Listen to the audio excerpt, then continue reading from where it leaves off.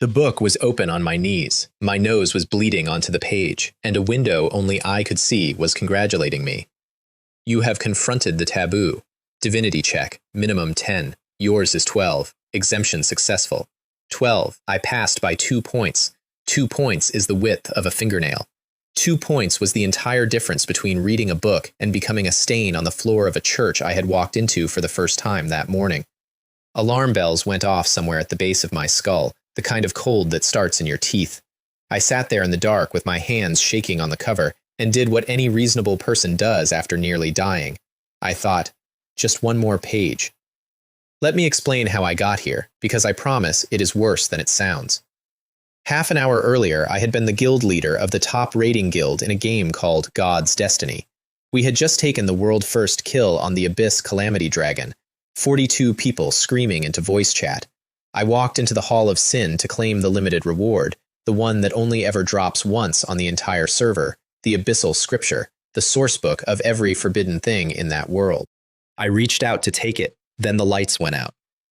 I woke up on a cold stone floor with a headache like a church bell and a body that was not the one I went to sleep in. Thin arms, calloused fingers, a robe that smelled like candle smoke and somebody else's life. And my interface was still there, floating politely in front of my eyes as if nothing had happened. Game settings, exit game, credits. All 3 grayed out, all 3 crossed through with a thin line, the way a menu looks when the game has decided you are not allowed to have opinions anymore. Great. Cool. Somebody get me a sword art headset. I want the full experience. The one thing that still worked was the mailbox, because of course it was.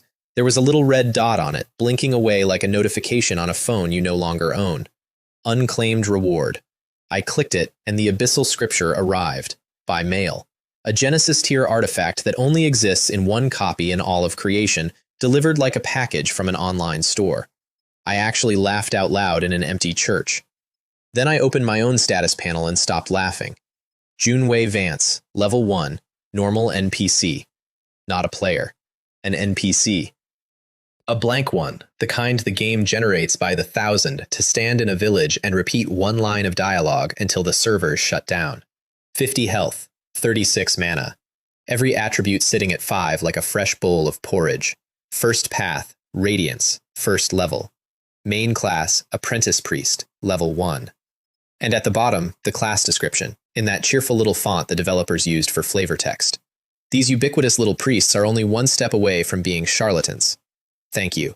Thank you so much. My previous character could delete a dragon. This one is one step away from selling holy water out of a wheelbarrow. But there were 2 things on that panel that were not standard. Talents. 2 of them. And one of them was gold. Heart of Apocalypse. Legendary. Unique. In a game with 11 million registered accounts, I had never once seen the word unique on a talent. Not in a database, not in a screenshot, not in a lie somebody told on a forum. I read the description with my heart going like a rabbit. A priest once awakened the Heart of Apocalypse, but ultimately could not escape death. It vanished without a trace. I read it again. A priest awakened it. Could not escape death. Hey, hold on a second. That is me. That is a description of me, written in the past tense in a book of item flavor text, as trivia. Somebody in this world had already lived my life, and the only trace he left behind was a footnote in his own talent explaining that he died. I have been in this body for 30 minutes, and my obituary is already published. The second talent was called the Forsaken One, rare. The description was blank. Nothing there at all, just a name, the way a form looks when a field was never filled in. And under all of it, in the corner, a number that was counting down. Closed beta start. 189 days, 23 hours. That number I understood immediately, and that number was the only good news in the room, because I knew this world. I had spent 4 years of my life in it. In 189 days, the players arrive, and I am the only person on this entire continent who knows they are coming, which would have been an excellent thought to end the night on, except I made the mistake of walking over to the window. There was a calendar on the sill. The previous owner of this body had been marking it off. One careful little cross per day. The handwriting of somebody who genuinely believed tomorrow would be like today. July 18th, year 767. I stood there holding it and felt the floor go out from under me, and not because of the date's significance to this world. It was my birthday. In my old life, my actual birthday, which is exactly why the date had stuck in my head at all, because 2 years ago I had been reading a lore book in a tavern in this game while waiting for a raid to start, and I had laughed at the coincidence and told nobody. The book was called The Origins of the Dusktown Cataclysm. Dusktown, not Dawntown. There is no Dawntown in the game I played. On the version 1.0 map, this place is called Dusktown, and the tooltip reads, "Once ravaged by the evil syndicate Thorns of Blood, it has lost its dawn, and only the mournful cries of the dead remain. It is a level 20 undead spawn zone. Players farm skeletons here." And the book said the whole thing starts at midnight on July the 18th, year 767, when two blood disciples walk into town. I looked at the calendar. I looked at the window. I looked at the sun going down over a very pretty little town full of colored houses like somebody had spilled a paint palette across a valley, where all of these people were currently having dinner. Tonight. It happens tonight. Now let me be honest about something, because I was honest with myself about it in that exact moment. My first thought was not, save these people. My first thought was, I need to not be here. I have 50 health. A stiff wind has 50 health. My second thought was better, and it was the one I went with. Two blood disciples come tonight. Two. Not an army. The army comes later, after they find what is buried under this town. Tonight is just the scouts. And two second path cultists. To a player who has spent 4 years learning exactly how everything in this world is put together, are not a disaster. They are a starting bonus. I put on a cotton scarf and a white hood, and I left the priest robes hanging on the hook, because where I was going, a priest robe is a receipt. Dawntown at dusk is genuinely lovely. Yellow houses, blue shutters, a bakery still open, somebody's kid running down the middle of the street with a stick. I turned off the main road, down an alley narrow enough to touch both walls, and stopped at a door with a sign hanging by one nail, ready to take off in the next strong breeze. Oren Blacksmith Shop. I knocked 3 times, slowly, which is a thing you either know or you do not. The door opened on a face so black with forge grime that the wrinkles in it looked like ravines on a map. He looked at my hood and then passed me down the alley, and then back. "What do you want?" Cough. "Do you have permission?" There is a version of this conversation where I explain myself. That version ends with the door closing. "I know the rules," I said. "I will pay double." He stepped back and let me in. 2 flintlock pistols, a black steel dagger, a plain copper ring, 2 mana potions and a life potion, a handful of silver shards, 2 gray wolf pelts, which made him raise an eyebrow because nobody buys wolf pelts in July. 3 gold, doubled, 5 gold, and 1 silver. I put 6 on the counter. He pushed 1 coin back across the wood with a black fingernail. "You know the rules," he said. "I will give you a discount." I took it and thanked him and left, and I did not run a scan on him because I already knew. That filthy old man in a shed at the end of an alley is a 4th path transcendent of Kutu, and in the version of tonight where I do nothing at all, he is the only living thing that walks out of Dawntown. I went back to the church and laid everything out on the floor of my room like a kid emptying his pockets. Now, math, 2 enemies, second path, Crimson Lotus, which means regeneration and a lot of it. I had a level 1 apprentice priest, a talent that had already published my death notice, and a forbidden book that hurt to open. The book was the answer. The book was always going to be the answer. The problem was that every page has a divinity requirement, and if your divinity is under it, the page reads you back. Page 1 needed 8, page 2 needed 10. I had 12, which is why I was still alive.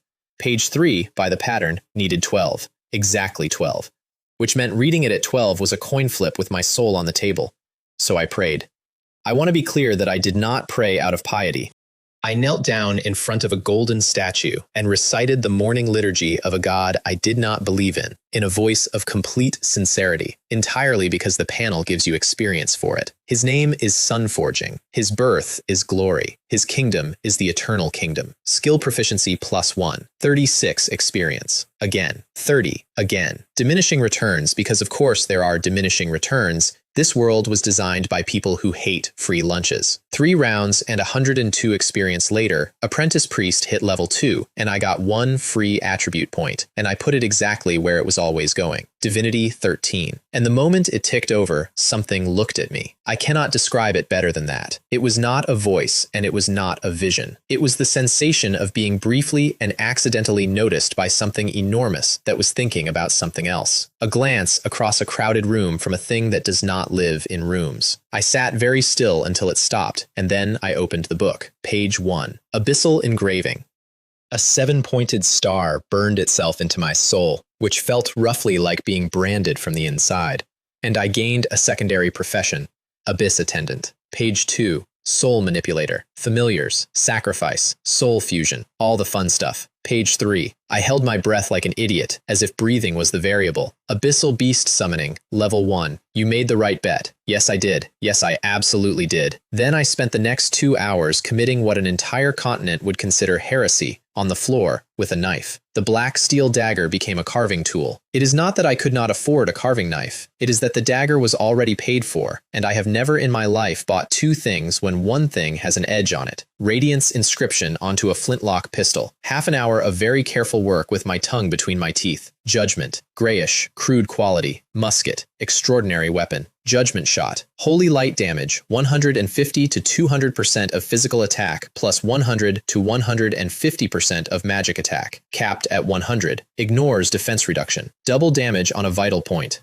Poor quality, 10% damage penalty. Breaks after 3 shots. Durability 3 of 3. Description: crude and inferior, yet still a formidable weapon. Created by June Wei Vance. 3 shots. 3 whole shots before my gun turns into a paperweight. I have never been prouder of anything in my life. I dumped 3 points into strength and pulled 1 out of agility, which took my physical attack to 16, which took the gun to 38 to 54 holy damage per shot. Then I made another one, because a man with 1 gun is a man with 1 plan. I had enough experience banked to buy levels at that point. I did not spend a single point of it. The bigger the level gap between me and the thing I kill, the fatter the reward comes back. Looking weak is not a condition I was in. It was a position I was holding. Last job of the night. I took the 2 gray wolf pelts, softened a silver shard until it spread like mercury, and drew the abyssal engraving across the hide. Etched wolf hide. Semi-finished. Which is a very boring name for a container built to hold a soul. The copper ring went in my pocket as the sealing material.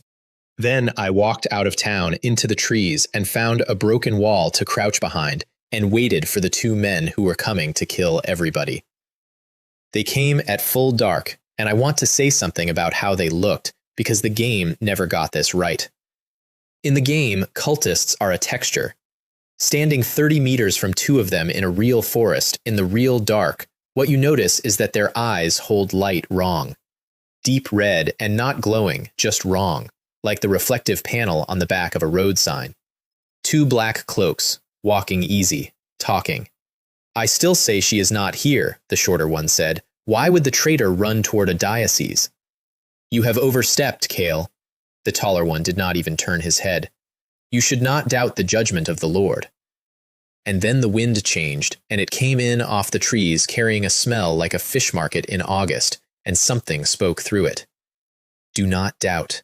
You are my eyes. You are my blade. Find the 2-faced puppet the traitor stole, and bring it back to me. Both of them flinched like dogs. Both of them said, as you wish, to a wind.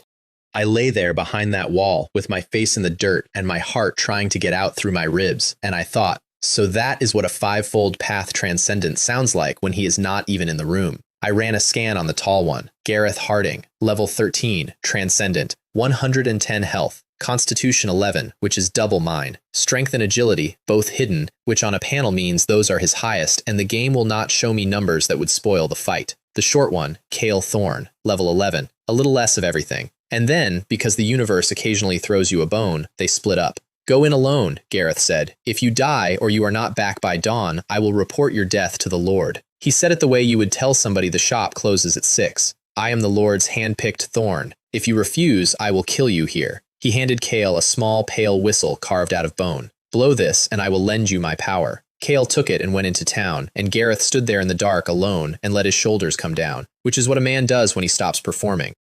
By then, the barrel of my gun had been resting on the back of his head for about 6 seconds. Bang. Vital point. 41 base damage, doubled to 82. The panel told me the number, and my hands told me something else entirely, which is that a flintlock in a silent forest is the loudest thing that has ever happened. Health 110 to 28. He did not fall down.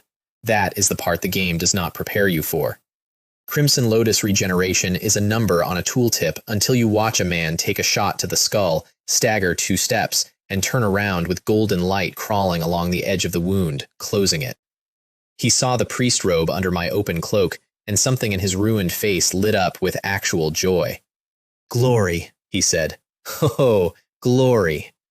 Dark red mist boiled out of his sleeve and knotted itself into a scythe, and the scythe had eyes on it, dozens of them, opening and closing along the blade. He came at me without hurrying, because he knew exactly how long it takes to reload a musket, and the answer is longer than the rest of my life. Which is why the second gun was already in my left sleeve, inside the robe, pointed at him since before he turned around. Bang, through the fabric, a neat smoking hole in a robe I was going to have to burn anyway. Health 0. I sat down in the dirt with my ears ringing and said, out loud, to nobody, "This is what it means to be well prepared and have nothing to fear." Then I got up and did the part I had been not thinking about. The copper ring went on my finger. Pale purple tendrils uncurled out of it and formed a hand that was not my hand, and that hand reached down into the chest of a man who had been talking 60 seconds ago and pulled out a cloud of pale red light. I have seen souls in that game 1,000 times, 10,000. They are a particle effect with a sound cue. Standing over a body in a forest, watching one come loose, I had to stop and breathe through my mouth. My stomach had opinions. When you kill a person, they die, and then sometimes something eats what is left. I put it in the ring.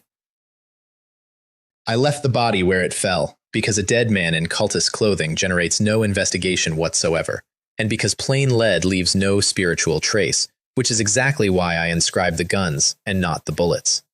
Then I found an empty house and lit a candle and started a summoning. The soul went into the etched wolf hide. I counted my own heartbeats because there was nothing else to count, and on the 108th beat, the purple mist detonated upward into a cocoon the size of a man. It cracked, not like an egg, like glass, with a high, thin popping sound, over and over. A hand came out first, black and red. Shadow-eating wolf, level 18. Contract abyssal beast. Threat level, dangerous. 120 health, 28 physical attack, strength 14, perception 14. Skill, shadow eating.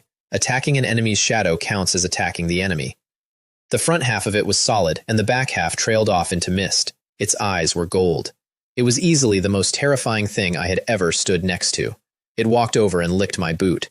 I put a hand out, mostly on instinct, and touched fur that looked like fire and felt like a very expensive rug. It half closed its eyes and made a low, happy noise in the back of its throat. It felt exactly like petting a husky with an unusual coat. "Okay," I said. "Okay. You need a name." I tried a couple. It tilted its head at me in a way that communicated real disappointment. "Fine. Fenrir." The tail went. Wolf approved. I looked at this thing, this abyssal horror wagging at me in an abandoned house, and I thought about the giant wolf from the old stories, the one that swallows the sun at the end of the world. "Grow into it," I told him. "No pressure." Then we went to find Kale. We found him in an alley, and he was already having a terrible night without my help. He was hunched against the wall with about half his health gone, and he was screaming at the bone whistle in his fist. I blew it. I blew this damned thing and nothing happened. Nothing happened. Which told me 2 useful things. 1, Gareth had been dead for 20 minutes, and the whistle knew it. 2, somebody else in this town had already put a serious hole in a second path transcendent, and it was not me. Then he saw my candle and stopped screaming and smiled. Crimson Lotus Second Path does one trick, and it is a very effective trick. You turn yourself into a monster. Not a form you were born with, not power you earned. Borrowed shape, borrowed teeth. Their whole faith is built on the idea that being human is a defect, and they pray to something they call the Throne of Destruction to fix it. Kale's version was bats. His fingers went black and long, his jaw came apart, and he went up the wall and hung under the eaves upside down. He needed to drink to fight properly, and a lone priest with a candle was, in his professional opinion, dinner. He dropped, and a ball of fire came out from behind my legs and hit him in the ribs. Not fire, a dog. To be precise, a red dog. Claws opened his stomach for 18 damage, and Kale hit the ground rolling and came up with an expression I will treasure for the rest of my life, which was the face of a man having a genuine crisis of self. "I was hurt," he said. "By a dog?" He decided the dog was beneath him, which is a decision that has ended a lot of careers, and dove straight for my throat. I put the second judgment against his chest and pulled the trigger. 44 base. Vital point, 88. He went out like a lamp. And then, in the silence right after, I heard a wind chime. Something azure flashed across the alley, scratched the back of my hand, and was gone over a roof before I could turn my head. 1 point of damage. 1. The panel, helpful as ever, put up a little line. Attack from Lyra Sable. You have taken 1 point of damage. The all-powerful control panel. It will not tell me an enemy's strength, but it will absolutely give me the full legal name of a cat. Because it was a cat. I saw the shape against the sky. A cat, moving faster than anything with 4 legs has any right to. I filed the name and went through Kale's pockets. The bone whistle came up as an item. Weeping bone whistle, ordinary quality. It transmits power from a source to whoever holds it. The source slot was now empty, for reasons we have discussed. The holder field read June Wei Vance. Unusable until second path, which is the story of my entire life at this point. 6 gold, 12 silver, 8 copper. Some low-grade potions. Then the corpse grabbed my ankle. I want to state for the record that I said a bad word. His fingers closed like an iron hoop, and his eyes went black. Then red. Then purple in about a second and a half. And then his head came apart. Not violently. That is the strange part. It came apart the way a lump of sugar comes apart in water, and the murky stuff that was left crawled across the ground and stood itself up into a shape with no face and hands with no fingers. I nearly shot it. The panel stopped me. Ritual in operation. Projection, not currently hostile. So that was it.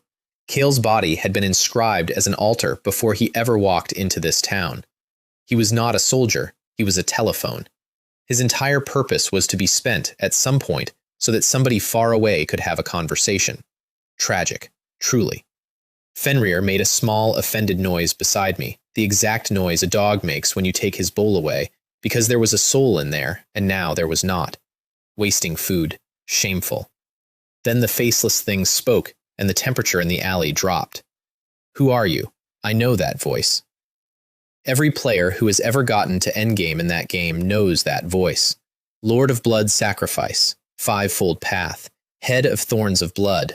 The version 1.0 final boss, with a complete set of legendary boss talents, standing in an alley talking to a level 10 NPC. I stepped back to a comfortable distance, put my abyssal wolf between us, and grinned at it. I am your father. The projection actually shook. It got itself under control, which was somehow more frightening than the shaking. I can forgive your overstepping. You are very good. We will give you a chance. Join us. I refuse, old man. And then I said the thing I had planned in advance, and I said it carefully because this part was not a joke. I killed all 3 of the men you sent tonight. 3, not 2, 3, because the third one they were hunting was a defector with a stolen artifact and a very fast pair of paws. If this thing believed she was already dead, it would stop looking for her. It would stop looking at this town, and it would start looking at me, which, given that I intended to be somewhere else by the time it arrived, was an excellent trade. And you, I said, you slaves of the throne of destruction, you thorns of blood, I am going to burn your order down to ash, every one of you.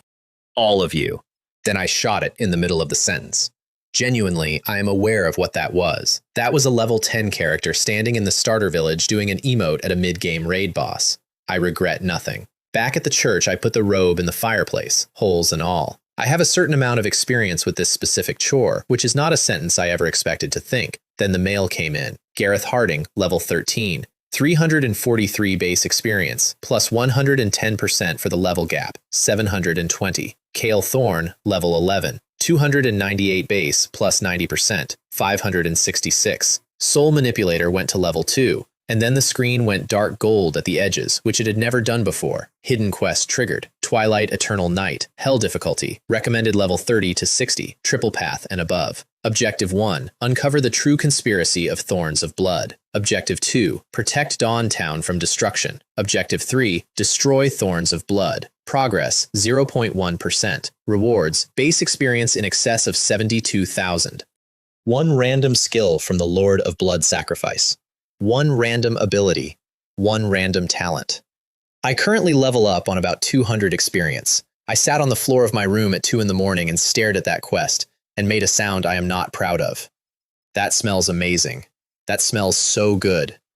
Then I did the responsible thing and dumped everything I had banked into levels. Because the first path caps at 10, and I might as well be standing on the ceiling of it. Level 10. 8 free points. 5 into Constitution, 3 into Strength. Do not ask me to justify it. The answer is that I am afraid of dying, and I cannot sleep if my health is not in 3 digits. 100 health. 16 physical attack. Divinity 13, glory as my public first path, and abyss sitting underneath it in the dark where nobody can see it, because right now this entire continent believes there are 8 paths in existence. There are 9. I am the 9th one's only student. Then the promotion quest came up, and it was the funniest thing that had happened to me all day. Promotion quest, purification altar, normal difficulty. Purify 1 necromantic creature of level 10 or above. Progress 0 of 1. I looked out the window at Dawntown. Bakery, colored shutters, somebody's laundry still on a line. Where, exactly, in this postcard, am I supposed to find an undead monster?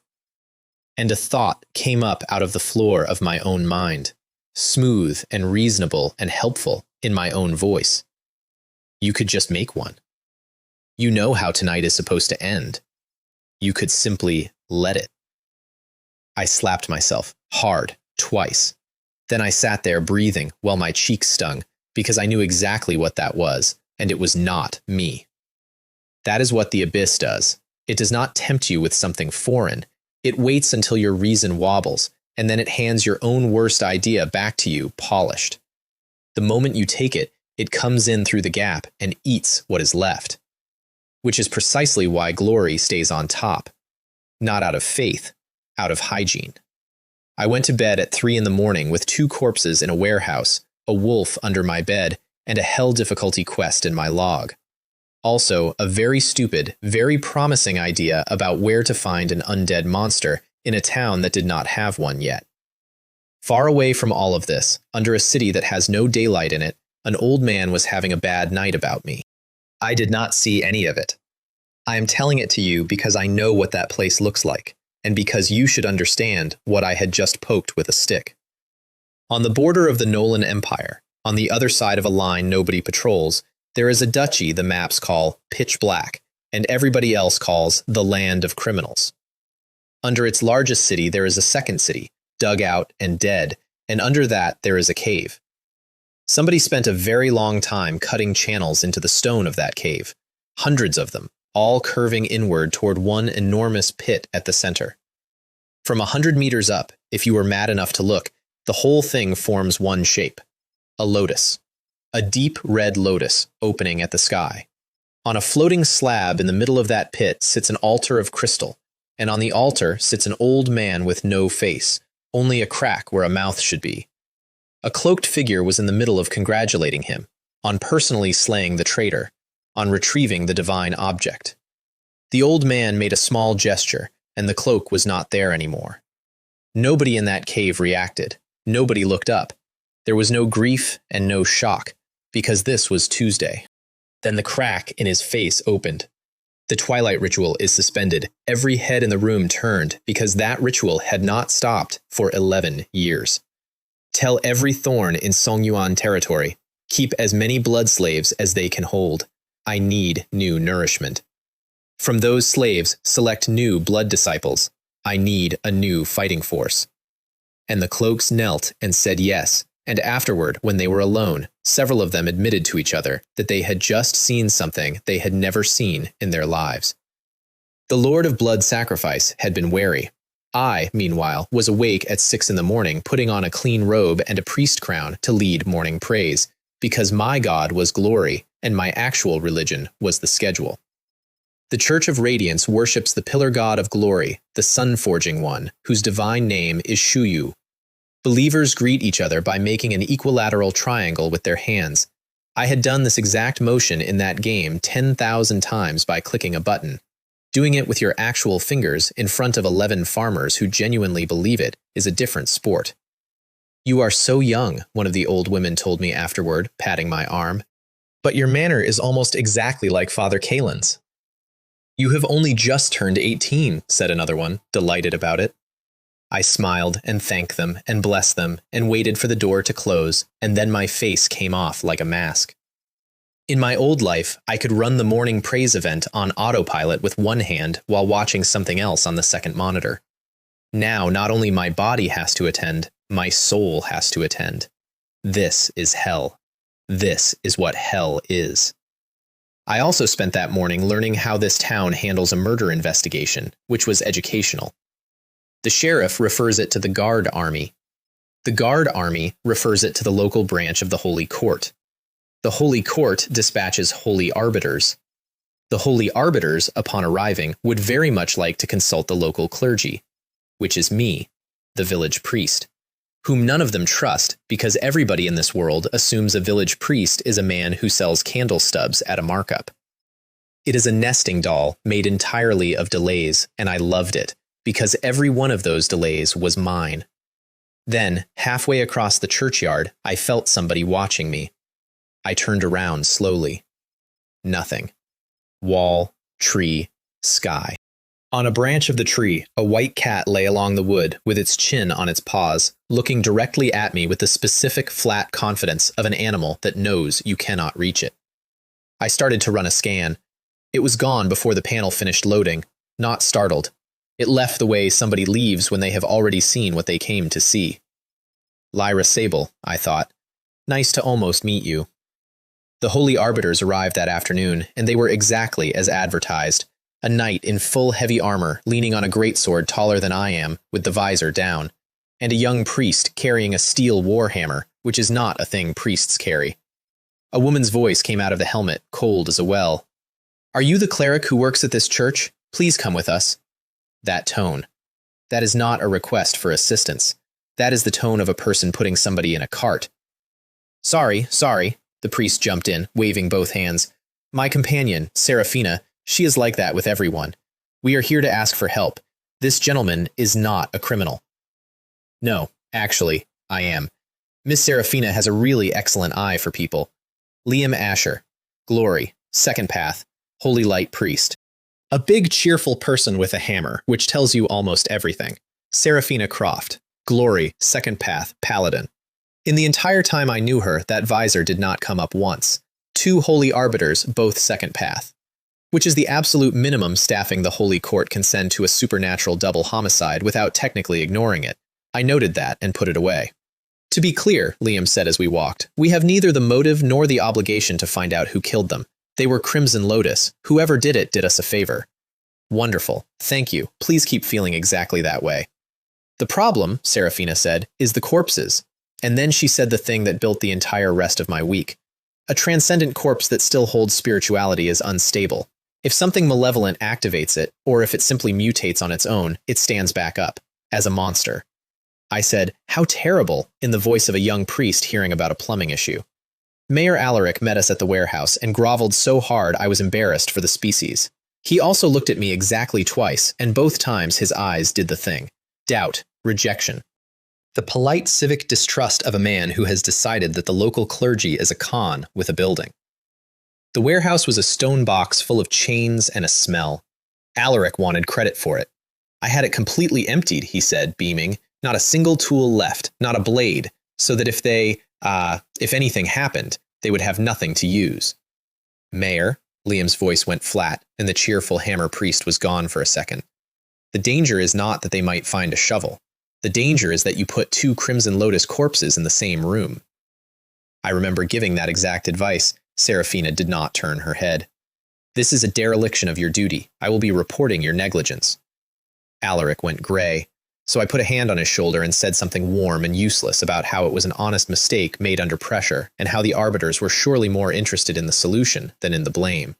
And I watched a man's opinion of me reverse in about 4 seconds. From that afternoon until the day I left, Mayor Alaric thought I was a saint. Liam scanned the bodies. Cale had nothing left in him at all. Burn him today. Gareth still held a trace, and a trace has to be watched. Then Liam, who could have dispelled that trace on the spot in about 40 seconds, straightened up, put his hammer on his shoulder, and did not do it. He looked at me, and he winked. "We will come by every day," he said solemnly, "and check. This man wants to file for paid overtime in a farming village so he can sit in a tavern for a week." I understood him instantly. He understood that I understood. Seraphina, who understood too, said nothing. "Let us go to the mayor's mansion," we all said, more or less at once. That night, I opened the window and sent my wolf out through it because a paladin had just handed me my promotion quest and did not know it. The alley outside the warehouse was sealed at both ends by guards with torches, and about 30 locals were furious about it because that alley is where they store things and do deals and conduct several marriages they are not technically part of. Not one of them noticed the shadows under their own feet churning like mud in a stream. Fenrir went through the crack under the door. He sniffed kale once and walked away with visible contempt. Nothing in there but the smell of the end. Then he went to Gareth, and he opened his mouth, and he breathed out that little undigested wisp of malice. The part of Gareth he had not bothered to swallow went back into the body it came from. Gareth's remaining eye opened, crimson. His mouth worked without any sound. Red and purple thorn patterns spread out from his chest and wrote themselves across his skin like frost going the wrong way. Fenrir went back into the shadows and came home and got on the bed. At dawn, somebody started beating the church bell with a war hammer. I know it was a war hammer because I got there in time to see him doing it. Jun Wei. Liam spun around. Yes, apprentice priest Jun Wei. We need your help. Seraphina is fighting.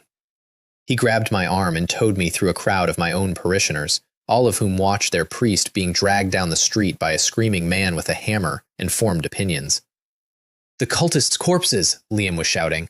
Somehow they have corrupted into an undead monster, and that damned mayor never burned the other one, so the new one ate it. What a misfortune, I said, arranging my face into pity. Other than that, everything was proceeding exactly according to plan. The thing in the alley was over 3 meters tall and wrapped in crimson thorns, and it was systematically taking apart a paladin.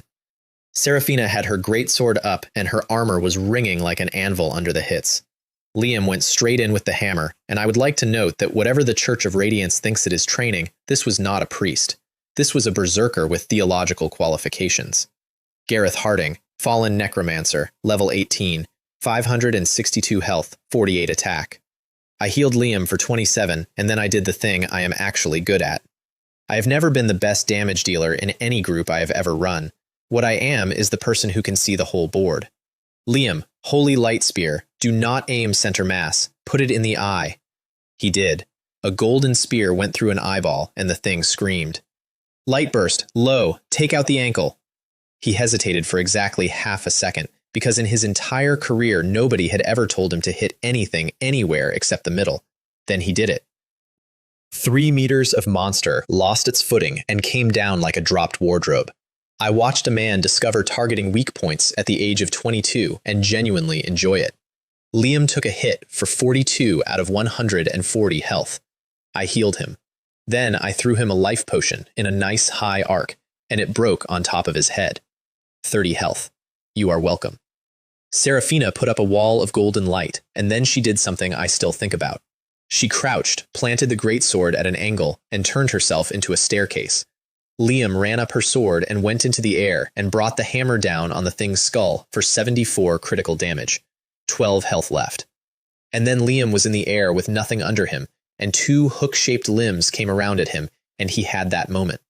He told me about it later, in detail, unprompted, twice.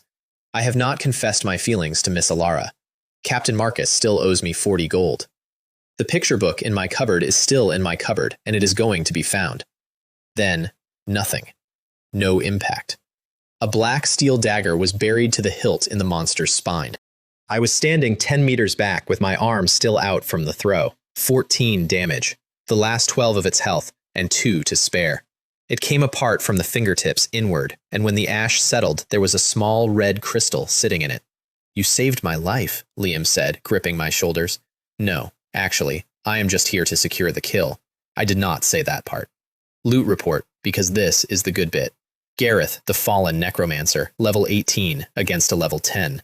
588 base experience, plus 80% for the gap, 1,058. And a boss reward. Talent, Broken Thorn. 10% more physical damage dealt, and 10% of physical damage I take gets reflected back, which is when I checked something and nearly stood up. Talents do not have slots. Skills have slots. Abilities have slots. Talents just stack, forever, as many as you can grind. In a world where every native gets 2 or 3 in a lifetime and then dies with them, I had just been handed an unlimited inventory slot and told to go shopping. Then the room dissolved. I have done a promotion 1,000 times. In the game, it is a loading bar and a sound effect. Standing in it, it is empty space and a river of stars and gray stone steps that appear one at a time in front of your foot as you decide to take them. At the top, 2 bronze doors, weathered by nothing, with 1 lock and 1 keyhole. You do not possess the bronze key. Yes, thank you. I noticed. The sky cracked and I was on my floor again with a new quest and a new problem, which is that the key comes from the church, and the church means paperwork, and the paperwork means my mentor, who had been away for 3 days. While I waited, I decided to fix my actual weakness.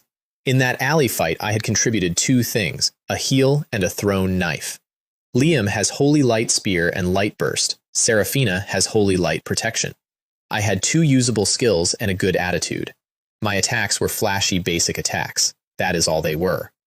There are 4 ways to get a skill in this world. Promotion gives you 1, a teacher gives you 1, a drop gives you 1, or you make one yourself. Self-creation works like this. You take a blank scroll, you define the path with an inscription, you feed in at least 1 extraordinary technique, optional materials, and experience, a lot of experience. I searched that entire church, every drawer, every shelf, the box under Kaylin's bed I was not supposed to know about. 3 blank scrolls. That was the whole world's supply as far as I was concerned. Scroll 1. Radiance Inscription plus Abyssal Beast Summoning. The panel thought about it for a long time. Just 3 dots sitting there. Because nobody in the history of this planet has ever tried to fuse 2 opposite paths, and the system had to go check whether that was allowed. Success rate, 20 to 50%. Minimum cost, 500 experience. I paid. The scroll started to shake and spark, and I did what any experienced player does, which is throw it out the window I had opened in advance. It went off over the churchyard in gold and purple, like somebody celebrating something. I said a word. Scroll 2. Same combination, another 500, and it took. Holy Flame Wolf, Glory, level 1. Bathed in the Glory Wolf, descended from the abyss of darkness and reborn in the scorching Holy Flame. It replaces Shadow Eating with Holy Flame. It grants a blessing for 300 seconds, a shield worth 30% of maximum health, immunity to holy damage, and 20% off everything else. What it actually does, and the only reason I made it, is this. It means I can walk my abyssal horror down the middle of a street in daylight, and everybody who sees it will say what a beautiful holy beast. Fenrir, come here. Look at the skin your father bought you. He came out of the shadow black and red, and went white and gold. His eyes got brighter. The air around him went warm and clean and faintly reverent, and he looked, I am not exaggerating, like something an angel would ride to work. Attributes unchanged. Still eats souls. New coat. Scroll 3, my last one. Radiance Inscription plus Abyssal Engraving. Weighted hard toward glory. The panel hung for twice as long this time. I sat there watching 3 dots and seriously worried that I had overheated the processor on a magical interface. Success rate, 10 to 30%. Minimum cost, 1,000 experience. I had about 1,500 left in the world. I paid all of it. A golden sun and a purple 7-pointed star came up on that scroll at the same time, both at full brightness, both refusing to give ground, and then, instead of exploding, they held. This skill is of limited rank and has been recorded in the Ring of Apocalypse. Obtained, Advent of the Holy Abyss, Glory, Limited, Level 1. Limited means nobody will ever have this. Not a player, not a native, not in 10 years of patches. It cannot be leveled by practice. It levels with my path, which means it grows exactly as fast as I do, forever. It has one effect, and the effect is called Holy Light Erosion, and I will show you what that means later, because when I finally used it on somebody important, he spent his last minutes screaming a question at me that I did not answer. A parishioner stopped me the next morning. Father, last night I thought I heard a small explosion, somewhere near the church. Ah, yes, I think some green wood got into the firewood when I banked the fire. She nodded seriously and told me I should really switch to coal, and that her husband works at the mine and could get me a good price, and I thanked her sincerely. Being 18 and harmless is the strongest defensive ability in this world, and it is not close. That afternoon, a stagecoach came up the road with rust on the stirrups, and Kaylin Blackwood came home. Picture an ordinary middle-aged man with 2 mustaches he curls on purpose, who looks less like a priest and more like a man who sells you a horse. Now picture him travel-stained, 16 days on the road, climbing down off a coach and looking at his own church. Then picture it all coming out of him at once. I am back. I could have been back a week ago. That damned Red Maple City. That damned Lord Lodith. Cellar wine that evening. He lined up cups of 5 different sizes on the table, which is a system, apparently. The ritual he had been sent for was over in 3 days. Lord Lodith then decided his mansion was haunted and required the visiting priest to perform an exorcism and refused to pay any commission for it, on the grounds that Kalen was already in town. Kalen checked the house 3 times. There was nothing in it. There was never anything in it. He told the Lord so, politely, in the main hall in front of the household. And Lodif clapped his hands, and his face shook when he did it, and he said, "My friend Kalen, that was a truly brilliant performance. Congratulations, you have given us the finest entertainment of the evening." And the curtains on the second-floor gallery drew back, and it was full of dinner guests, and they had been up there the entire time. Kalen stopped talking. He refilled the largest cup and drank it in one go, and did not look at me. Here is what I did not say out loud. My mentor is a consecrated priest of the Church of Radiance. He is no longer a holy arbiter, and that is exactly why a fat man in a nice coat felt safe using him as the after-dinner act. Somebody with power looked at a decent man and saw a party favor. I went through every scrap of memory I had of that game, and I could not find Lord Lodith anywhere. Red Maple City becomes a major player hub in version 1.0. Its lord is not this man, which means that somewhere between now and then, he either ran or somebody removed him. Fine. When I have the means, I decided, I'm going to go and cause that man some trouble. Write that down. I did. The next morning, Kalen came out of his room, and I did not recognize him. Beard groomed to a point, new robe, a silver monocle, a fresh priest crown sitting at a very deliberate angle. I reasonably suspected somebody had logged into the wrong account. I reported the dead cultists and the holy arbiters and the monster, leaving out the parts where I did all of it. A rare stroke of luck, Kalen said, and he was pleased, and then he was not. But we cannot live on luck, Junwei. That is why I want to apply for a bronze key. He put the monocle down. Achieving transcendence is a normal thing to pursue, he said it slowly. But are you certain? Once you step onto that road, there is truly no way back down it. I am ready. I have already seen the door. He was quiet for a long time. Go and get the application letter, he said. Middle drawer, second shelf of the closet in my room. I did not see his face while I was walking away, and he did not intend me to. He was relieved, and he was lonely, and he already knew the ending. The Holy Court does not leave talent in a small town. The day I ascend is the day I stop belonging to Dawntown. The only exception to that rule in living memory was Kalen himself, and he only got sent here in middle age after 30 years of doing the work. He still has a long way to go, he thought, and I cannot make the choices for him. Then he signed the letter, in handwriting like a fence falling over, and pressed his palm to the paper. Consecrated Priest Kalen Blackwood. The messenger came 4 days later on a brown post horse, gray hood, 1 gold and white feather in it, name of Charlotte, and a strict policy of putting the letter into the hand of the cleric it was addressed to, and nobody else. Application approved. The bronze key has been sent with this letter and may be retrieved using the glory engraving method. Kalen went a bit pale. You got it approved? He said. On the first attempt. He did not elaborate, and he did not have to. The man had applied more times than he was going to say out loud. It is the specific expression of somebody who has bought lottery tickets every week for a decade, watching a stranger scratch 1 card and win. The key was not in the envelope. The key was inscribed into the paper. You extract it by activating the inscription, at which point the letter catches fire in your hands, and you are now in a race. Whoever designed that system, I want a word. Getting a key should not be a competitive sport against an open flame. I won by about 2 seconds. The bronze key dropped into my palm, a heavy little square pillar, rusted, covered in characters that nobody has been able to read for 1,000 years, with a dim, profound light bleeding out of the edges. Teacher, I would like to advance now. We went into the back hall. Kalen shut every door and every shutter himself, and stood by the wall with a small flame sitting in his palm, guarding a boy doing something he could not follow. The stars again, the long stare, the 2 bronze doors. The key went into the lock. There was a sound like a boulder starting to roll, somewhere very far underground, and light came through the crack, and the gate opened. Behind the gate was a spirit world. I want to be careful here, because I could spend an hour on it and it would not move us forward. Translucent creatures the size of whales swam past me through empty space.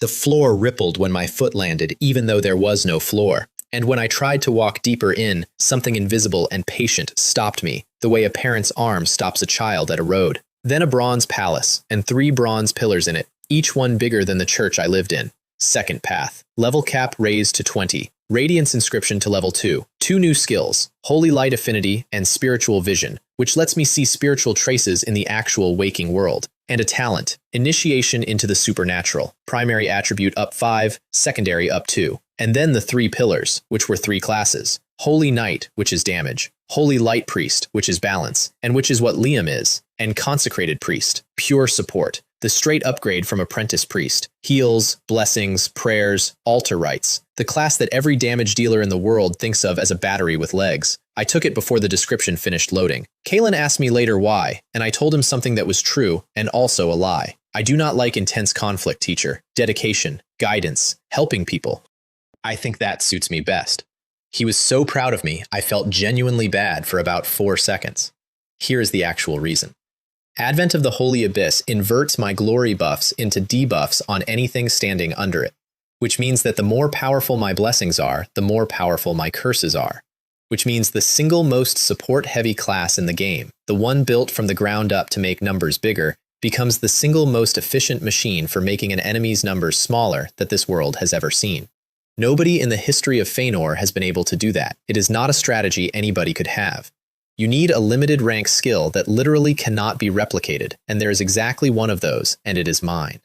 I came out of the spirit realm, and Kalen was standing where I had left him, with the flame burned down almost to his palm. You are a consecrated priest, he beamed. I chose priest myself, you know. It is very hard for us to learn holy arts that fight head-on. He rolled his sleeves back. Here, let me teach you a move. He chanted, and a small golden cloud formed over his hand, and he flicked it at the table. Half the table was dust, not broken. Dust. That is holy light annihilation, he said, extremely pleased with himself. One of the very few attack holy arts a consecrated priest can comprehend. I will now pass it on to you. Now, I have to explain a mechanic here, because what happened next is one of my favorite things that has ever happened to me. My panel can learn skills directly from other people. The cost is experience, and the cost scales down with how much that person actually likes you. Kalen Blackwood, Consecrated Priest, level 17, teaches you Holy Light Annihilation. 500 experience. Relationship, deep, 60% discount. 200 experience. Progress, 33%. Kalen was still on step 1, 66%. He was explaining the breathing. 100%. He got to the end of his lesson, wiped his forehead, and said, "This holy art is not easy. It took me the better part of half a month to master it. Junwei, you are a clever student, so I believe you should be able to." And he looked up, and I was standing there rolling an identical golden cloud around in my palm. "Is that so, teacher? I think I have learned it." Kalen said nothing. Then he said, "Ah." Then he said, "No." Then he said, "Ah?" He looked at his own hand. He looked at mine. He looked at his own hand again. And for about 10 seconds, I watched a man question the entire structure of his supernatural life. Then something else won, and it was better than the joke. His whole face changed, and he put his hand on my head. "I never realized you had this in you," he said. "You are more suited to this than I am. You will go further than I did." I also learned mass healing and purification off him that afternoon. I did not demonstrate either one. 3 instant learns in a row would have been an event this man's heart could not survive. By dinner, I had taken everything Kalen had, and I mean that literally. There was nothing left in him that I did not already know. He took 2 bottles of wine to his room, and I did not follow him. Rank Transcendent. 100 health, 54 mana, 30 magic attack, divinity 18. And then, standing at my own window, I felt somebody watching me for the 3rd time. All right, enough. I went to bed early. I lay on my back in the dark, and I breathed like a sleeping person, which is harder than it sounds, and I waited. About 15 minutes later, the window slid open by itself. 4 soft presses on my table. Paw, paw, paw, paw. On the 4th one, I sat straight up. A white cat with dark green eyes was standing on my desk with its ears flat. It had 2 tails. It spun to bolt back out the window, and instead it met the worst thing it had ever seen in its life, which was a set of purgatory-colored flames and 2 burning gold eyes filling the entire frame. Fenrir had gone out through the shadows 20 minutes earlier and had been sitting on the sill the whole time. He hooked the window shut with 1 paw. Lyra Sable, Blood Disciple, Crimson Lotus, Dual Path, level 16.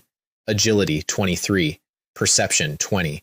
Unique talent, Spirit Cat form. What followed was 4 seconds of extremely undignified chaos in which a cat and a wolf destroyed my room. She went off a bookshelf, off a wall, off the back of a chair, and landed on the chandelier. I shot the chandelier's mount through a pillow. Yes, a pillow. It is a muffler. It works. It also fills the room with the smell of burning cotton, and it cost me a pillow, so it was not a free trick. The chandelier came down on thick carpet and made almost no sound. Then Fenrir put one paw on her shadow. Shadow eating. The shadow is the body. Her back leg opened up as if something had bitten it, except nothing was near her back leg, and she could not run anymore. I put a holy light annihilation in the air in front of her face and let it go off. Not at her. Deliberately not at her. The floorboards and a section of carpet ceased to exist about half a meter to her left. That was a warning, I said. Drop the form, and I will consider letting you live. There was a wet sound in her throat, and then mist, and then a slim girl in a black cloak was sitting on my floor. Silver gray hair, skin like paper, eyes that glowed faintly green. Click. The musket was already at her forehead. Wait! Both hands up. I have no ill intentions. We can cooperate. No, you have misread the situation. I crouched down to her eye level. You are my prisoner. This is not a negotiation. This is an interrogation. I watched something break behind her eyes, and it was not fear. It was a category error. She had come here to look at a glory priest, and glory priests are holiness and light and hymns. And instead, she had found a boy her own age with a gun and a demon wolf and absolutely no interest in her soul. I also finally got a look at her face and had to keep my own very still, because I knew it.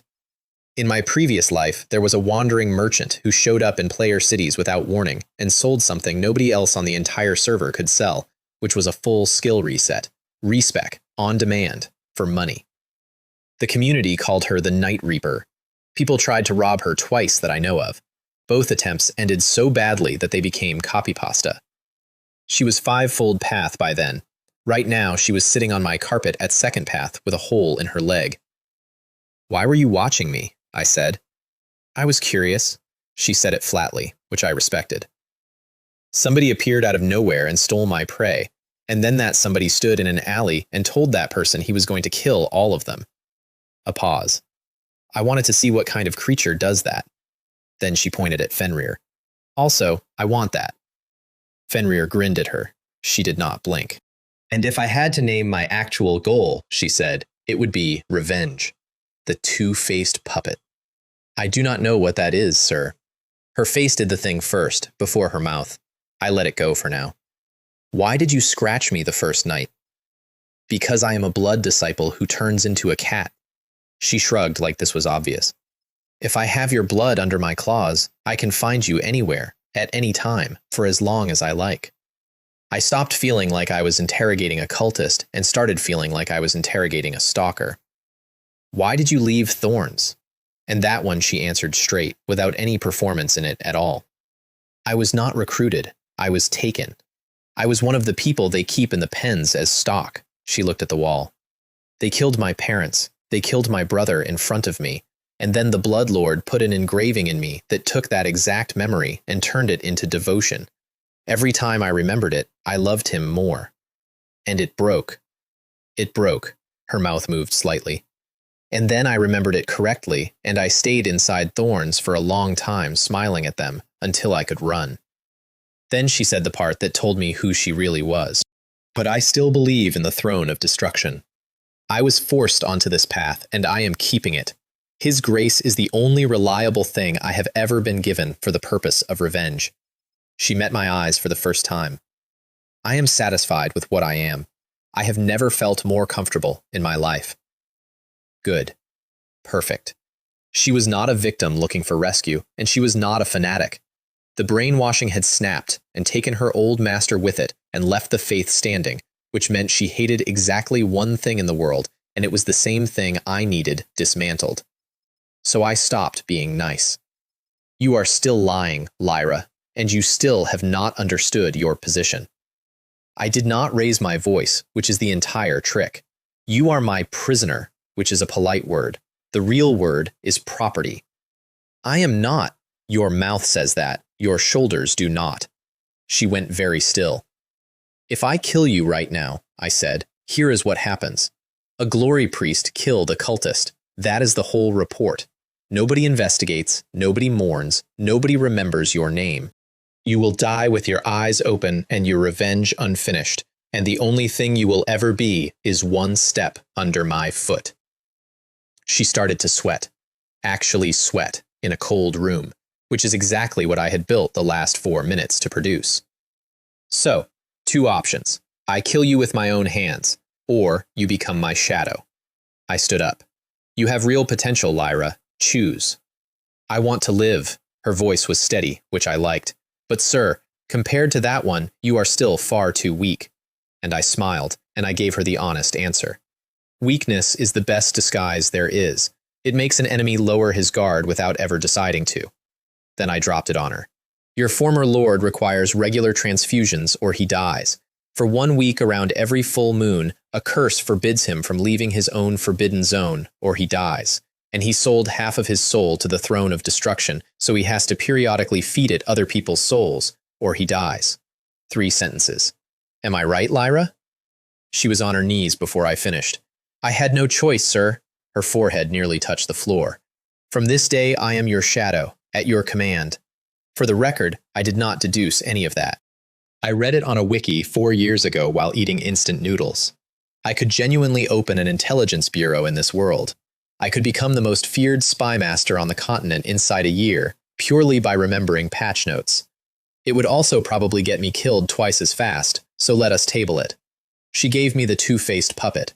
I put a vassal inscription on her, which is the Abyss version of a slave brand, and I am not going to dress it up. It tells me where she is and how she is. It strips her power if she moves against me, and it needs topping up every so often. Then I opened the window and let her go. That was the first time I ever showed an actual person in this world what I am. In the morning, my room had a hole in the floor, no chandelier, and cotton stuffing in every corner. Kalen got there first. You really are working hard, Junwei. He surveyed the wreckage with enormous approval. I had no idea you were practicing holy light annihilation so diligently last night. Yes, did I disturb you? Not at all, I was drunk as well. I heard a small noise. He took the morning praise back over, and within 90 seconds he was surrounded by a ring of well-dressed women of a certain age. The scriptures of glory record, I heard him announce, that to praise together with ladies who are as nectar is the greatest gift Shuyu has given us. Teacher, are you certain that is in the scriptures? He was not certain. I did not press it. Let the man have this. I had one job left in Dawntown, and it was the important one. Because the reason Thorns of Blood came here at all was not the defector. That was an excuse. Under this town there is something buried from the Age of Gods, and they wanted it badly enough to plan the deaths of every person in the valley to get it, which makes it mine. Let me explain what an ancient being is, because it is the load-bearing beam of this entire world. Long ago there was an Age of Gods. It ended. What is left of it is scattered across the continent underground, sealed, forgotten, and enormously valuable. Ancient techniques, divine inheritances, forbidden rituals, actual divine objects. Every path, legal and otherwise, spends its entire existence digging for this stuff. The one under Dawntown rates somewhere between 3 and 4-fold path. I was second path with a cat and a dog. If we hit anything 4-fold or above, I told them, we run. Immediately. No heroics. I will leave both of you if I have to. Fenrir wagged. Lyra did not react at all, which was somehow worse. The entrance is a boulder sitting alone in open scrubland outside town, weathered into a shape that means nothing. You put spirituality on your palm and touch it, and characters surface on the stone that no living scholar can read. This is exactly where Thorns got stuck. This is why they were going to sacrifice a town. They needed enormous soul fuel to break a seal they could not open. I did not need to open it. I knew the password, because in my previous life, a guild on another server found it in a late-game zone and posted it, and it has been sitting in my head for 2 years next to some song lyrics and my old bank pin. Lord of the sublime stars, God of all gods, you are the mother of the sky and the ancestor of the earth. You are the origin of spirit and the end of law. You are the origin of the apocalypse. Red light. Gone. Inside was a hall so large I could not find the end of it. Dim crystal lamps in the ceiling, and statues, colossal ones, knights with halberds and greatswords, standing in 2 ranks with their weapons crossed overhead so that the whole thing formed a vaulted roof out of iron. There was an oval of light behind us, the way out. I checked it, and I checked how far it was, and I counted my steps to it, before I looked at a single thing in that room, because I am not new. This is a mausoleum, I thought. This is the tomb of the knights of the Age of Gods. And a window opened. Limited time quest. The Undying Guardian. Hard. Countdown. 103 minutes. Find and defeat the undead knight, Grivel. The knights, stripped of their lives, have awakened because of your intrusion. It will impartially kill all invaders, safeguarding a homeland that turned to dust a long time ago. We went in. Down a passage, into a stone chamber, and something crunched under my boot. Half a skull. The whole room was skeletons, human, elf, orc, and a couple of things I could not name. You can date them by the color of the bone, and these ranged from ivory to almost black, which means this had been happening for a very long time. Every single one of them was pinned at a vital point by a rusted halberd or a broken blade. And every single one of them had been dragged into this room and laid out in neat rows. I want you to sit with the second detail, because it is the one that made my skin crawl. They were not just killed, they were finished. Something walked around this tomb after each fight, found every crawling survivor, made sure, and then tidied up. A monster that leaves you half dead is a monster you can escape from. A monster that comes back to check is a monster where death is the only exit, and it is the merciful one. Water drips somewhere, then steel boots, and something heavy dragging. I went toward it because running before you have engaged is not a plan, it is a habit, and habits get you killed later. Even if we could not win, I wanted numbers. He came around the corner on his left hand. Armor that had been beautiful once, half of it rusted through with ancient vine patterns still clinging to the plates, half of it cracked open with black smoke leaking out of the seams. His back was bent like a drawn bow. He crawled with one hand and dragged a long, narrow, heavy blade shaped like a hound in the other. 2 points of crimson under a broken visor. Clang, clang, clang. The lights did not track me properly. They drifted past me and came back. Is he nearsighted? I thought, with genuine hope. Undead Knight Grivel, level 28. Guardian Spirit, threat level, twisted. 762 health, 72 physical attack. Strength 28, agility 32. The instant I read that number, both crimson lights snapped onto me, and he was not there anymore. There was a smell of rust, and the sword was already coming down. I threw myself sideways, and the cold off the blade frosted half my face on the way past. I said something under the helmet, in a voice like a door in a wind. I am Grivel. King Esor, Homeland, Guardian. Second exchange. I charged him diagonally, on a line I had picked specifically so that my shadow would overlap his. Lyra came up out of the shadow inside his guard with 2 glowing daggers. He blocked. From an angle a human shoulder cannot produce, with cold running up her blades so hard she had to let go. Fenrir went white and gold and hit the helmet. 28 base, plus 10% because the target has no holy resistance at all, 64 actual. That was the number I had come for, no holy resistance. The counterslash took Fenrir's shield off him in one motion and put him down stunned. Because a Guardian's instinct is to remove the biggest threat first, and the biggest threat in that room was clearly the burning wolf and not the boy who had been backing away for 90 seconds. The boy who had been backing away for 90 seconds was, at that moment, standing at the far end of the hall. Then a bell rang. I do not know how to describe that sound properly. It was ethereal, and it went a very long way, and it made the air itself go murky, and every living thing in that room stopped what it was doing. Over the knight's head, a dark, deep eye opened. You are the end of light. You are the cradle of darkness. Holy Abyss is with you forever. Holy Abyss praises your name. Lyra, flat on her back 30 meters away, stared up at it. She told me afterward that the chime was gently trying to put her to sleep, and that she understood, on some level below thought, that the sleep would have things in it. What is that? She said. That is glory? Dark fluid ran out of the eye and dripped onto the knight's armor. Then I cast Consecrated Blessing on him. The pillar of gold light came down, passed through the eye, and turned black on the way. Attack down 16.8%. Defense reduction down 16.8%. Constitution down 16.8%. Which also told me his hidden top attribute was Constitution, which sets maximum health. If it had been Divinity, the next 40 minutes would have gone very differently. Then Purification, which does not purify anything under my eye. Under my eye, it deepens. Every debuff on him doubled, 33.6% across the board. Maximum health, 762, down to 506. And the armor that had made him unkillable and the enormous blade that had made him unbeatable stopped being advantages and became luggage. He kept coming anyway. That is the part I did not expect and did not enjoy. He dragged that sword across 100 meters of stone, with his strength collapsing and his own body failing him, and he kept saying it. King Isor, homeland. Fenrir was on his back, opening the seams. 30, 31, 442, 300, 200. At 200, he burned his own soul. It is a forbidden technique, and I recognized it the moment the black smoke reversed direction. It ignores every debuff on you and returns you to your peak, and it kills you inside 5 minutes, no matter what happens next.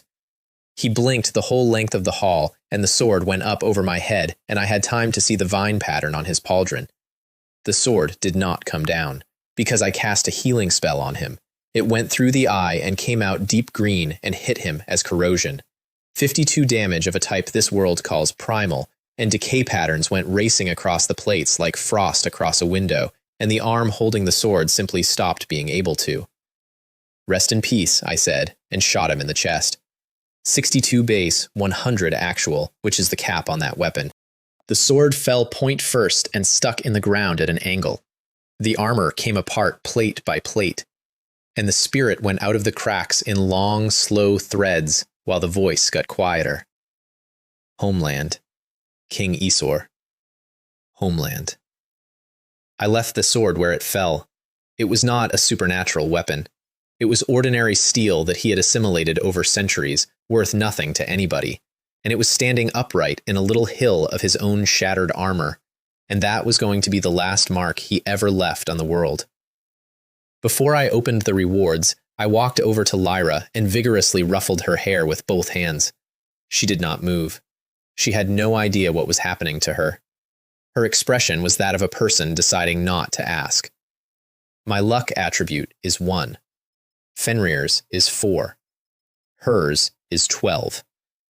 In my previous life, I used to make my roommate sacrifice 10 years of his lifespan out loud before I opened a gacha.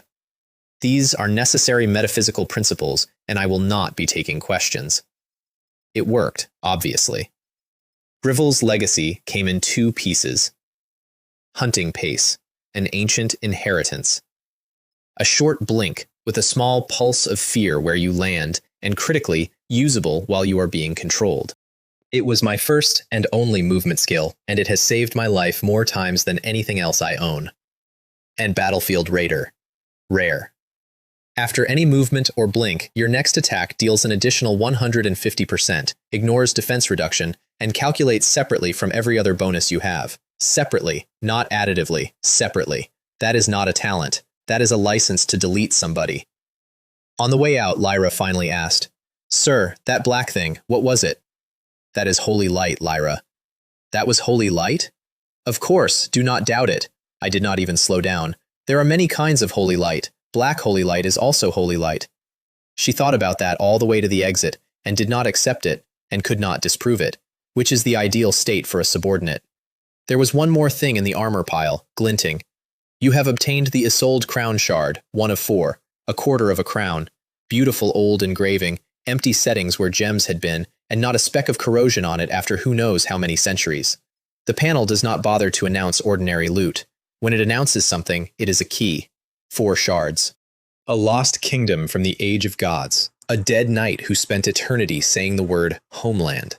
I put it in my pocket and filed it, and I will tell you now that I did not get to the bottom of it in the time I am describing, and that when the 4th one finally surfaced, it came with the words Hell Difficulty attached.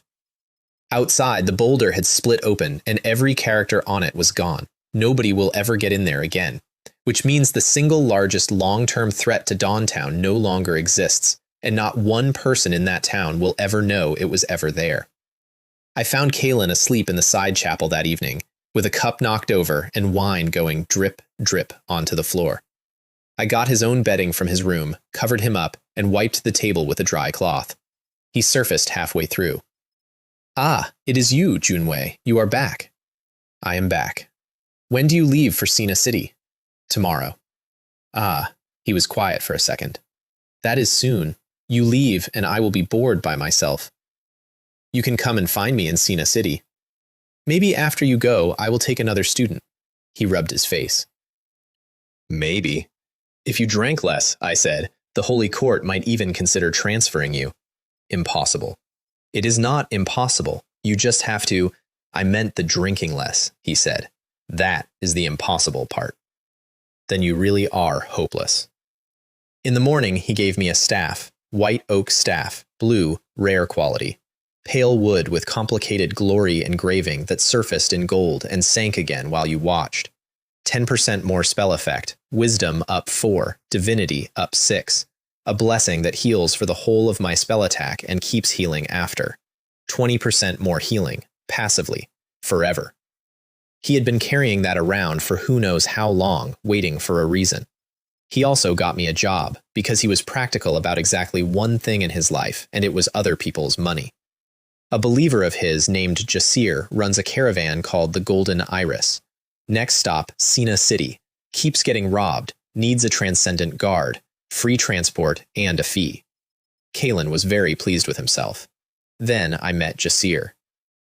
10+ carriages at dawn, and out of the most expensive one climbs a bearded man in rugged desert clothes with strings of gold and silver ornaments hanging off his neck, his wrists, his belt, and I want to say his ankles.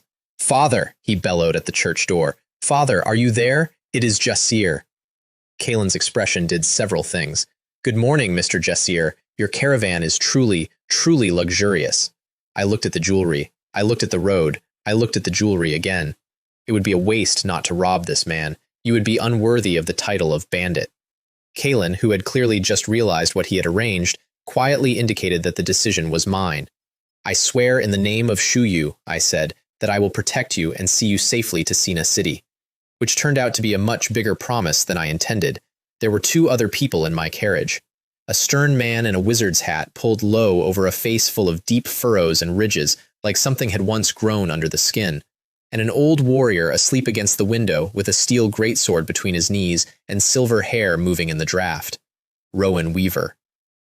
Lost, second path, Curse Master, level 19. I attempted conversation. "Hello, hello. Should we get to know each other? I am Junwei Sterling. What is your name?" A pause long enough to grow a plant in. "Rowan." If I had kept that conversation going another 2 exchanges, my toes would have curled hard enough to excavate a basement. The other one woke up and was the opposite. Zaid Karim. Kutu, second path, veteran warrior. Kutu is the path of physical sanctification, making the body itself into something like meteorite iron. They are the sworn enemies of Crimson Lotus, whose entire doctrine is that flesh is weak and should be traded away. Old Orin walks that path too. "Sorry," Zaid said cheerfully. "I was practicing breath control." They were both on long contracts, both out of the Golden Kingdom Merchant Federation. "Mr. Jasir is very generous," Zaid said. "Even though we lose nearly everything on every single trade run, he has never once shortchanged us on wages. Every single run." I nodded along and filed that sentence in a drawer marked "Open this later." Rowan offered an explanation without being asked, which is also a thing I filed.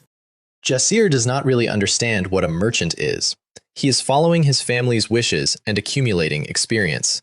Meaning, if his business fails, he simply goes home and inherits everything. "Of course," Zaid added, "if we do run into anybody robbing the caravan, my advice is that you prioritize protecting yours." The wagon in front of us came apart. "The raiders got here fast," I said, mostly to hear my own voice. A dozen horses came out of the scrub at a flat gallop. The riders were in half leather and thick felt hats, and they were not carrying spears, which was the interesting part. They were carrying grappling hooks. They threw them from 20 meters, hooked the pack horses around the neck, and kept riding. Either the horse comes with them, or the horse stops existing. A caravan guard with a spear and a shield is completely useless against a weapon that never once comes into his reach, and Jasir's guards found that out at speed. Then the hill behind us fired a cannon. A small one, modified, sitting on the crest with a crew around it. It hit the second wagon, and the wagon simply stopped being a wagon. The pressure went through the whole line, and I felt it in my teeth from 4 carriages back. Jasir appeared at our door and begged. Zaid held up 2 fingers. In that case, he said pleasantly, it will cost extra. And he did not touch the greatsword between his knees until Jasir had verbally agreed to the new rate. This is not a good person, I noted. Zaid and Rowan rode for the 2 obvious leaders down on the road. I rode for the cannon. There were 2 men on that hilltop, a loader and a tall one in a long coat who was clearly in charge.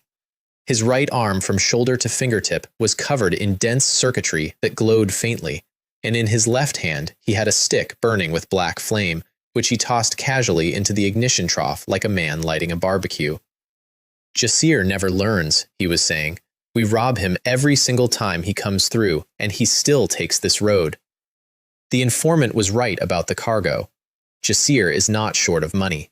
Honestly, it would be ideal if he took this route daily. A blue dagger came through the loader from behind, and Lyra was standing where he had been, silent as a held breath. The tall one did not even turn around properly. The circuitry peeled off his arm and condensed into 2 black blades and caught both of her daggers at once. Something wriggled along the black edge, and she got out of range, fast, which was the correct read. You are very clever, little girl. He sounded almost fond. Leave now. That is the last warning you get. He never noticed the second person who had already walked around behind him while he was being fond. Asher Thorne. Erudition, second path, alchemist, level 19. Erudition is the path that says humans should transcend through runes and circuits and alchemy rather than through spirituality. It is completely legal in the Nolan Empire, and anybody with talent in it gets scooped up by the Tower of Sages before they are 20. Which means an erudition bandit is not a bandit who found a path. It is a man who had a career and did something to lose it, and there is probably paper on him somewhere. I had also upgraded, by the way. Both of my crude gray judgments had hit 0 durability on the road, so I bought better firearms off Orin before I left and made 2 more at Radiance Inscription level 2, white common quality now, considerably meaner. Part of that is the inscription, and part of it is that Orin, whatever he is pretending to be in that shed, forges from an absurdly high base. Shot to the back of the head. 52 base, 104 actual out of 140. He turned around into a holy light annihilation I had already been holding. He lost his hair and 37 health, and then he lost everything else. And then I did something I had been wanting to try since Gareth. Soul Manipulator was level 2 now, and level 2 preserves the soul's activity. Which means the light cluster I pulled out of Asher Thorne did not come out as a blank cloud.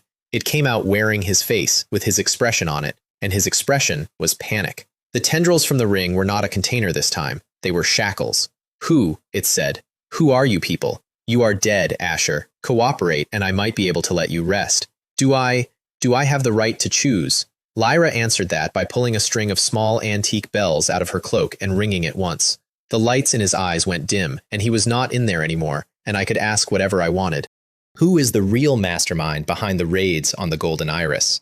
Yes, Zaid, Kareem. I heard myself say, what? Zaid is our informant. He sends word ahead about Jasir's routes and cargo. He also takes 30% of the take. So let me lay this out. Zaid sells his employer's route to bandits. Zaid takes a cut of the goods stolen from his employer, and then Zaid charges his employer emergency combat rates to drive off the bandits he sold the route to. He is triple dipping. He has built a perpetual motion machine out of one rich idiot. I was genuinely amazed. I still am. The soul melted back into formless gel, which is as long as one can be held. I took about 20 gold, some potions, and an unsigned letter listing the caravan's full itinerary and cargo manifest in a neat merchant hand. I also took his brooch for identification.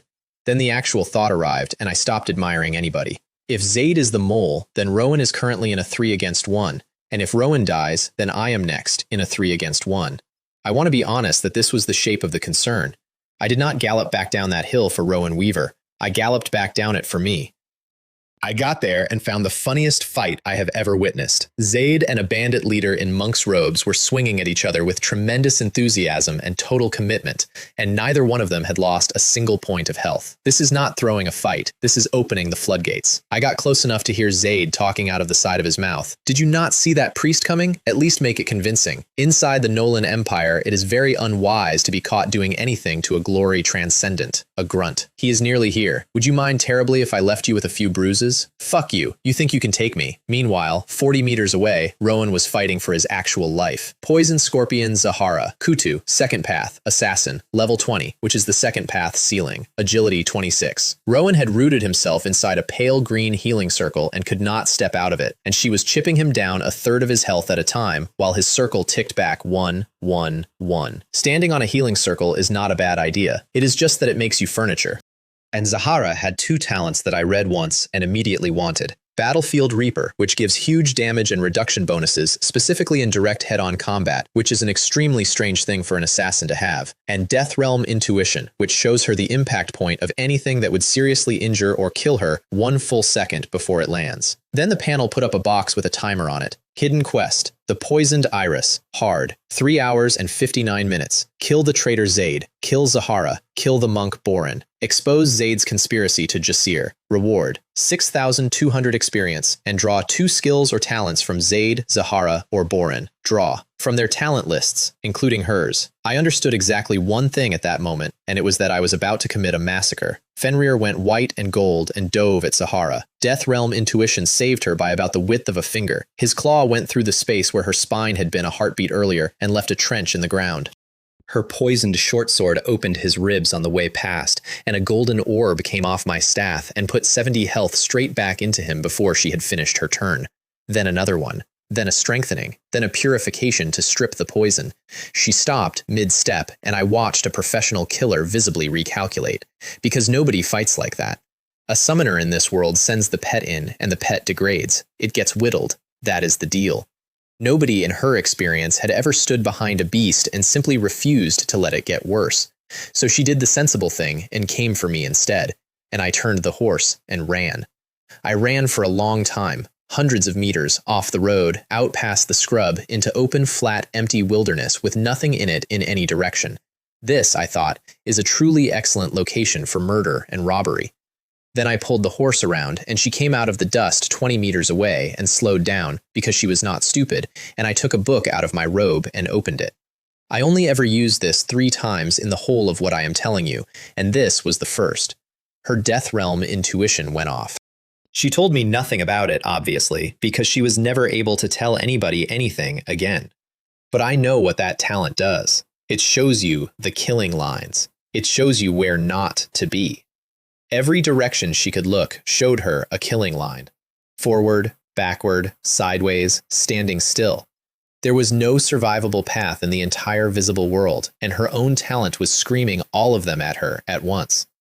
And she had spent her whole career trusting that talent more than her own instincts. She froze.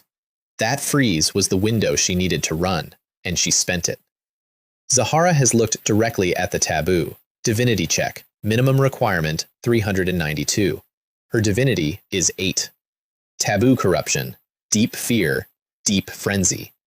Nightmare-induced turmoil. Mental collapse. About a dozen more, all at once, faster than the panel could list them. I want to be precise about what I did, because I was precise when I did it. I opened it to a middle page.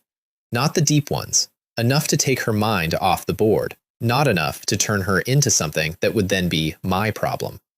I did not go further because I had no confidence about what would climb out. She stood there like a fence post. Her eyes went cloudy. Dark fluid came out of every opening in her head at once, and she did not move, and did not fall, and did not blink. Her health bar was completely untouched. I put 2 rounds in her forehead to finish the body, and I set some rules for myself right there, standing over her.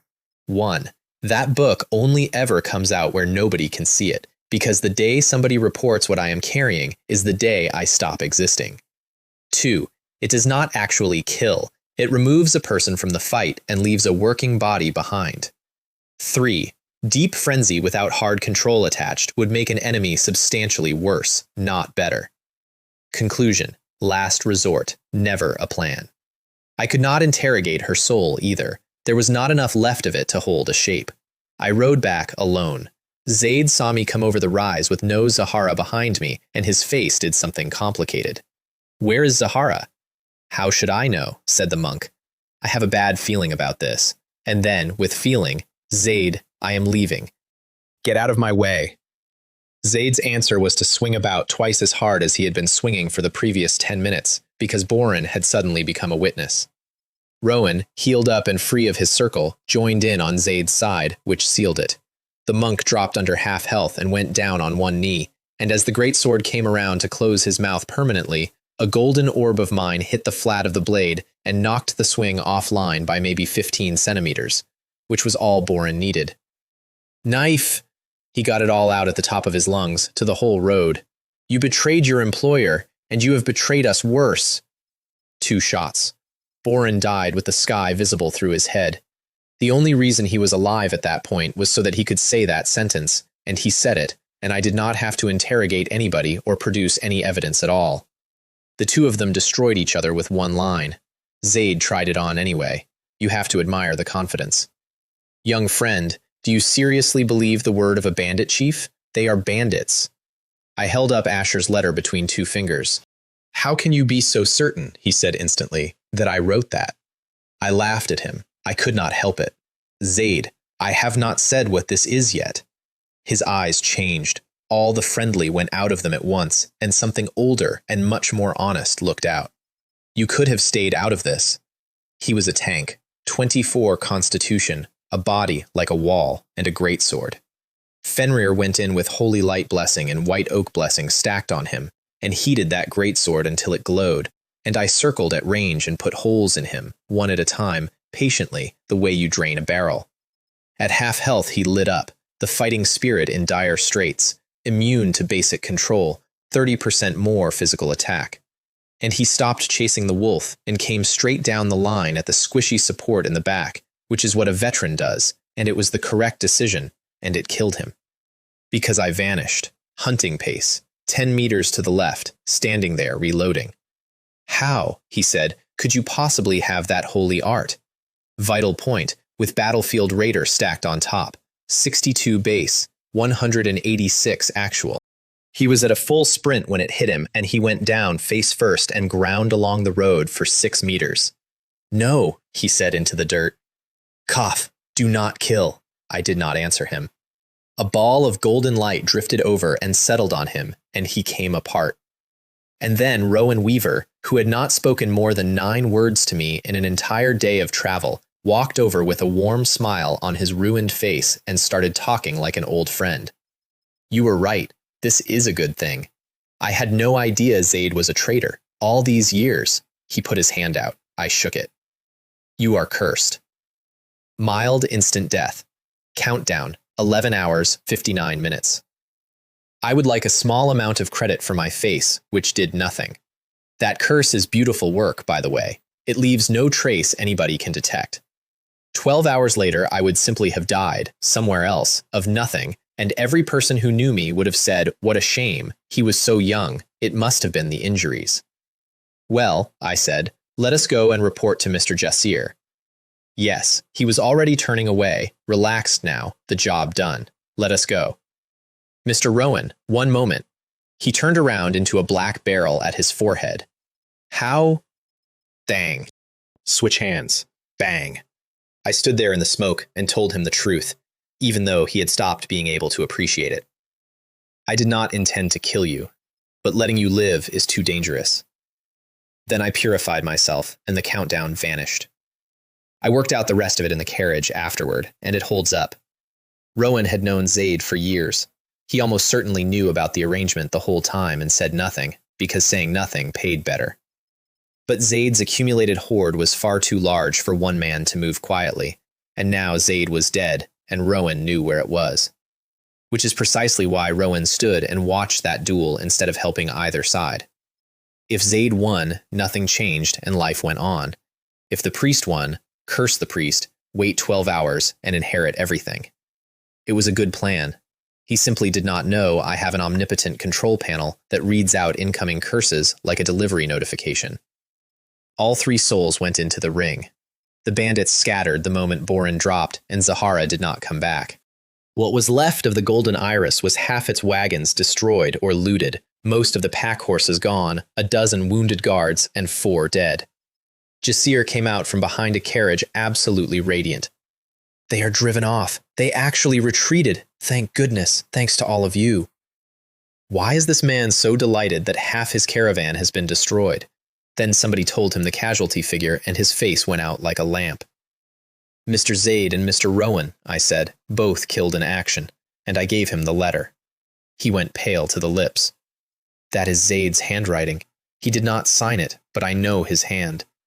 So I gave him the shape of it, and I want to be honest about how I did it because it is the same trick every time, and it always works. "Zaid killed Mr. Rowan," I said, "and then he came for me. But Rowan had already wounded him badly, and that is the only reason I am standing here." Jasir nodded slowly, and while he was nodding it became true, and it has been true ever since. "Poor Mr. Rowan," he said. "May glory guide his soul to the eternal kingdom."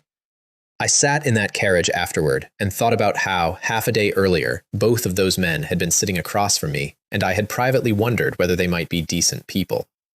I find that funny now. I was extremely naive then.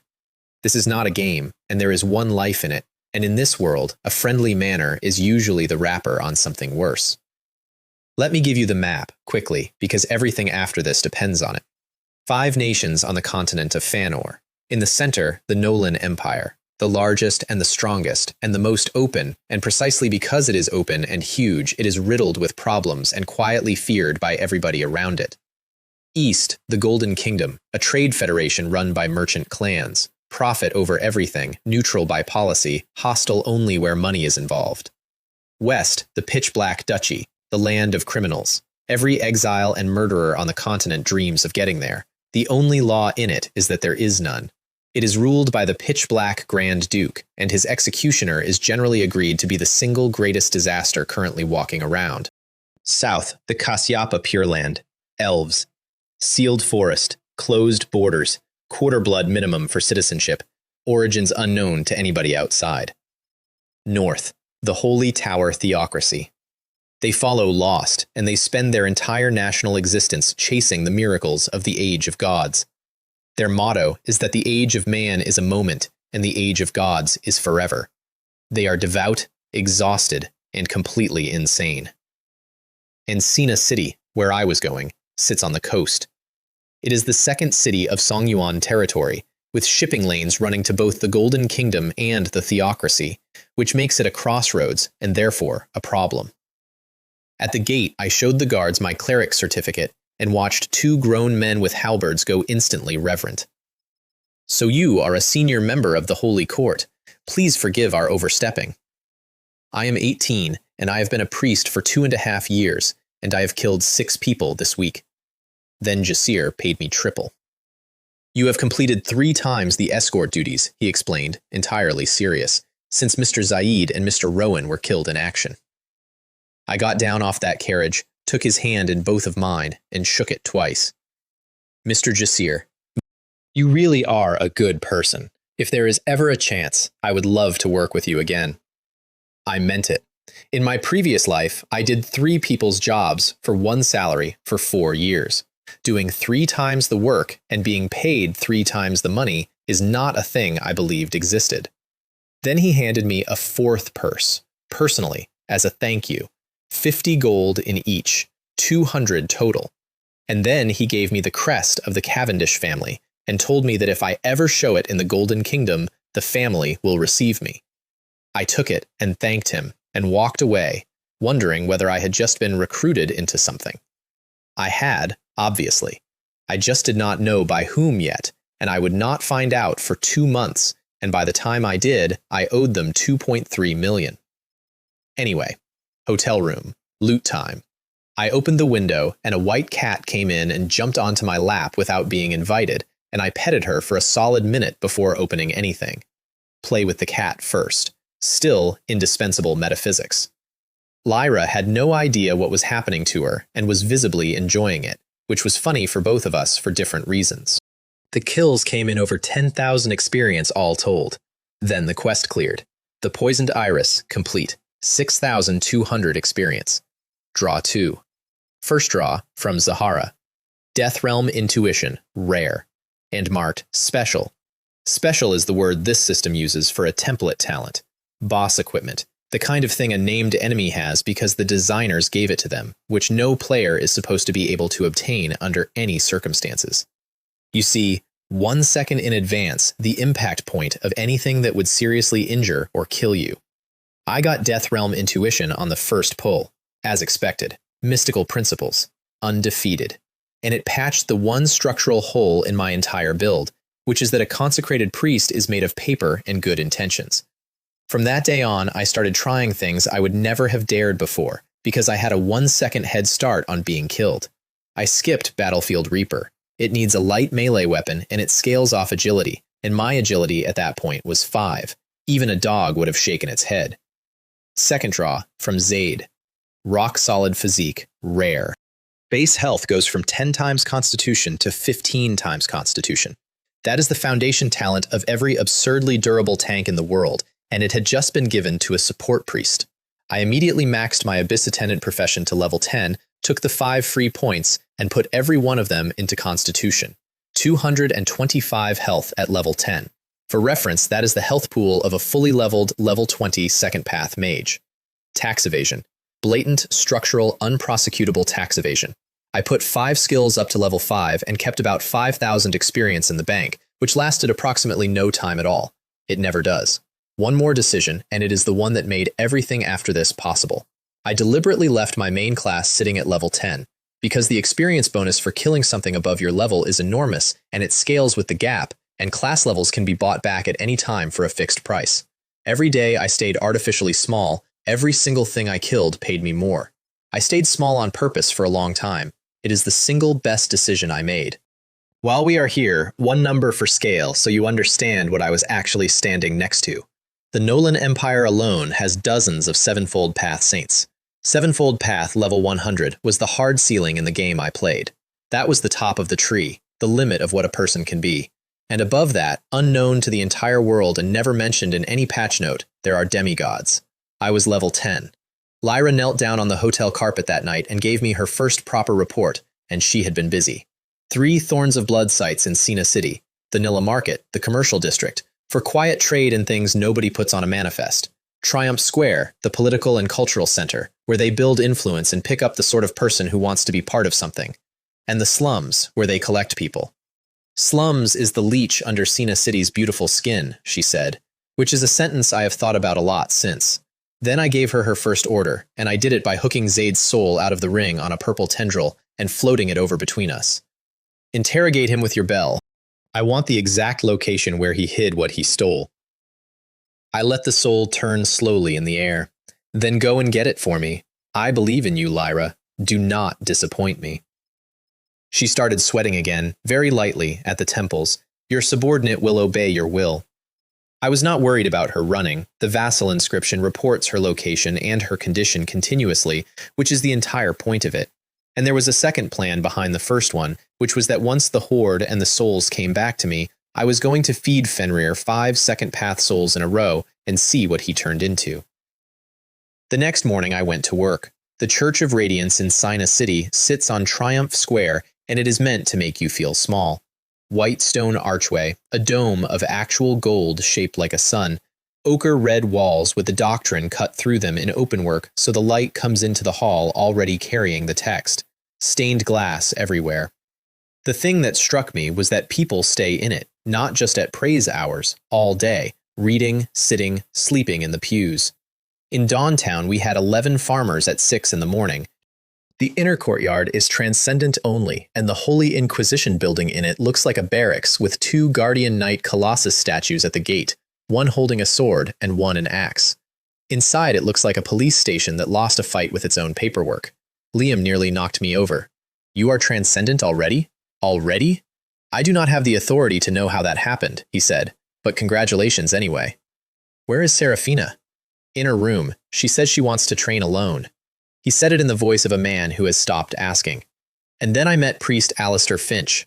Glory, fourfold path.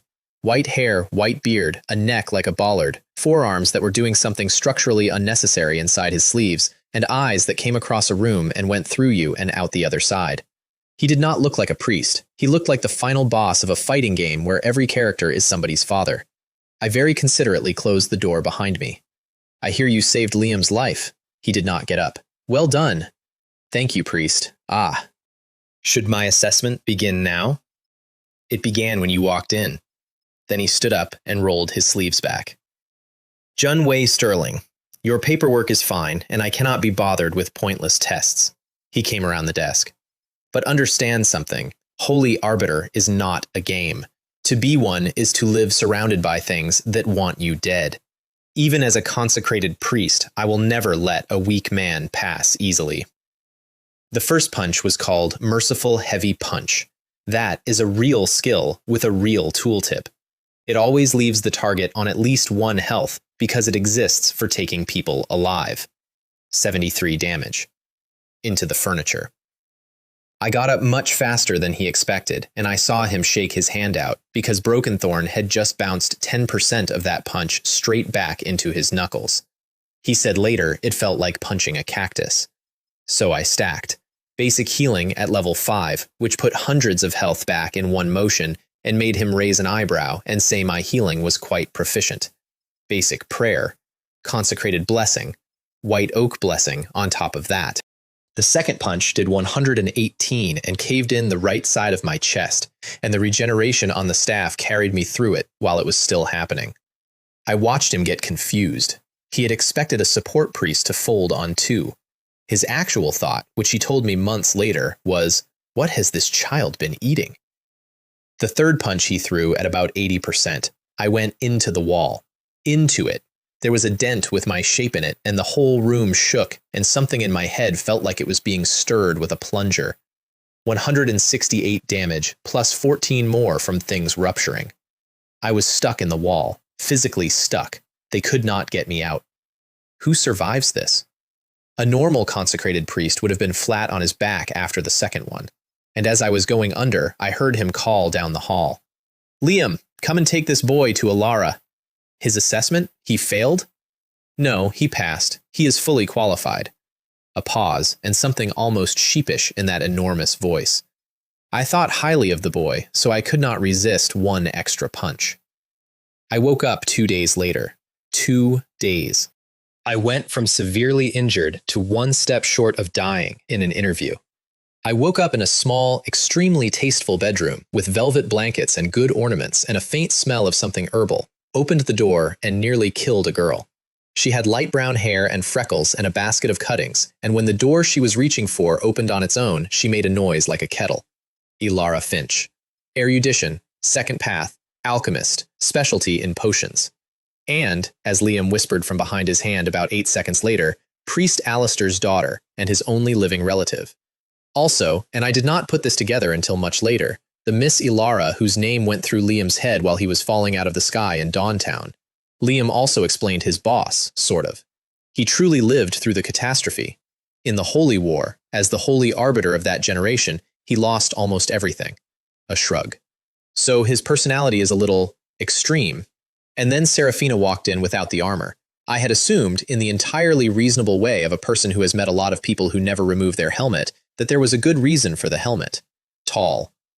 Long, gray-white hair, golden green eyes with a vertical pupil like a cat, snow-white skin, black trench coat, and the same conversational warmth as a well shaft. It is a genuine waste of national resources to keep this woman inside an iron barrel all day. Ilara was holding the hem of her coat and had gone red. I have not had a chance to introduce myself yet. Seraphina looked at me. Swear the oath before us, then go and see Priest Alistair. He has something for you. The statue of Shuyu in that church is 100 times the size of the one in Dawntown, and it is missing something, and it takes you a second to work out what. He has a hammer in one hand, and he is pressing the primordial sun into shape with the other, and he has no face and no clothing. He is a human outline and nothing else. Because nobody has ever seen him. Not one person in the history of the faith. Believers catch a fraction of his radiance through consecration and prayer, and that is the whole record. Liam demonstrated with his arms up. I am the most devout believer in the holy light, and I swear in the name of Liam Asher. I have been baptized by the holy light. I am a child of Shuyu.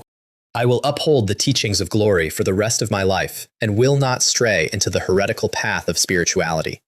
Let those who break this oath be punished by the gods, and let those who fall be consumed by the flames of calamity.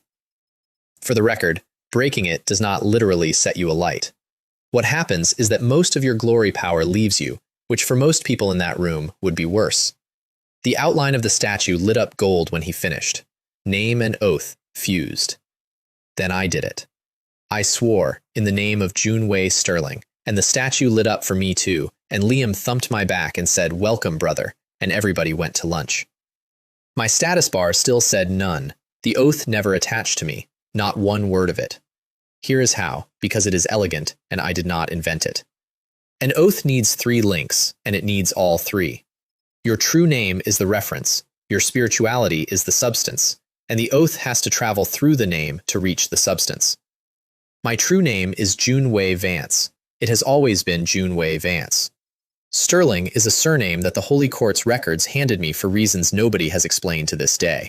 And before I raised my arms, I performed a basic prayer, which everybody in that hall read as an 18-year-old being nervous and pious, and which caused my glory spirituality to overflow slightly past the edge of me. So when I swore in a name that is not mine, the oath found that loose overflow, latched onto it, and bound a temporary phantom that stopped existing about 4 minutes later. It is a stone thrown into water. The statue reacted. It did not respond. High path transcendents all know this trick. It is exactly why the Holy Court's background checks are so vicious. But nobody runs a real check on a second path nobody from a farming village, and the paperwork for Junwei Sterling was immaculate. What is common sense to the top of this world is a secret the bottom of it cannot even find out exists. So I obtained a forged certificate directly in front of the statue of a god, in a room full of his priests, with witnesses. Alistair's office again. I did not close the door this time. I made a point of it. He stood up and I was already at the doorframe. Stop. Junwei, this is not a fight. He sounded almost hurt. Relax.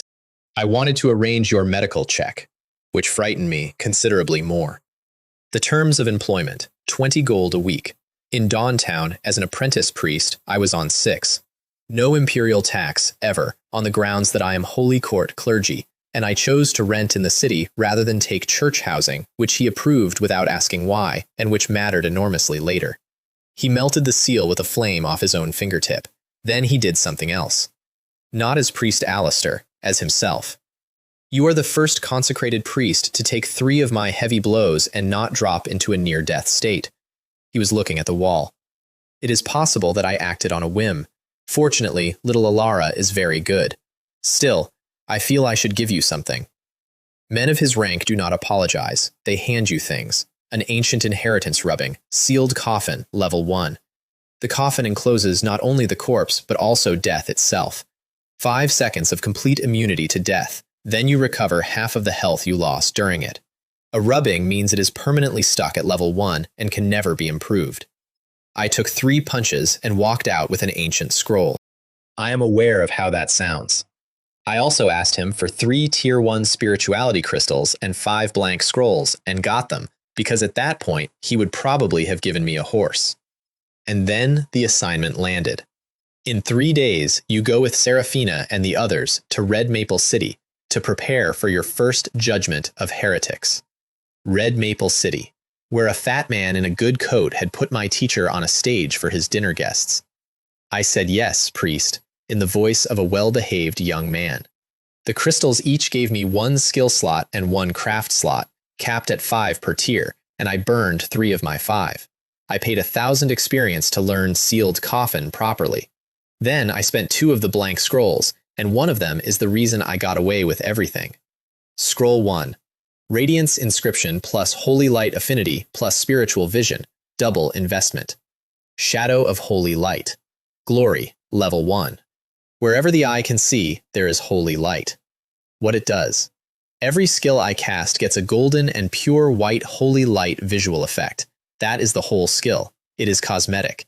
In the old game, it was a meme. Nobody carried it. It occupied a slot to make your heels sparkle. For me, it is a mask. It means I can stand in a courtyard full of holy arbiters and cast an abyssal field skill, and every single person watching will see a beautiful golden prayer, because I have permanently reskinned my own heresy. Scroll 2. Radiance Inscription plus Holy Light Affinity plus Consecrator. Consecration Prayer. He will respond graciously to all who ask him. 20% more effect on all glory skills, and an extra 20% on top of that when it is paired with Consecrated Blessing. And it registered as an upgrade of basic prayer, which meant it inherited the old skill's level, deleted the old skill, and did not consume a new slot. I did not aim for that. Sometimes the machine just likes you. One blank scroll left. I put it away. Then I went to the slums because I had 3 days, and because there was a triple path transcendent down there with my name on him. It took an hour to walk, and not because it is far. It is behind the entire main road and a dozen deep alleys, tucked in where the city can pretend it is not there. You smell it first. There was a body every so often along the way, in the open, uncollected. The people who have walls shiver behind them. The people with no walls at all pick a roof and sit under it and get through the night, and they watched me go past with the specific, flat wariness of people for whom a stranger has never once been good news. I scanned everybody, out of caution. No paths, no powers, no hidden anything, just people. Here is what my previous life told me about that outpost, and I had it in detail because I personally led the operation that cleared it out when I was a high-path glory transcendent with a raid behind me. Dozens of captives, around a dozen second-path blood disciples, 6 or 7 triple-path body destroyers, and a 4-fold path shadow of slaughter in overall command, who is not there tonight and who I will come back to. Thorns never concentrates its people. It scatters into small linked posts, each watching a district, all reporting inward. It is not an army. It is a nervous system. To me, at that point, they were a field of crops that regrows.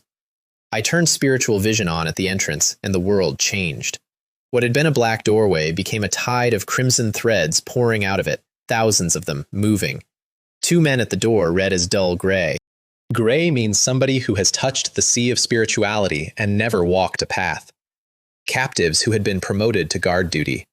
Hunting pace put me between them, and the fear pulse off the landing froze them both for about a second and a half. The dagger opened the first one's throat. The second turned around into a burning wolf and did not get any further than that. The dagger, by the way, is the twin of the one I made in Dawntown. Same black steel, bought from the same old man, except this one got abyssal engraving instead of radiance. Dark erosion dagger, white common, 50% extra from behind, a passive that periodically grants a strike that counts as a backstab while I am undetected, and 20% of base damage added as dark erosion.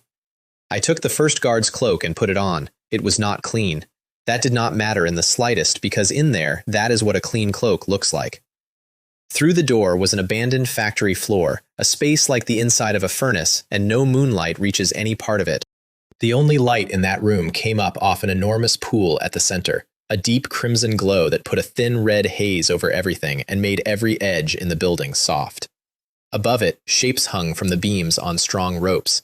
Upside down, I understood what I was looking at before my eyes finished adjusting, and then I looked at the floor and kept looking at the floor. I had known what was in that room. I had known for 2 years. I had read about it in a lore panel with a mug of tea in my hand. Knowing does not do anything. I stood in the doorway of that place, and my body tried to leave without me. For Crimson Lotus, all the way up the chain from captive to blood disciple to their Lord himself, the scarcest resource in the world is other people. That is the whole religion. Everything else is decoration on that one fact. I went down a heavy door and a spiral staircase into the part reserved for transcendence. There was a second path blood disciple face down in prayer at the bottom. Lord, Lord, grant me the blood of eternal life. The dagger went in from behind and only took half of him, which was annoying, so I blinked behind him and did it again for 104. He got most of the way through turning around, saw a crimson cloak, and said, "You, why did you betray?" Eat my righteous backstab. I killed several more attendants on the way down, and not one of them looked twice at a blood-stained cloak walking with purpose. Second spiral staircase, bigger room, bigger pool, more rope, and something enormous soaking in the middle of it like a man in a bath. A blood disciple in a deep red cloak stepped into my path, and the shade of the cloak told me everything, because same rank plus better cloak equals somebody's favorite. His Highness Semu is bathing. He looked me over. How is a blood slave of your grade even standing here? Should I leave? I asked it from under a black hood, in a tone of polite inquiry, and I would like it noted that I was genuinely enjoying myself. Var, a flintlock came up glowing gold. I had been holding a stack for the boss, hunting pace, then battlefield raider on top. 200 actual damage, which is the hard cap on a white common judgment. He did not finish the word. Yes, I spent the boss stack on a doorman. It was the correct call, and I made it in about a fifth of a second because a raised alarm costs more than a cooldown. Then iron doors came down behind me and sealed the corridor, and the thing in the pool stood up. I was completely calm about this. I wanted this. He had just sealed the room from the inside, which meant he had cut off his own reinforcements, and I knew a way out of that building that he did not know I knew. The situation had just turned into a duel. Rage flooded the room. It came off him in a wave, hot and thick, and I braced. And then it just sort of sat there for a full minute. So the consequence of angering him is that he becomes angry for a while. Then he spoke, and the joke stopped. You killed my brother. You killed Samir. A long, wet breath. You are the new Samir. Body Destroyer Semu, Crimson Lotus, triple path, over 3 meters tall. His middle was almost as wide as he was high. Every step he took hit the floor like artillery. He reached into a hole in a stone pillar and pulled out a one-handed battle axe with a full handguard on it, the way you would take an umbrella out of a stand. Constitution hidden, resistance hidden. Both of his top attributes were defensive, which is the panel's way of telling you that you are going to be here a while. So I leveled up in the middle of the room. First time I ever did it on sight. I dumped the knight's kills into Consecrated Priest, 10 to 13, took the 3 free points, and put all 3 into agility. 8, because his agility was 7. To beat a thing like that, you do not need to outdamage it. You need exactly 1 more point of agility than it has, forever, so that there is always somewhere for you to be that is not where the axe is. Then Semu crouched all the way down, jumped, landed, and started to roll. 3 meters of man curled into a wheel, picking up speed across a factory floor, leaving 2 shining ruts behind him in the oil, coming straight at me. I blinked behind the wheel and let it go past me, and then I rang the bell. The eye opened over Semu in the middle of his own roll. He hit the far wall hard enough to shake dust off the ceiling, bounced, landed on his feet, and came back with the axe, and every step he took I felt in my knees. Consecration prayer, consecrated blessing, purification. All 3 through the eye. All 3 arriving as something else entirely. And by the end of it, he was wearing a coat of black mist that got thicker every time I opened my mouth. Then I shot him in the skull. 173 actual damage, which is the largest number I had ever personally produced, and I watched the wound stop and start closing before I had finished the recoil. With every buff and every debuff fully stacked, 173. How much meat is on this thing? Second shot, into the chest, 129. My mana was going down like a bath emptying. Keeping Advent of the Holy Abyss and Holy Flame Wolf up at the same time is expensive. I drank a potion at a dead run while he put his axe through the floor and opened a crack that ran 10 meters toward me. And then I healed him. Basic healing spell at level 5, straight through the eye, coming out the other side as rot. 133 damage of the type this system calls original, which means it ignores resistance and defense reduction and every other word in his tooltip. And every wound that had been closing on him reopened and stopped closing. That is the moment. That is always the moment. When a tank loses the ability to repair itself, it stops being a fortress and starts being a very large, slow target. He knew it too, in whatever way he knew things. You are not Semir, his voice cracked in the middle. I do not want you to be Semir anymore. You must leave. You must leave quickly. You must leave quickly. Half crying, half laughing. Let me tell you what a body destroyer is, because Semu was the first one I met and not the last. It is the Crimson Lotus triple path class. You abandon the human shape entirely and fuse your body with monsters, piece by piece, until the words human and monster stop applying to you in any useful way. The order does not select for strength when it picks candidates for that. It selects for people who will not miss what they are giving up. Semu was a madman and an idiot, and he was ideal raw material, and somebody had looked at him and seen exactly that. He hardened his skin into overlapping plates and charged, and I blinked behind him. The body becomes armor. The head stays exactly as fragile as it always was. 183. Somewhere past 1,000 total damage, dark fluid started coming through the plates, and cloudy foam came out of his face, and he turned around and ran for the pool. and Death Realm intuition filled my entire vision crimson. Not one impact point. All of them. Every square meter of that room was about to stop being survivable. Sealed coffin. A hazy black box closed around me, half there and half not, and the world went silent. The pool went up. 457 damage. Immune to death. 112 recovered on the way out. I came out of that coffin holding the front of my own robe with both hands and bleeding from about 6 places, and Fenrir came out of the shadows completely unharmed because he had dropped out of holy flame form and gone flat the instant I started chanting. Good dog. Semu was lying in the drained basin twitching. Samir. Barely a word by then. Well, Samir. Where are you? Samir. I shot him. My face did nothing at all, and I noticed that it did nothing, and I kept walking. His soul went into the ring, and the ring reported that it was now full. There were 2 metal levers standing in the empty basin.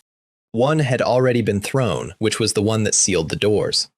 I tied strips of cloak around my hands, waded through what was left, and pulled the other one. A hidden door ground open behind the pool. And behind the hidden door, in a fortress built out of an abattoir, was a child's bedroom. Small, cramped, ordinary. Decorated with real care. Toys everywhere, on shelves and on the floor and stacked in a corner, and almost every one of them broken and missing a piece.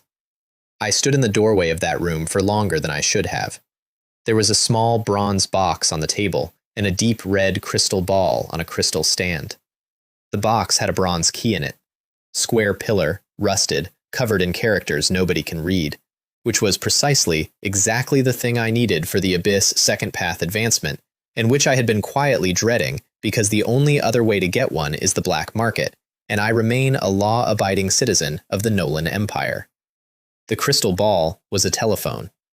Every Thorn's outpost has one. You spend the spirituality stored in it, you get a short direct link to the bottom of the blood cave, and then it cracks, and it is finished. One call, ever.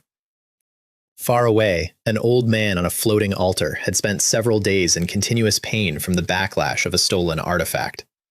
When he felt a transmission opening from Sina City, he seized it. It was a lead. It was the first good news in a week. And what he received was a figure in a hooded cloak, raising one middle finger with the left hand, while swinging the 2-faced puppet from a string in the right.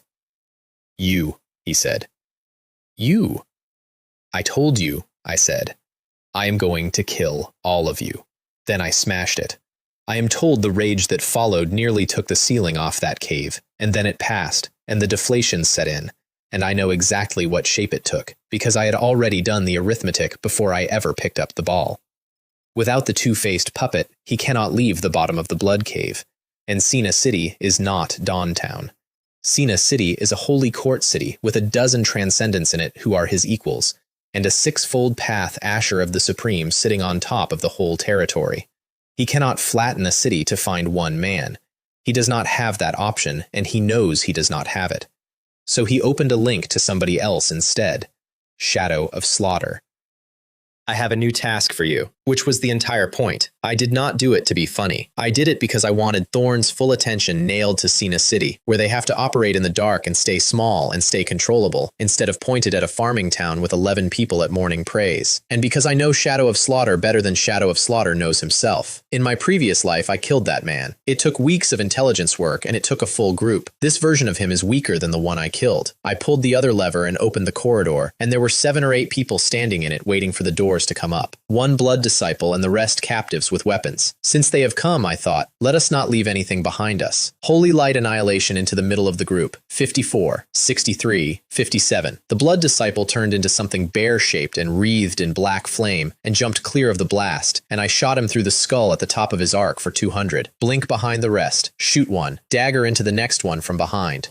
One of them charged me and lost both legs to Fenrir and started crawling away, and I let him crawl, because I was charging the second annihilation, and I needed the seconds more than I needed him. Then I kept 2 of them alive on purpose. I want to be straightforward about this next part, because it is the part where I would understand somebody deciding they do not like me. I could not test the deeper pages of the abyssal scripture on myself. If I opened one above my divinity, the thing that happened to Zahara happens to me, and there is no second attempt. So I tested them on other people. I tied the one who could not walk with the ropes that were already hanging there, and then I healed him, carefully, all the way back to consciousness. The father of sun forging, the furnace of molten light, is revived here. Do not be afraid. I crouched down where he could see me. Please relax. This is only a small experiment. And I opened the book to page 4 in his face. Taranar Han has looked directly into the taboo. Minimum divinity requirement, 25. His divinity is 6. Corruption, moderate phobia, moderate mania. Dark fluid from everywhere at once. I shot him. The second one gave me page 5. Requirement, 30. I shot him too. 2 numbers. That is what I got out of that room, and I needed them, and I have never once pretended to myself that it was anything else. About half an hour after I left, a gray mist gathered in the empty forbidden zone and moved slowly through it, looking. We are too late. Not a single one left. Who could have? And then it faded away. Back at the White Antelope Hotel on Triumph Square, I pay for hotels instead of taking free church housing for one reason, which is that in a church, somebody eventually notices what is coming out from under your door. Semu, level 26 against my level 13. 1,078 base plus 130%, 2,479. Twisted level boss reward, immortal flesh, rare.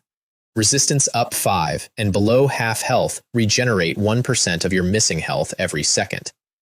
My resistance went from 5 to 10, which is effectively immunity to most primary status effects, and the regeneration meant I could now fight long, ugly running engagements without slowly leaking to death from chip damage. Lyra was away, so I could not pet the cat. I improvised. I am sacrificing, I said out loud, alone, in a hotel room with my hands clasped.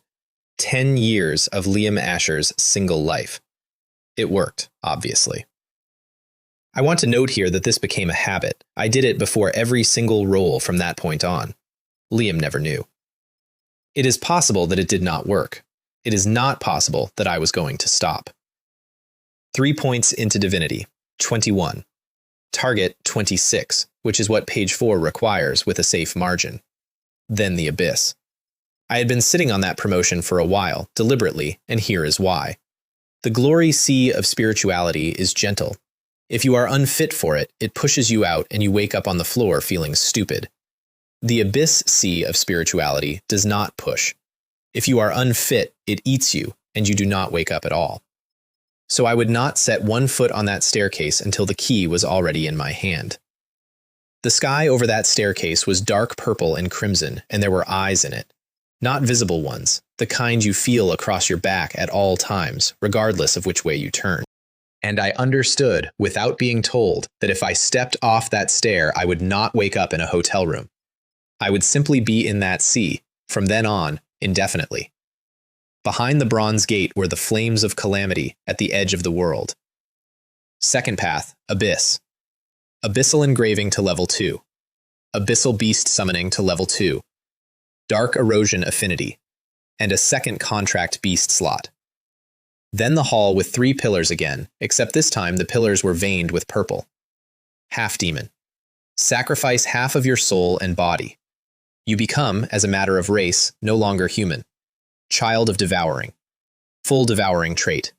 Grow stronger by eating others. Lose your humanity on a schedule. And abyss gazer. You study the abyss and you keep your reason. That was not a decision. Both of the others are a one-way door, and beyond that, openly carrying abyss power anywhere on this continent at my strength would have gotten me killed inside a month. Abyss Gazer gave me 2 things. Gazing into the abyss, which produces forbidden revelations, and Eye of the Abyss. When a target is fully in your sight, it makes a divinity check against you. If yours is higher, they get 5 seconds of complete lockout. No movement, no skills, no spirituality. 5 seconds is a very long time. I have ended fights with less. Coming out of that ascension, my body caught fire.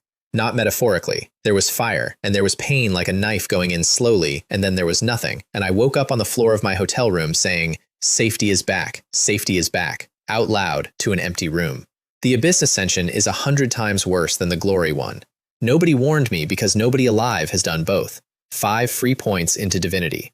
26. Level 13. 225 health. Resistance 10. Abyss Path. Double. And a new line in the footer of my own character sheet, which I did not ask for and could not delete. You have become the embodiment of taboo. You are beginning to take shape as a harbinger of natural disaster.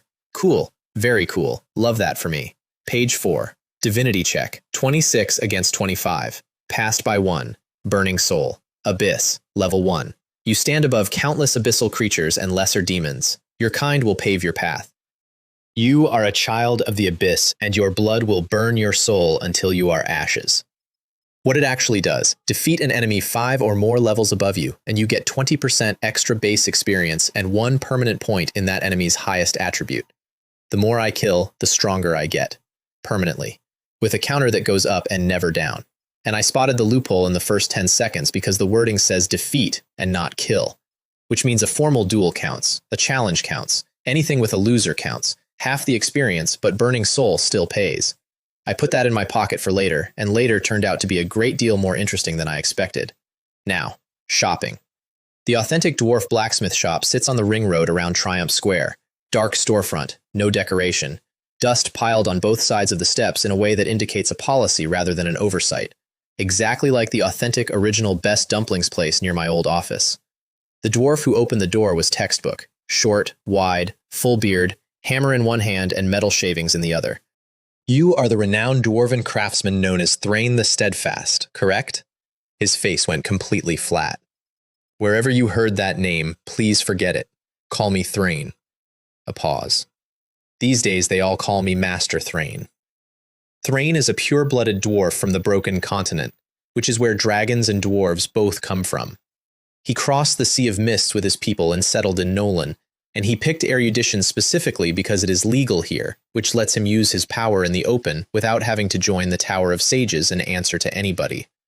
Erudition, triple path, profession Asher Smith. Runes in case you need it.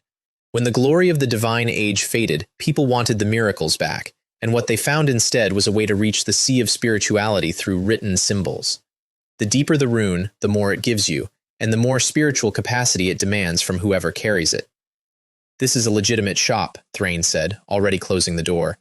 We do not do illegal business. Please. I showed him the Holy Arbiter badge.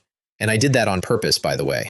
I wanted a public, recorded, entirely traceable purchase history at a licensed shop, because a Holy Arbiter who owns powerful equipment and has never bought any is a man with a question mark over his head.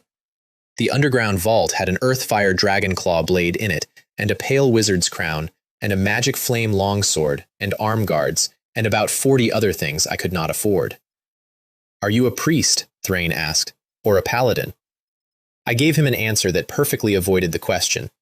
What I wanted was on the third shelf. Moon-slicing scythe, blue rare plus, staff, extraordinary, rune weapon, 15% more spell effect, strength up 3, divinity up 3, azure moon shadow blade style, which throws 2 tracking crescent blades at 150% magic damage each. Red Moon Severing Strike, which turns the weapon into a long crimson blade with double melee range, 30% more attack speed, and 30% more physical damage at a punishing mana cost. And Moonlit Infusion, which slows on every single hit. Made of moon steel, which can only be gathered in the Kasyapa Pure Land, with a Strya magic crystal at the butt, tempered in moonlight at least 3 separate times. 200 gold, Thrain said, cash on delivery. 200 gold was every coin I had in the world, and my first thought was that I could not afford it, which is the tell, and I noticed myself thinking it, and I ran a scan on him. Talent, rare business acumen, quotes carrying a premium of up to 500% are more readily accepted. Oh, so that is the game we are playing. This old bastard has the ability to simply take things by force, and he chose to become a shopkeeper instead. There is something wrong with dwarves. I held up 2 fingers. What do you think of 20? 20 platinum, that is certainly possible. 20 gold. And Thrain stopped being slippery and became genuinely wary, which was worse. Are you here to cause trouble? Then he set the test. Every dwarven craftsman has one, and they are all the same test. What can you see in this scythe? So I told him. Quality sitting just under master grade, moon steel out of Kasyapa, a spirituality-inspired rune, and an extremely complex one. A Stria crystal at the base for a higher conversion rate. and moonlight tempering, at least 3 passes, probably on separate nights. I watched his face go from flat to blank to dazed to lit up like a window. You are entirely correct. He was practically bouncing. You could even say you are quite professional. I apologize for my earlier offer. Are you a blacksmith as well? I am not a blacksmith, but I know an excellent one, and I put Oren's black steel dagger on the counter. Thrain picked it up. He turned it over. He held it to the lamp. He was silent for a genuinely uncomfortable length of time. The blacksmith, you know, he said finally, does not necessarily have more forging experience than I do. He put it down carefully. But as a transcendent whose profession is forging, his skill is superior to mine. Final price, 60 gold. Down in a second cellar, cramped and smelling faintly of the sea, I bought the other thing I came for. I needed a blue-quality monster material to serve as the vessel for my second summoning. The first one used a wolf pelt from a village blacksmith and produced a horror that eats souls. I was curious what a better container would do. Hidden Mist, True Feather, Blue Rare, Monster Material, pure black, without a single impurity anywhere on it. Half the vein covered in jet black mist that moved in ways that had nothing to do with the air in the room, and the other half's tips simply vaporized into nothing. Taken by a hunter from the wing of a mist songbird. And it was a true feather, not a phantom feather, which is a distinction I did not explain to him that I understood. Thrain did not overcharge me for it, 20 gold. He was going to resell it to the Alchemy Academy anyway, 80 gold and 3 silver all told. I put down 2 purses. Then he came after me down the street, out of breath. That dagger, the black steel one, I want to buy it. Name your price. Just give me 1 gold coin back. For the record, Oren sold me that dagger for 8 silver. Sina City prices are a crime. Back in the room, I put abyssal engraving on the feather and watched deep purple patterns crawl across it while the misted tips shook. Then I took Semu's soul, a triple path soul, and crushed it down into a ball about the size of my fist, and pressed the 2 together. Both of them convulsed. The soul shrank. The mist grew. And then there was nothing on the table at all.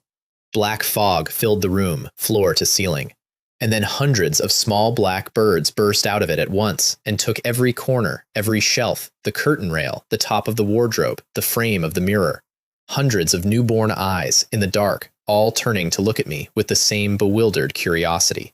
I turned on spiritual vision and found the real one in the middle of it. Mist-hidden Raven, level 23, threat level, twisted. It creates black mist and mist shadows, each carrying 10% of the original stats, with a maximum count that scales off perception. Current count, 103 out of a possible 135. On taking fatal damage, it becomes immune and transfers itself into any one of them. All damage it deals, from the body or the copies, is dark erosion with a blinding effect attached. And I can spend mana to see through its eyes, or any copy's eyes. To kill it, you must destroy the body and every single shadow in an unknown order while it is blinding you. There was also a word next to the threat level, in brackets, untamed. I want to explain why my mouth went dry, because this is a thing that happened to a friend of mine. He summoned a beast 30 levels above himself, in a room, alone, and it killed him the instant it finished materializing. He had about a second and a half to be pleased with himself. I backed very slowly into the one corner of that room from which I could see both the body and every single shadow at once. Then I used Eye of the Abyss. Divinity 26 against 14. The Raven froze, sealed, lost. And the pressure that came off me at it did not hit it as a spell. It hit it at the level of what it was, the way a much larger predator standing over you is not an argument. At the 2-second mark, the word untamed disappeared. The mist cleared out of the room like water down a drain. The raven flew over, landed on my right shoulder, and began preening, in the manner of a bird that has decided its owner is furniture. Ravens are night's messenger in every mythology I have ever read. Wu Ye, the ferryman of the black mist, and midnight in a shape. I stroked its feathers with the expression, I am told, of a retired official surveying his garden. What does it mean to be a man who keeps a cat and a dog and a bird? Then I planted several hundred mist shadows through every corridor, stairwell, and rooftop of the White Antelope Hotel, and went to sleep inside a surveillance net that covered an entire building. The next morning, I walked Asher Thorne's brooch over to the Alchemy Academy on a hunch. That is genuinely all it was. In my old life, I ran a strategy group. You develop an instinct for objects the game bothered to name, and when you have one, and you do not know what it is for, You carry it to every faction with a matching surname until something lights up. The academy is built to be looked at, an ancient square stele out front, 2 gray stone doors, long white brick walls, and a pointed dome of indigo crystal for the pillar god of erudition, whose name is Truth. Their doctrine, stated plainly on the stele, is that real knowledge is always held by a few, and only those few may meet the truth. 2 scholars on the door. I said the name Asher Thorne.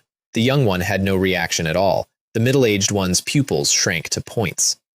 Inside, the first floor was a shock. The outside of that building is a cathedral, and the inside is a chemistry department. There were 4 people around one bench having a shouting match about a formula, and one of them was holding a burning thing at arm's length while continuing to argue. I felt oddly at home. The escort took me up to the 3rd floor, stopped at a door marked Chamber of True Knowledge, and did not come in, which told me the conversation about to happen was not for ordinary staff.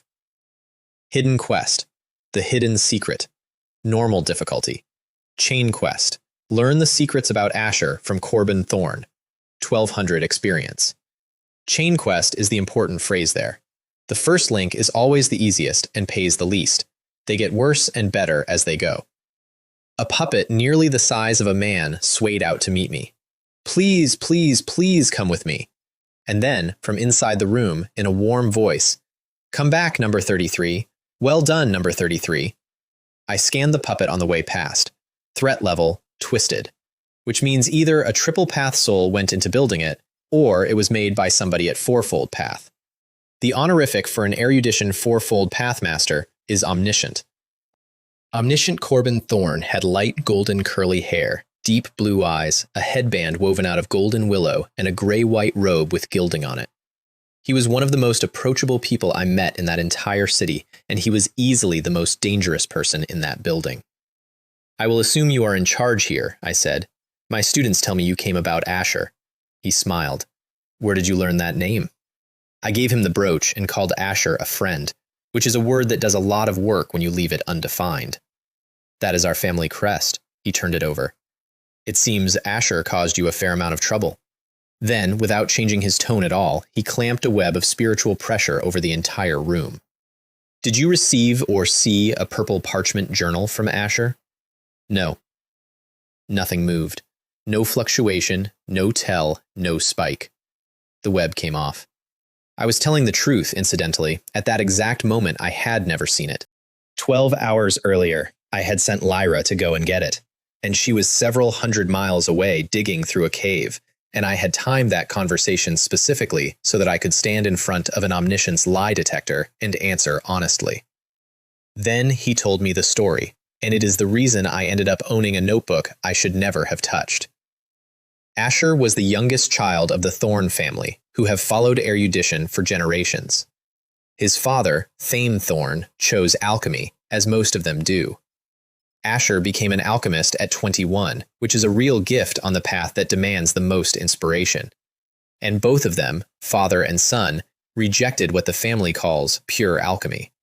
Knowledge kept carefully clean of anything twisted or forbidden. I made a point of drawing the parallel out loud because I wanted him to hear me say it. Glory has its own version. They are called the Pure Order, and they preach the total purification of every path that is not glory, and they operate perfectly legally inside a legal path, which makes them substantially more dangerous than any cultist I have met. Corbin did not disagree with me. He simply continued. Thane Thorne was a founding member of the Sina City branch of the Hidden Omniscient, which is the erudition splinter that pursues all knowledge without exception, treats taboos as gifts of wisdom from truth itself, and has rituals for asking truth directly for forbidden things. When it came out, the family tried him, and the Law Hall of the Supreme hanged him. Asher was 5 years old. He found out when he was 12, and according to Corbin, he showed no sadness, no shame, no anger, and no embarrassment. What he developed instead was a strong and specific interest in the Hidden Omniscient. The elders gave him a stern talking to, and did nothing else. None of us expected, Corbin said, and had to stop and cough, that Thane had hidden a notebook. It contains every forbidden thing he studied in his life, that filthy alchemy, those vile runes. runes. Asher studied it in secret for years. Eventually, the family found his hidden workshop and what he had been making in it. Asher got word an hour before they did and left with the notes. I do not know what happened to him afterward, and I am not interested. But as the current elder of this family, it is my responsibility to retrieve Thane's notebook. Chain Quest, Link 2, Forbidden Notes, Hard Difficulty. Retrieve Thane Thorn's manuscript. Option 1, return it to Corbin. Option 2, keep it and conceal the truth. He paid me for the conversation before I had done anything, which is how you know somebody wants something. Arcane Asher Armlet, Blue Rare, 20% off all skill cooldowns, Wisdom up 3, Perception up 3, damage reduction scaling on Perception, damage increase scaling on Wisdom. My first piece of extraordinary armor. Until that afternoon, I had been walking into fights in a robe, and then he made the request that was the real reason he had let me in. Only you truly know where Asher might have hidden it. You are not of our path, which makes you the appropriate person to retrieve it for me. He held my eyes. I would like you to keep this request as confidential as possible. I think you understand what I mean. I did understand. I understood that an omniscient of the Alchemy Academy had just quietly asked an 18-year-old priest to fetch a book of forbidden knowledge without telling his own institution. And I understood what that meant. He wanted it badly. He was never going to hand it over to anybody. I said, of course. That night, I did not go anywhere. I sat on my bed and meditated on the vassal inscription until I could feel her.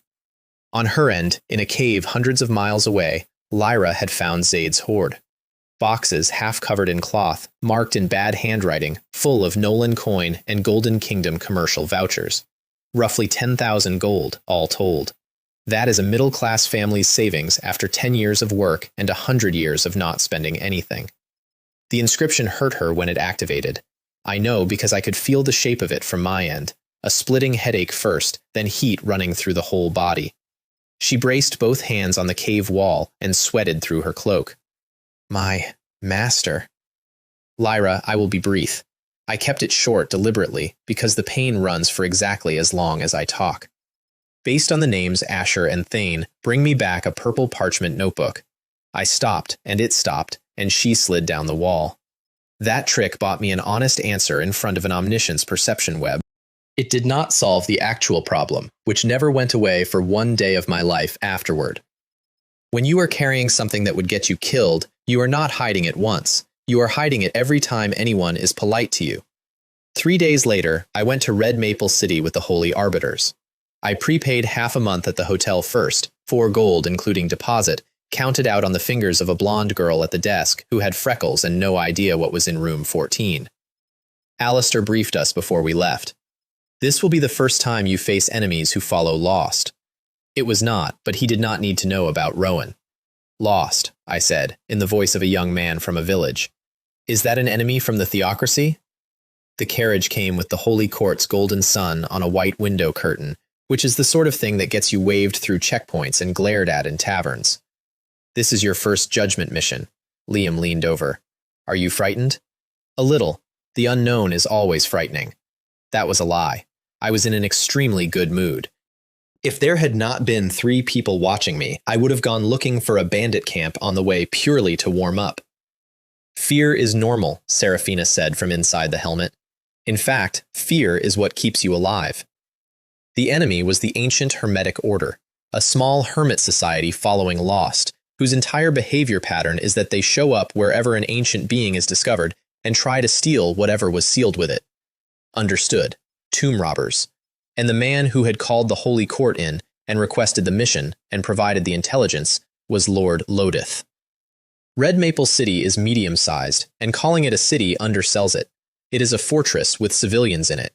1 mountain range from the pitch-black duchy, 1 winding river from the Holy Tower theocracy, permanently braced for a bad morning from either direction. In my previous life, it became the player main city of the entire territory, and for exactly that reason.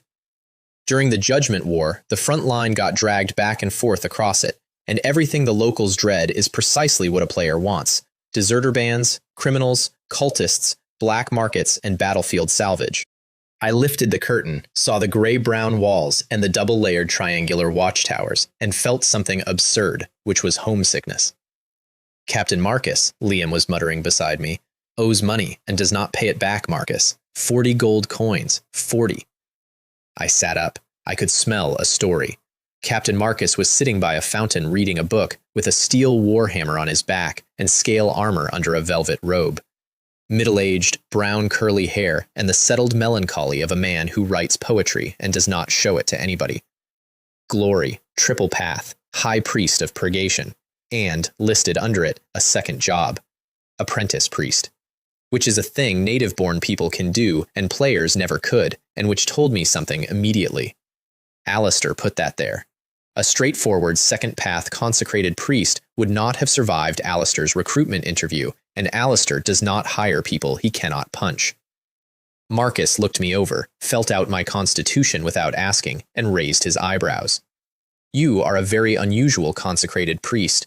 I now genuinely believe Priest Alistair's judgment was correct.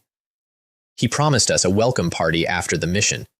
Liam leaned in immediately. Do not believe him. He said the same thing when he borrowed the money. The briefing was short, and the shape of it was wrong. A seal somewhere in Red Maple City had loosened. The ancient Hermetic Order sensed the leaking aura and infiltrated the city. They could not find the entrance, so they broke into the city lord's mansion instead, killed the treasury guards, and took maps and money. I read that report twice and thought, entirely privately, that the ancient Hermetic Order sounds like an ally. What I said out loud was, so the aggrieved party, Lord Lodith, is he stingy about the money, and that is why he has asked us to judge an entire heretical order so that somebody will help him get it back? Marcus blinked. Do you have a grudge against Lord Lodith?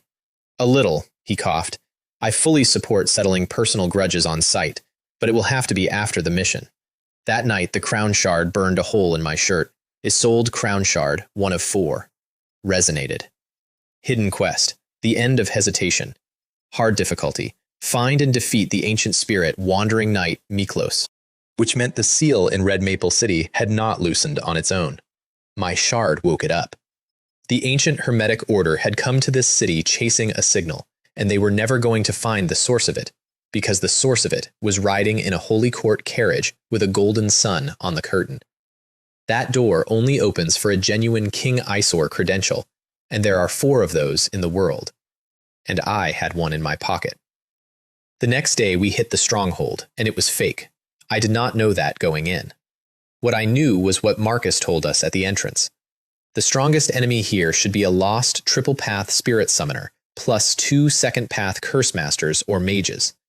He stopped and looked at each of us. If you encounter anything surrounded by a strange 3-colored light, prioritize your own safety. Not the mission, your own safety. Remember that. Inside there was a cold, with something like refusal in it, and Marcus chanted a line about offering himself as a torch, and his left hand went translucent gold and burned it off us. 2 first path holy servants of Lost came at us with candlesticks strapped to their heads. I want to be clear that this is not a joke I am making. There were candles on their heads. They carry short, 3-pointed knives smeared with wax and ash, and they light the wax, and they pray to the flame on the blade, and then they spit fire serpents at you. It is a genuinely effective attack delivered by men who look like a dinner table. Marcus drew a circle in the air. A golden shield ate all 6 serpents, and then he pushed the shield forward, and it went off in their faces. Consider that our greeting gift to the ancient Hermetic Order. Deeper in, more of them came. A dozen at once, charging, and not one of them spat any fire. Seraphina put her greatsword into the floor, and the shockwave knocked the whole group flat. Marcus's holy flame came down like lightning, and there was nothing left of any of them. It was a massacre, and it took 9 seconds, and Marcus was frowning by the end of it. I felt no extraordinary aura from them at all, he said. They were not cultists, I said. My panel had told me the moment they came around the corner. Profession, murderer. Profession, robber. Profession, grave robber. Not heretics, criminals. Somebody had dressed the contents of a jail in robes and pointed them at us. Retreat, Marcus said. We got out, and I found out much later what was waiting for us about 40 meters further in. Hundreds of wandering spirits, hovering over an enormous magic circle, the cage of slaughter. Anybody who steps into it having spilled non-transcendent blood within the last day is imprisoned by it. They had built a trap that could only catch you if you had just killed a normal person, and then they had filled the corridor in front of it with normal people. We turned around 1 room short of it. The spirits got nothing, and a red spirit fire in the middle of them made a sound like a sigh. They actually retreated. My arrangements were not thorough enough. The plan was not thorough enough. Children, come. Come and devour. Devour my flesh. This is my atonement and my price. And they did, while it groaned. Outside, in daylight, I said one sentence and started a fire. We conducted our first probe at that outpost. It is possible that this intelligence had already been leaked. Marcus went very still. Then he said, I need to verify the loyalty of everyone here to Shuyu. The pressure came down on all four of us at once. Swear to Shuyu that you have never committed the crime of betrayal. We all swore. All three of them cleanly, and me in the specific way that I swear things. Then, except for me, Marcus said, all of you have proven yourselves, and I cannot prove myself right now. But I ask you to believe me. And then, because he is not stupid, he arrived at it on his own. The intelligence was provided by Lodith. I did not say anything else. I did not need to. What the truth is was never the point. All I had to do was put a seed in the ground marked doubt. Then, that evening, over food, I told them about Kalen, the ritual that ended in 3 days, the invented haunting, the refused commission, the 3 inspections of a house with nothing in it, and the curtains on the gallery drawing back to show a room full of dinner guests who had been up there the whole time. Liam stopped eating. Marcus put his cup down very carefully, and Seraphina's breathing changed behind that visor, which is the most emotion I ever got out of her. That fat bald man, Marcus said.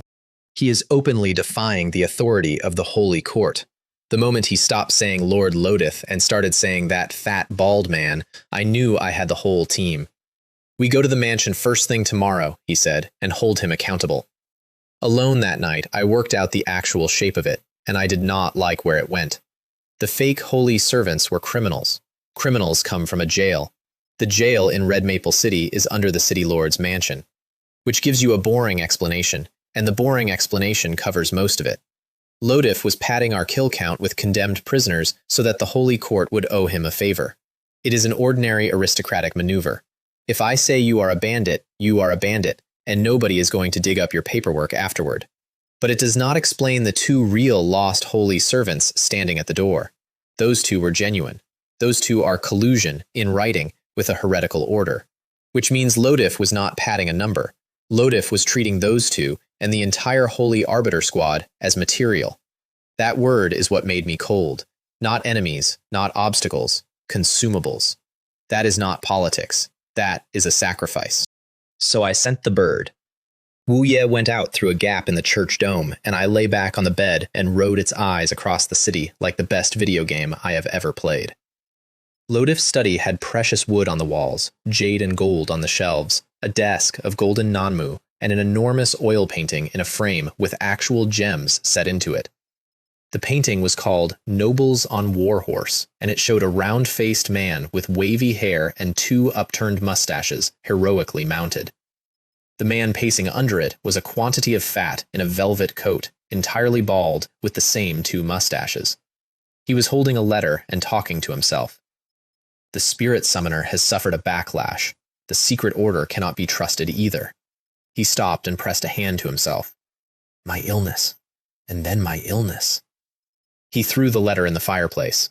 A wisp of black mist went down the chimney after it, and an obsidian beak pulled the charred paper back out of the flames. The letter said the sacrifices had failed, 2 comrades lost for nothing, the cage of slaughter completely ineffective.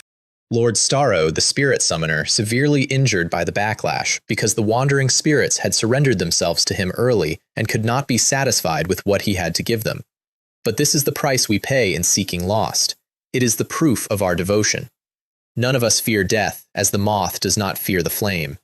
The ask was to stall, buy time until they find the seal, or until Starro recovers.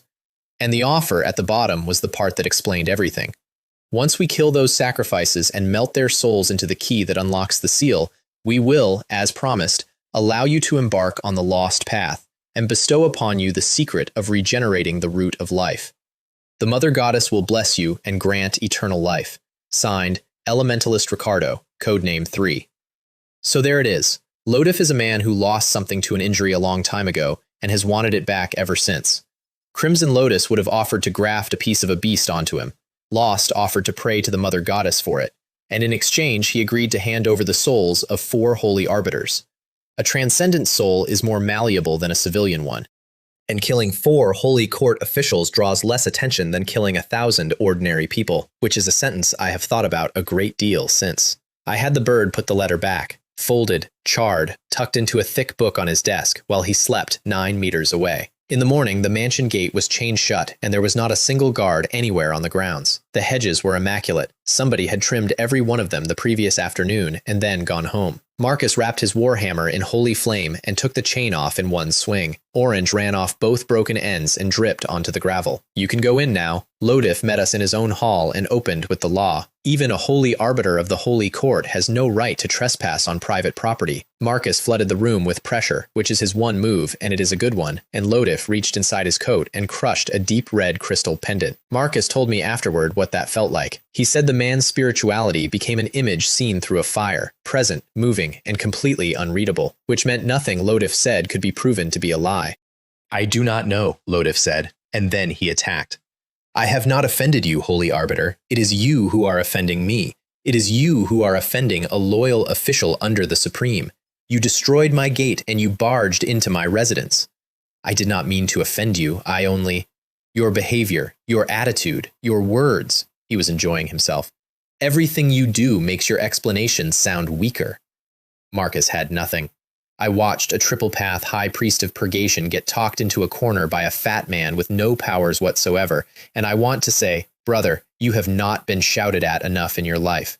So I stepped in with the one move that works on a man like that. If you had not crushed that crystal, you might already have proven your innocence. I said it kindly. But now we can only exercise the powers granted to us by the Holy Court. We will be conducting a thorough search of your residence. He granted it instantly because he knew the rules better than we did. Joint Holy Court and Law Hall statute, half an hour, no more. He sat down with his tea while we searched, and I could see him thinking it, as clearly as if it were written on him. I burned that letter last night. They cannot find it. I went straight up to the top floor, opened a thick book on his desk, and put the charred letter in my pocket. How dare this man let me search his house? I did not tell Marcus, not yet. The evidence was not at full value yet. And I made a point of walking down the stairs behind everybody else so that nobody could ask me anything in front of Lodif.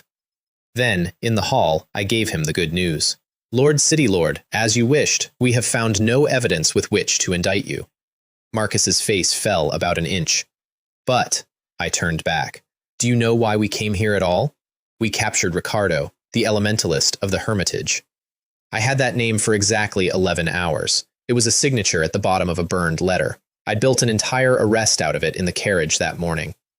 Ricardo told us there are informants inside the Red Maple City government. I let that sit. Guess who Ricardo named? Could it be me? He said it, out loud, before anybody accused him of anything, and then he looked at the window. Hey, you guessed correctly. I beamed at him. No wonder they say you are a genuinely wise man. And then I stopped talking. That is the whole technique. I stopped talking, and I kept smiling at him with a completely calm face, and I did not fill the silence, and after about 8 seconds, he started filling it himself, and everything he put in it was worse for him than the silence had been. Then I gave him relief, because relief is the setup. Congratulations, we found no evidence at all, which suggests Ricardo's words may well be slander. His shoulders came down. When we return, we will of course continue interrogating Ricardo. So, if Ricardo names you again, we will simply conduct another routine search of your residence. Please understand, this is entirely for the sake of your innocence. I got as far as the door. Oh, I forgot something. I turned around with my hand still on the frame. Lord City Lord, that Ricardo lied to us. He claimed that you are paralyzed on one side. Nothing moved in that hall. But you are so clearly healthy. Anyone can see that this is a lie, a despicable slander. And I shut the door. We were about 4 seconds down the path when the shouting started, and then glass, and then more glass. That was the point. I did not humiliate a man for entertainment, although I want to be honest and say I did enjoy it. I did it because a man who is frightened and furious and cannot ask anybody for help will go and produce new evidence, personally, by himself, tonight. Marcus walked out of that mansion with a slightly stunned expression. The captain with the poet's melancholy had finally become genuinely melancholy. "When we get back," he said, "I would like you to tell me what you are actually thinking." So I showed him the letter and explained why I sat on it. If we had produced this in front of him, he would have called it a forgery made by his political rivals, and he is a supreme appointee, so somebody upstairs would have been obliged to take that seriously. Worse than that, once he has seen the letter, he knows everything that is in it, and he can start selectively denying the contents, including Ricardo. Marcus was following. But if we pretend the letter burned, and let him keep believing it burned, and then reveal the contents of it by some other route, then he will assume something else has gone wrong, Marcus said, and his eyes came up. He will suspect the order. This child understands so quickly, I thought, about a man twice my age. Right now, he only believes Ricardo may have been captured. Once he starts suspecting there is a problem inside the ancient Hermetic order, he is not going to sleep. So what do we do next? We wait. He accepted that instantly, and I noticed that he accepted it instantly, and so did he, about a day later. Lodif stood at his window that night watching drunks argue in the street below. Here is the thing about the lie I told him. There genuinely is an Ricardo in the ancient Hermetic order, and Ricardo genuinely is crippled. Neither of those facts was in the letter. So from where Lodif was standing, a priest from Sina City had just recited two things that only the order knew, and one thing about his own body that nobody knew. He sat down and wrote to His Excellency of the Hermitage, and he told them the sacrifices had come and questioned him, and that he had evaded it, but the evasion would not hold.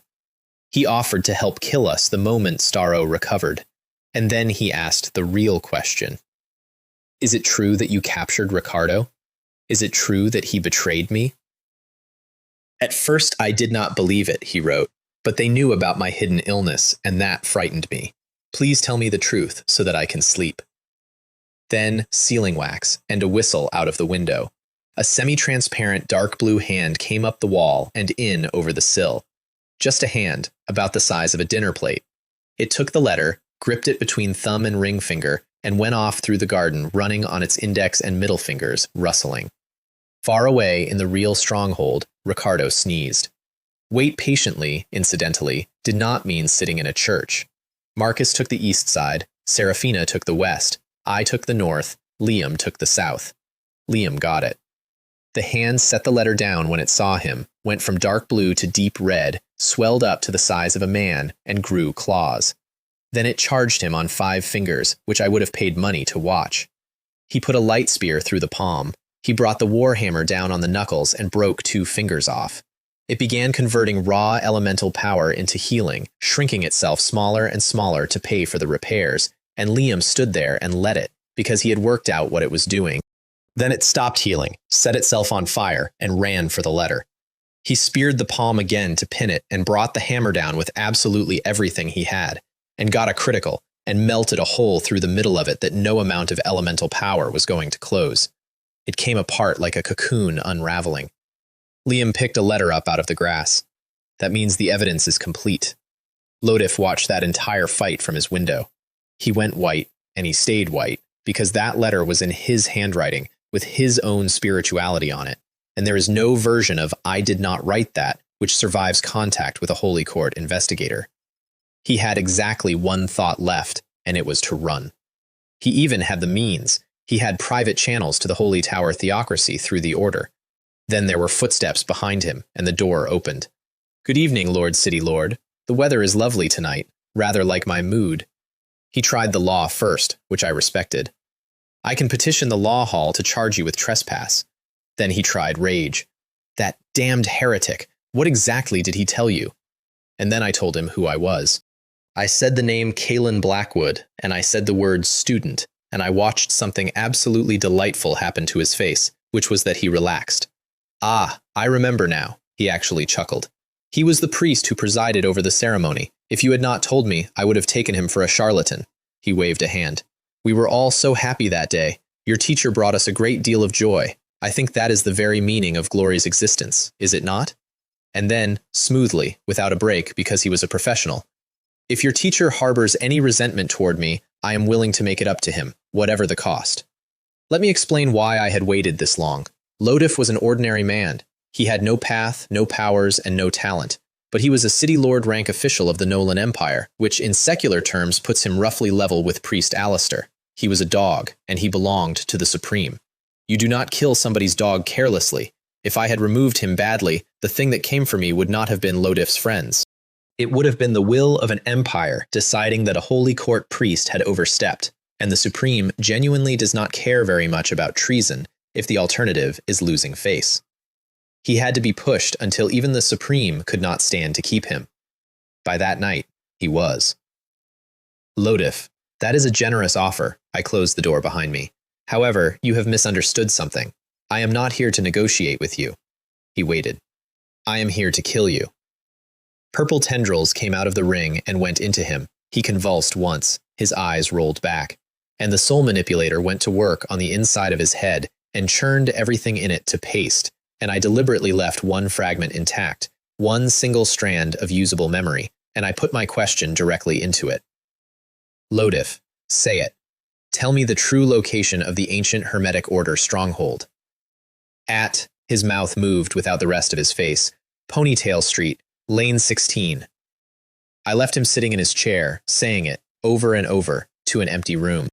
Liam brought the intercepted letter to Marcus about 20 minutes later, and Marcus kicked the front door of that mansion off its hinges and came up the stairs with a speech ready. Lodif, we have... And then he stopped, because there was nothing in that chair that could be arrested. Marcus put his hand on the man's forehead and held it there for a while. His spirituality is completely disordered. His soul is in pieces. He took his hand back slowly. He is beyond saving. Then, quietly. But something about this does not feel right. And Seraphina handed him the answer without being asked. He looks as though something disturbed his soul. She walked to the window and opened it, although it is also possible he was simply driven out of his mind by fear. From this position, you can see where Liam fought the Magus hand. You could. The scorch marks were still on the lawn. Let us assume it is the latter for now, Marcus said, and I said, in the voice of a young man being helpful, but he seems to be trying to say something. Marcus leaned down and listened. Ancient Hermetic Order. Ponytail Street, Lane 16. That may be their real base. Ponytail Street, Lane 16, used to be a themed wine alley attached to a place called Manhwa Manor. The manor went under, became a casino, and the alley became warehouses, and there are still bits of the old wine alley bolted to the walls. Nobody walks there at night for any innocent reason. Marcus stopped at the mouth of it with his head tilted. I hear it, something gloomy, coming out of that alley. He has the best perception of any of us by a distance. 2 holy servants outside a warehouse with black curtains over the windows, 1 light spear split in the air through both of them.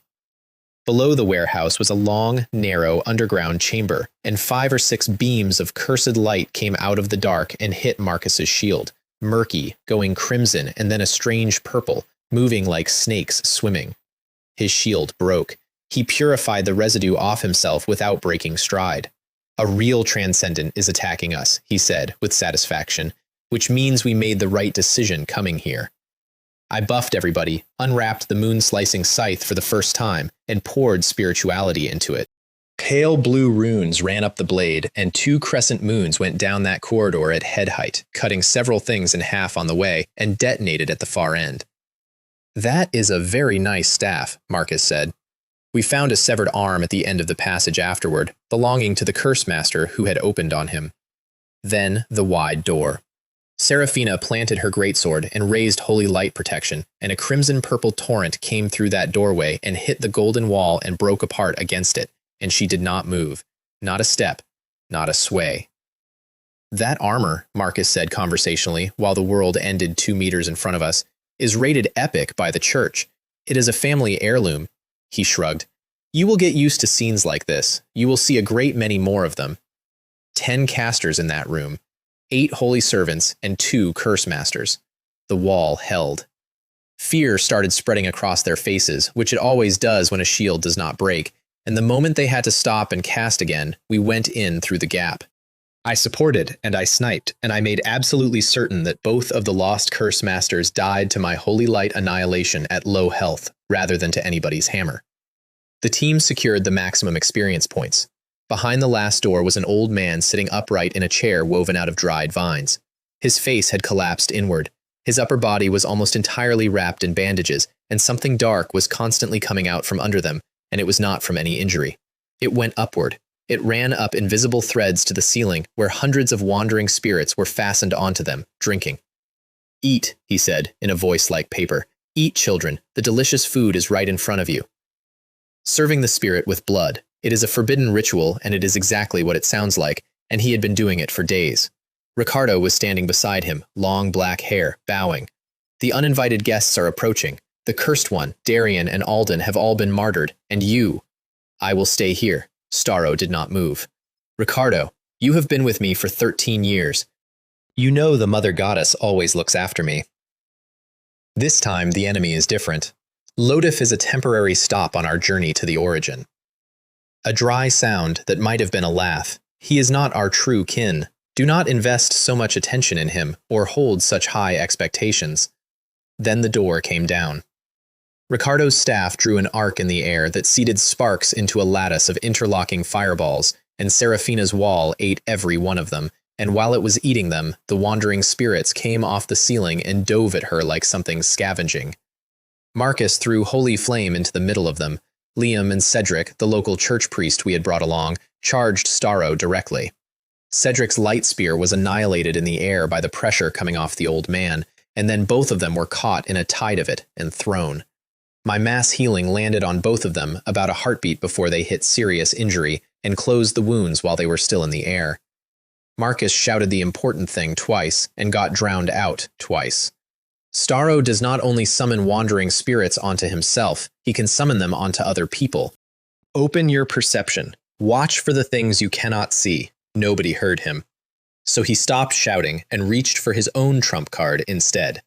"I am a sinner," he said, "and also a person who carries out punishment." And the silver-gray plating on his warhammer began peeling away in layers, and underneath it, the whole thing was solid gold. The holy hammer of purgation. Meanwhile, Ricardo had decided that the paladin was the problem, and blinked 10 meters and told her she could not escape.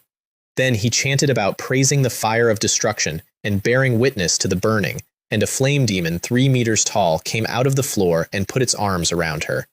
I found out later what that looked like from inside. Her whole field of view went dark red. The air in the helmet became unbreathable. Steam started coming off her own armor. She was being cooked inside an heirloom. I purified it off her, and the demon came loose. And then I said a thing I had been saving. Bathing in the glory wolf, reborn in the scorching holy flame. A holy beast landed in front of Serafina in white and gold. Ricardo's face went the color of paper. "A sacred beast. You. How could you possibly?" Because, in his understanding of the world, and in everybody's, a second path consecrated priest cannot contract one of those. That requires glory fourfold path with 1 foot already in sainthood. It is not a rule anybody wrote down. It is simply how the world has always worked. Fenrir and the flame demon went into each other and burned, and Serafina, with nothing on her anymore, straightened up and used everything she had. This is a miracle of the holy light. This is the divine punishment of the holy sword. The wave off that great sword swallowed Ricardo whole and kept going, and opened the far wall like a tin. Body and soul, in one strike, gone. Fenrir ate the flame demon while it had no master left and hit level 20, which is the ceiling for a monster of his threat rating. Serafina put her sword point down and knelt on it. That strike had put her into spiritual imprisonment. Her limbs cramped. Every step gave her something like an electric shock. She could not cast a single glory holy art for the rest of the day. Everything she had was down 20%, and purification does not touch it. There is no cure. You wait. She sat down against the wall with her back to the stone and asked, without any particular tone, "What was that?" "Holy beast," I said. "Fenrir." Exactly as Ricardo said. And then, because I had been building this sentence for a week, it chose me. Which is a real thing, incidentally. That is why nobody laughed. Every few centuries, somebody is favored by a holy beast before reaching fourfold path, and every one of those people is now a name. The Glory Pope, the original apostle of sun forging, the Holy Temple Knight Commander, the one they call stained with dragon's blood. And now, a village apprentice priest from a town with 11 parishioners. Starro had been letting us do all of that. His room was his home ground, and it was packed to the ceiling with hundreds of wandering spirits that had surrendered to him in advance, which let him fight at several times his own strength inside those 4 walls. The 3 priests formed a triangle with Marcus at the point, and every spirit he shattered came back together as fast as he could break them. One who serves glory. His voice came from somewhere in the middle of that. We had no grudge with one another. Your comrades killed my people. Why must you kill us all? And then he called every spirit back in. Children, come back into my arms. A black membrane spread out around him and darkened, and vein patterns crawled over the surface of it, and it moved. Seance. Marcus went white. This is the final seance. He is going to assimilate them all, drowned out again. So this time he did not shout. He drew the holy spells in the air with his hands instead of chanting them, and got 2 enormous golden lights up in front of us just as the shockwave arrived, and it went past us on both sides like water around a rock. The thing that came out of that cocoon was young, loose red hair burning like marshlight, bloodshot eyes, fangs, a longsword wrapped in crimson mist in the right hand, and an ancient banner bell in the left. Evil, incarnation, Starro. Level 30, which is the hard ceiling of Lost Triple Path. Every attribute up, health and strength up qualitatively rather than incrementally. Divinity and agility both hidden, meaning both were his highest. At minimum, a twisted level boss, and standing in that room, he felt heavier than Semu had. What kind of monster is that? Marcus said, and he was sweating, and he told me later that he had only felt that specific way once before in his life, standing in front of Alistair. Marcus's annihilation orbs went out and got eaten by red mist that Starro pulled out of his own middle with the bell. Then the sword wound up again, and Marcus was blinded by golden fog, and he was standing precisely where it was going to land. I ran the numbers in about 1.5 seconds. Marcus dies within 3 strikes, then Cedric, then Liam, then Seraphina, who cannot cast, then me. So I spent the card. But first, because I am not an idiot. Everything within sight is holy light, shadow of holy light, the useless cosmetic skill that nobody in the game ever carried. Its entire function, its whole purpose in my build, is to repaint the next thing I do in gold. Then the bell rang, and a golden eye opened over Starro's head and wept golden tears. Consecrated blessing went in, purification went in. Both came back out as vine-like gold patterns crawling across his skin, and the raised sword did not fall. Marcus did not know why. He knew what an opening was. The warhammer came down on Starro's head with the full weight of a triple path high priest behind it. I timed my holy light annihilation to land a fraction before his second blow. I am not going to pretend about that. I do not hand the last hit on a twisted level boss to anybody, ever, under any circumstances, including my own team leader, including when he is the reason we are all still breathing. Starro went backward and embedded in the floor. His body began to age while we watched, shrinking in on itself, and the sword and the bell dissolved into nothing. Marcus declared the mission complete, and no kill notification appeared on my panel. Nothing. No experience, no boss reward, no line at all. Spirit Summoner Starro faked his death. That was a shell. It was an empty one, and it had probably been empty for a while, and there was not one person in that room besides me who could tell, and I could not explain how I knew without explaining what I am. So I said congratulations, and I thought, fine, that is not necessarily bad news. He is a very rich experience packet who now believes he is safe, the problem being how to get the old thing to come out again. Not far from Lane 16, in a quiet back street, there is an unremarkable old house with dust on all the furniture and the doors and windows sealed from inside. 2 candles were burning in it. There were 3 bodies laid against the wall. A curse had killed them some time ago, and somebody had treated them afterwards so they would not decay. Then one of them opened its eyes. The erosion marks faded off the skin, the wound at the throat closed, and an old, hoarse, exhausted voice came out of a body that had been dead for a week. Thank goodness. Luckily, I planted my natal spirit fire here first. He sat up and worked his borrowed jaw. It is a pity about Ricardo. May the Mother Goddess have mercy and guide him back into the cycle. On the walk back, the team surrounded me and wanted the story, and I gave them one. I told them, with a great deal of feeling, about the dreams I had as a child, about the auspicious sacred beast that came to me in them, and about how, when I opened the door of spirituality for the first time, I met it again, waiting. That is, word for word, the story of the original apostle of sun forging and his holy beast, the Golden Pegasus. It is a record sealed inside Shuyu's eternal kingdom. Nobody alive on the continent of Fanor has read it. I have, because a data miner pulled it out of the game files in the 2nd year and posted it, and about 400 people argued about it in the comments.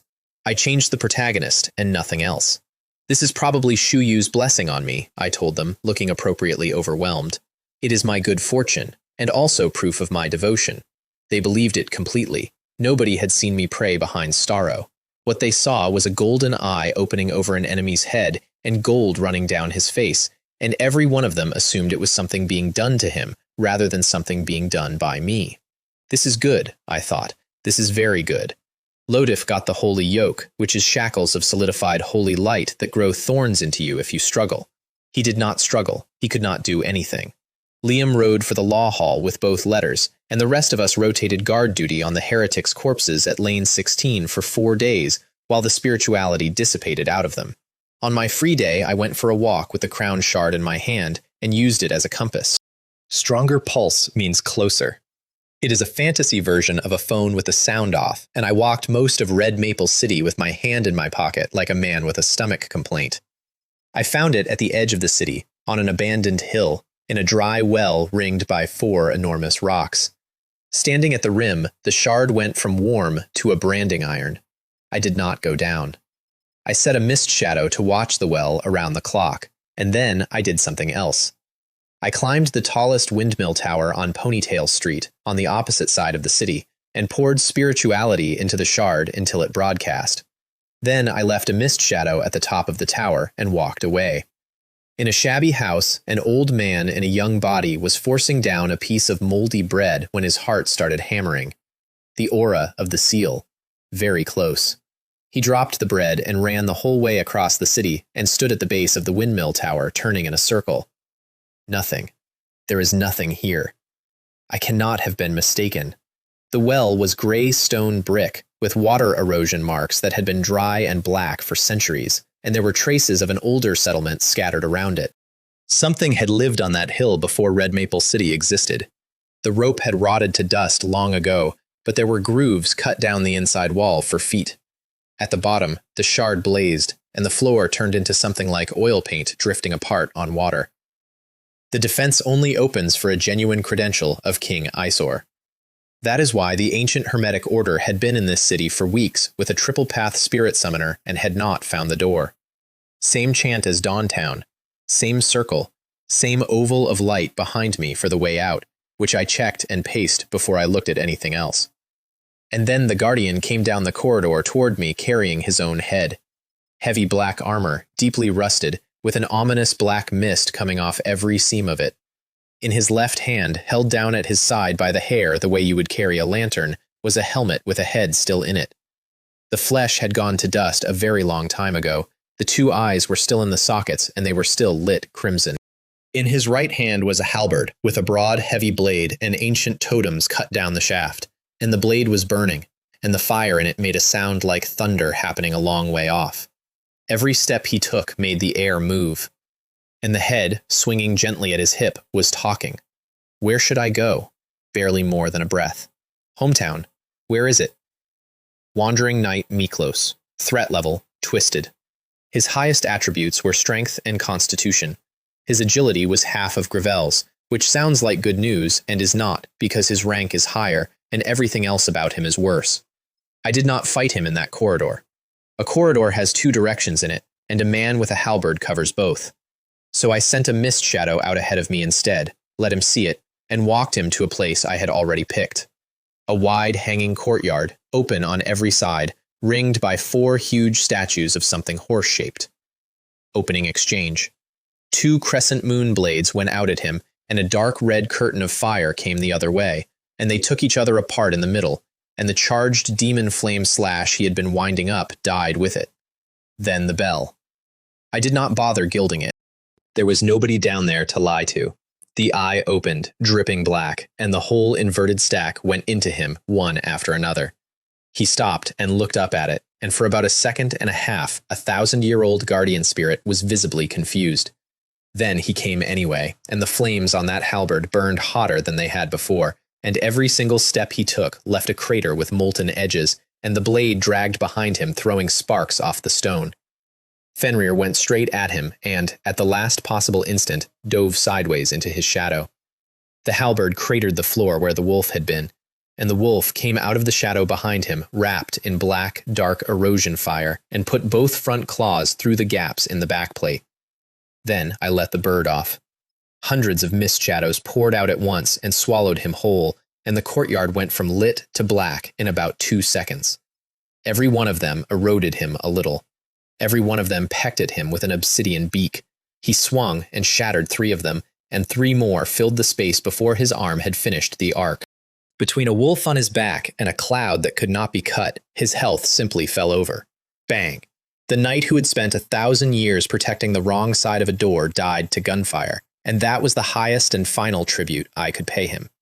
I left the halberd standing upright in the mound of his armor, the same way I had left Gravel's sword. It seemed important to be consistent about it.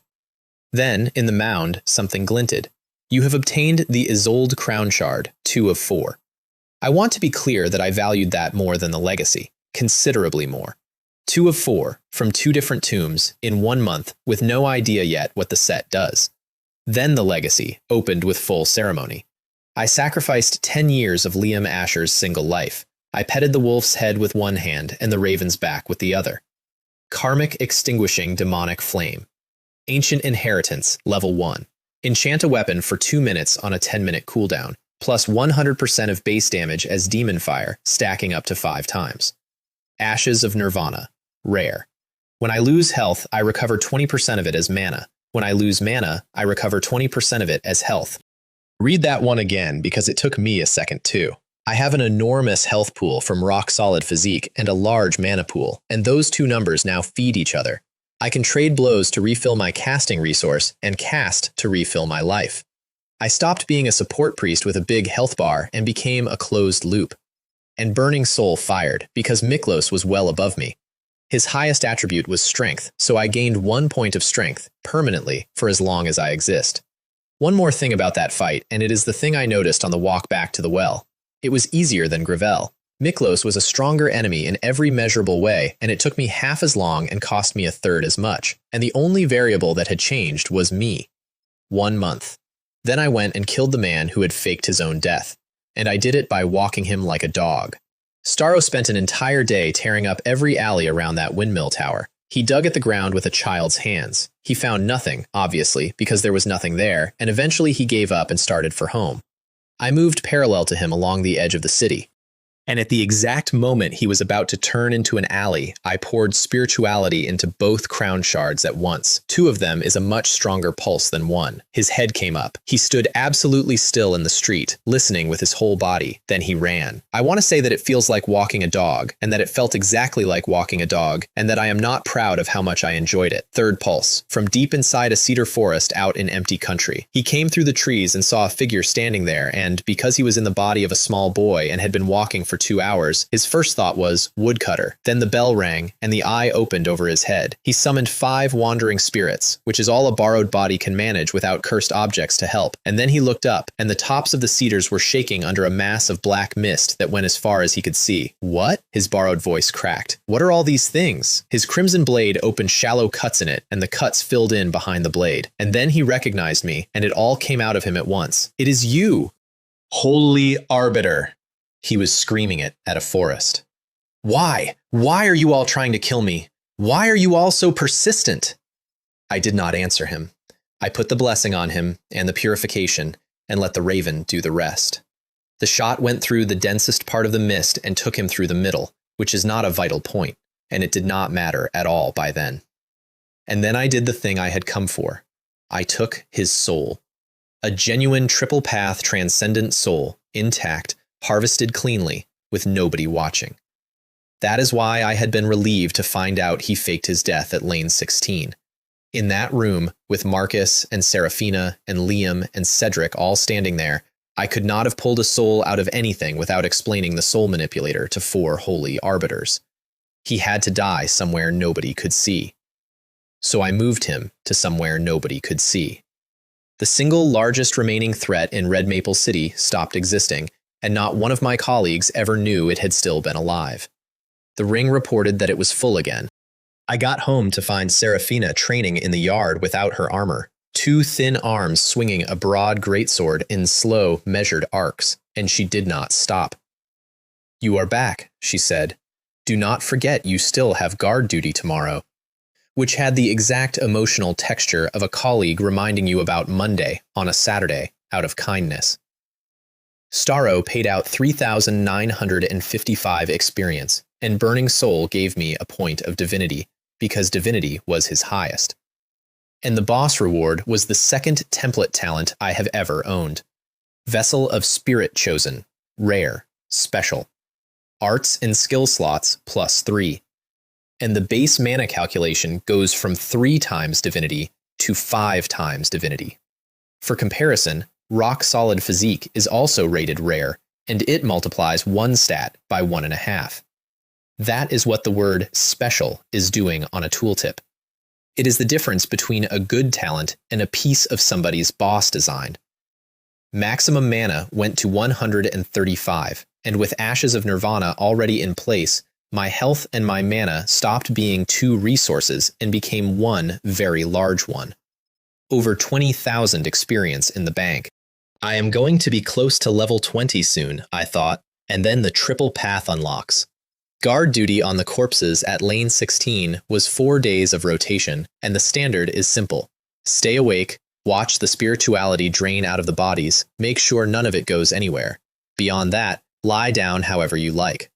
Cedric brought a cotton mattress and a bonfire. Marcus came off his shift having been up the entire night, which I diagnosed instantly, being a lifelong professional at that particular crime. I spent my 4 shifts sitting in front of a neat row of ancient Hermetic Order corpses, forcibly suppressing the urge to make more undead.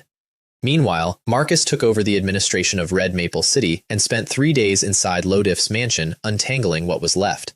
He found the dismissal records. Lodif had fired every servant and every guard in that building on the same day, and that day was the day the second wave of Holy Arbiters arrived in the city.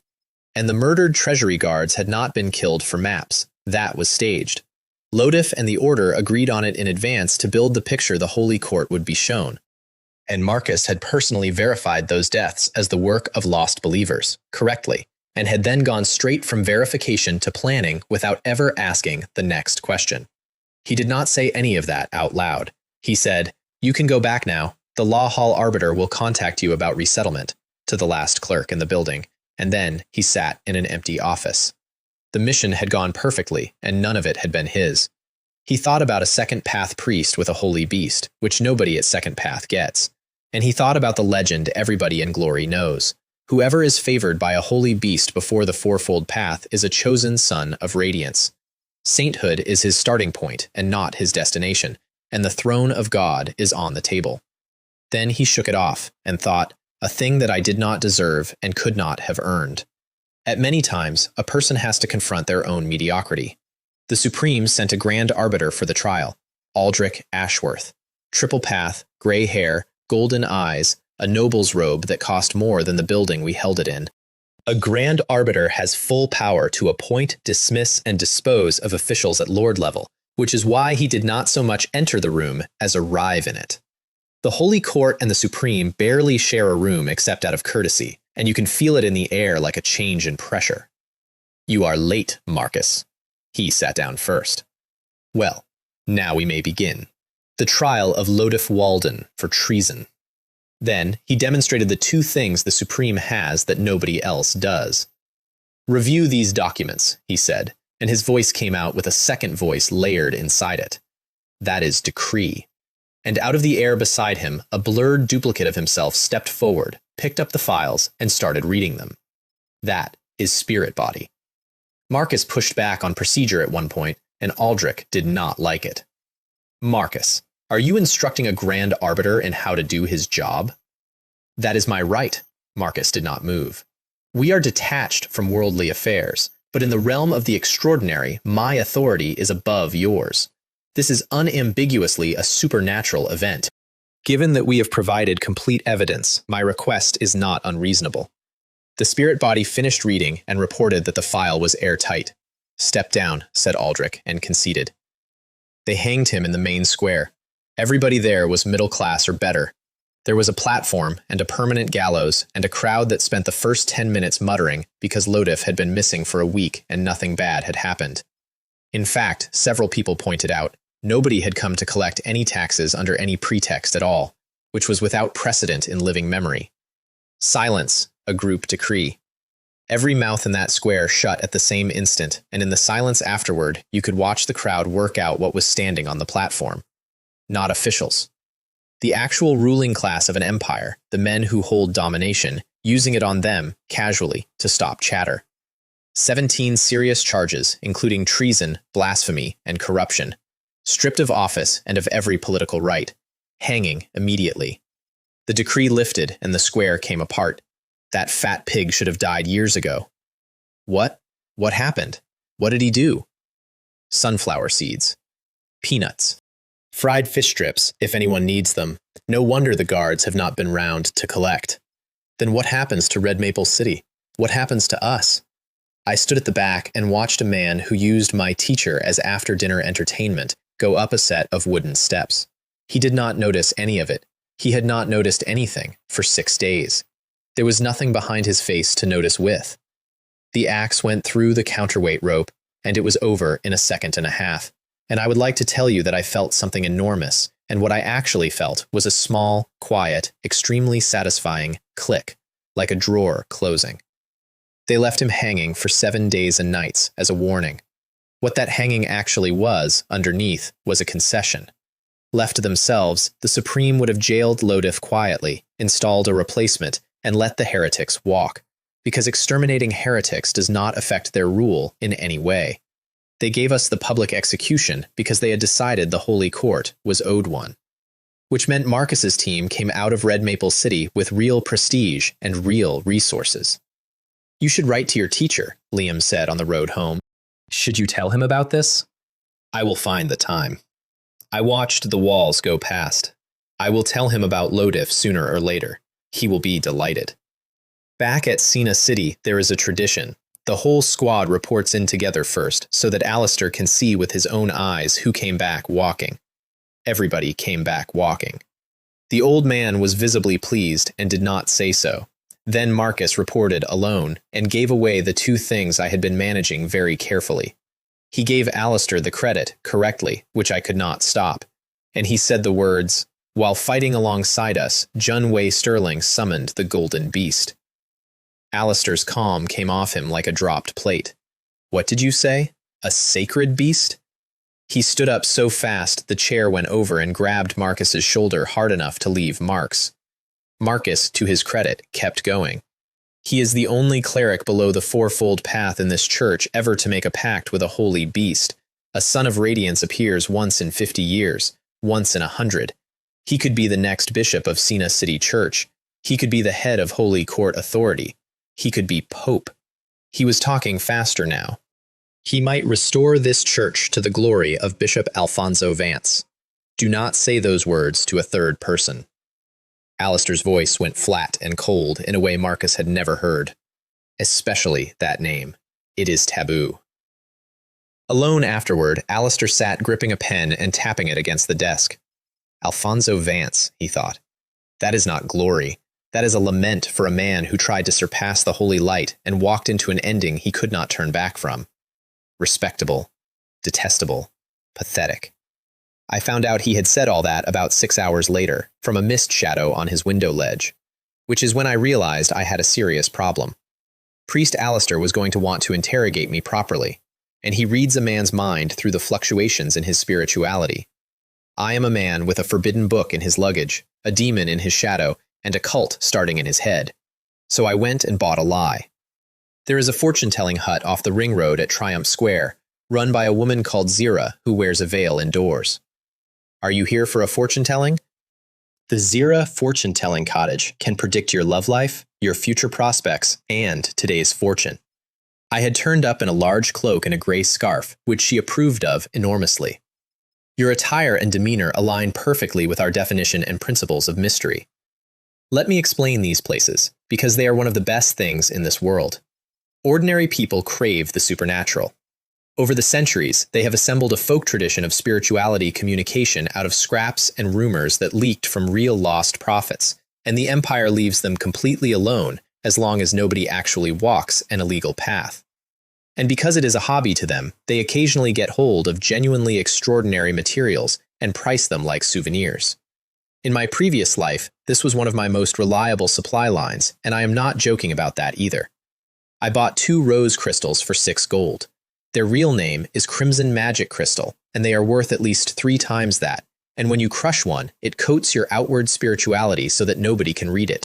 I know that because Lodif used one on Marcus, in front of me, in his own hall, and I stood there and watched a man with no powers at all completely defeat a triple path high priest with a piece of costume jewelry. Best 6 gold I ever spent, and I only knew to spend it because my enemy taught me. Then I went back to the hotel and used the 2-faced puppet on myself. Black and white light comes out of its 2 faces at once. The black pours into you and scours out what the thing calls your turbid spirit, and then it comes back out as white, and it takes everything with it. It hurt more than any injury I had taken to that point, and I made myself sit still for it, and when it finished, my spirituality felt thin and far away, like a voice in another room. Reset complete. 35 free attribute points. Cooldown, 6 days and 23 hours. I put all 35 into resistance. 45. Then I spent my entire 20,000 experience pool taking my priest class from 13 to 20 and put all 7 of those points into resistance as well. 52. A second path priest with a resistance of 52. That is past the peak of triple path. That is inside the average band for 4-fold. My actual fighting strength was cut by well over half. It was a deliberate, temporary, single-purpose build, and its entire purpose was to survive one conversation. Then I crushed both crystals, and felt a pale red something settle over me like a coat, and went to see Priest Alistair. His pressure came down on me the moment the door shut, and his eyes lit gold, and he read me. And with 52 resistance and 2 crystals on, no matter what was happening inside my head, the spirituality coming off my body stayed as flat as a windless lake. Without that build, I would have registered as a man with a tremor. I told him the story about the sacred beast in my childhood dreams, the one that belongs to the original apostle of sun forging and the golden Pegasus, from a record sealed inside the eternal kingdom that nobody on this continent has read. He believed every word. I want to see the holy flame wolf with my own eyes. Fenrir came out in white and gold, wrapped in holy flame, and stood there being extremely haughty about it. And Alistair summoned his own. Sunfire. A spirit made of pure holy flame with white angel wings and a deep, bright golden crystal at the core of it. And it was genuinely beautiful, and I ran a scan on it because I cannot help myself. Threat level, dangerous, the same as Fenrir. The sacred beast contracted by a 4-fold path priest is rated exactly the same as mine. I filed that with enormous care and let nothing show on my face. He put me through 3 oaths under renewed pressure. Always a loyal subject of glory, never stray from the path of spirituality, always uphold the holy court's teachings and its authority. I passed all 3, in the way that I pass things. A pact with a sacred beast at the second path is the unique and only sign of the Son of Radiance. He was standing now. And you, Junwei Sterling, are the first Son of Radiance in Sina City Church in nearly a century. Bishop of Sina City, then Cardinal or Archbishop at the Holy Court, then possibly Pope. With a Son of Radiance, this church may finally be able to reverse a decline that has lasted 100 years. And there it was, the one thing I actually came into that room to get. Priest. What does the decline of the past century refer to? He stopped. He nearly did not tell me. I watched him decide. 100 years ago, Sina City Church had more clerics and more strength than any church in the history of the Holy Court. Not because of heritage or wealth, because of one man, Bishop Alfonso Vance. At that time, glory was legal in the Nolan Empire, but did not hold the empire's religious authority. Lost did. The Pope launched a holy war to take it, and glory was losing, badly, because Lost had the entire Holy Tower theocracy standing behind them, and glory had nobody at all. And Alfonso stood up in front of the Holy Court and said something nobody had ever said. This is not the time to debate whether our faith is devout or whether the holy light is pure. We should embrace more of those who have strayed from other paths and guide them onto the path of glory. He was the first person to propose that transcendence of other paths take glory as a second path, and he did it himself. He walked the Supreme, and then he used the Supreme's authority to dominate the holy light, and what came out of that was the most primal and nearly destructive version of it that anybody had seen. The Holy Court copied him. They opened glory's knowledge to every heretic who was not actively hostile. And they won the war. And they took the religious authority of an empire, and they have held it ever since. The price was a schism that has never healed. The pure faction held that a victory won by non-glory hands had desecrated glory itself. The worldly faction held that dual-path transcendence were the future of the entire religion. Neither would give ground, and the extreme end of the pure faction broke away completely. That is where the pure order comes from.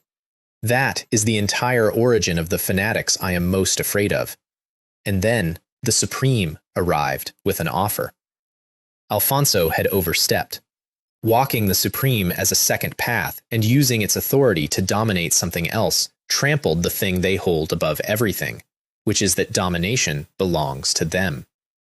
Hand over, Alfonso, they said, and we will recognize the Holy Court's status, and we will co-govern this empire with you, secular and religious, side by side. Alistair said the next part without any particular emphasis, which is how you know a man has made peace with something he should not have. That is a very tempting offer. It has nothing to do with moral or religious choices. It is purely an exchange of interests. The Holy Court took the deal, and after that, the name Alfonso Vance became taboo. Ever since, Sina City Church has been the standing target of both the pure faction and every heretic who survived that war, held together by Bishop Silas, who Alistair described as a man willing to burn his own life for it. But human talent is ultimately limited. He looked at the window. Now Bishop Silas has reached his end. Then he looked back at me. You are very similar to Bishop Alfonso Vance. You are both clerics who came up as priests. And Alfonso, like you, gained the favor of a sacred beast at the second path. He said the last part slowly. I have very high hopes for you, as long as you do not go down the wrong path. I said thank you, priest, and I kept my face completely still, and inside my head I was standing in a very quiet room, because my surname is Vance, not Sterling, Vance. It has been Vance since I woke up in a church in a town that is supposed to be a graveyard, and every single official document I own says otherwise, and I have never once been able to find out why. And I have already walked the road he walked, twice over. I did not take one second path. I took glory, and I took the abyss, and I have been using one to disguise the other since the first week. He looked at me and saw the man who saved this church. I sat there and understood something with total clarity, and I have never said it out loud to a living person. I have never been a son of radiance. The correct term is the forbidden child. Alistair gave me 2 more things before I left. The first was an instruction. Tell nobody outside Sina City's own holy arbiters about the holy beast. Not the holy court, not the capital. This is our advantage, and it stays inside these walls, which he framed as protecting me, and which was also, transparently, a man hiding an asset from his own head office, and which suited me so perfectly that I had to work at looking reluctant. And the second was an offer. From now on, I will devote all the resources of Sina City Church to your development. He was not looking at me. And when you formally advance to the glory fourfold path, I will hand you my position. Then, quietly, to the desk, because we do not have much time left. He did not explain that. I asked, once, later, in a different way, and he did not explain it then either. I deliberately asked him for almost nothing on the way out, because a man who asks for everything at once gets counted, and a man who asks for one small thing gets offered more. I asked for a silver key, the one that opens the silver gate at Triple Path. He was so surprised by the modesty of it that he threw in 2 more Tier 1 spirituality crystals, which took my skill and craft slots to the tier maximum of 18. And the new promotion quest came up on the walk home. Promotion quest, Praise of Peace, Dangerous Difficulty.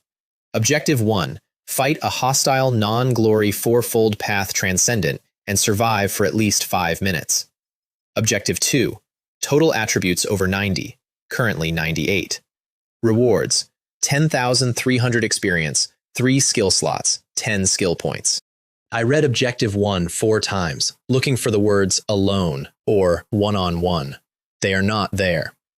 The obvious candidate for that objective had been sitting in the slums the entire time, running a stronghold I had already robbed, taking orders directly from the Lord of Blood Sacrifice. Shadow of Slaughter, Crimson Lotus, Fourfold Path.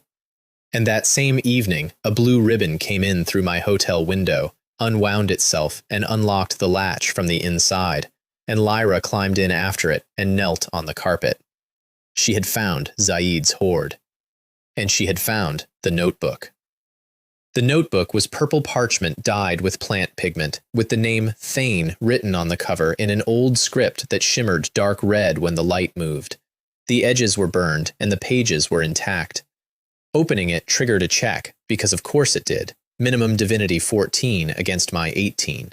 Passed, and with a resistance of 52, I was effectively immune to the pollution anyway, which was a nice accidental benefit of a build I had made for a completely different reason. There were 2 pieces of forbidden knowledge in it, the Black Devouring Asher, a school of runecraft whose products have vastly more destructive power than anything legal, at the cost of an extremely short life, because the rune eventually devours the thing it was carved into, and the thing then gets up as a black devouring monster with one instinct. And bone rot alchemy. Alchemy that uses the bones of transcendence as its material and produces effects nothing conventional can match. Both of these things in one book, in the hands of a man with plentiful materials and no ethical position, would be an atrocity with a name that history remembers. So I tore out a few pages. Not many, the key ones, the connecting steps. What was left in that book is under a tenth of what went into it, and the only person alive who knows what the missing tenth says is me. A controllable threat is a reliable asset. An uncontrollable one is a problem you have donated to somebody else. Corbin was delighted with it. He turned it over in both hands and stroked the cover, and then he almost opened it and stopped himself in front of me, and I watched a 4-fold path omniscient briefly consider whether he wanted to be seen wanting. Then the perception web came down. Have you ever attempted to open or browse this journal? I did not, Lord Corbin. I know it is taboo. As a cleric, it would be impossible for me to attempt to circumvent such a thing. Not a ripple. I am extremely good at that specific sentence. I have had a lot of practice.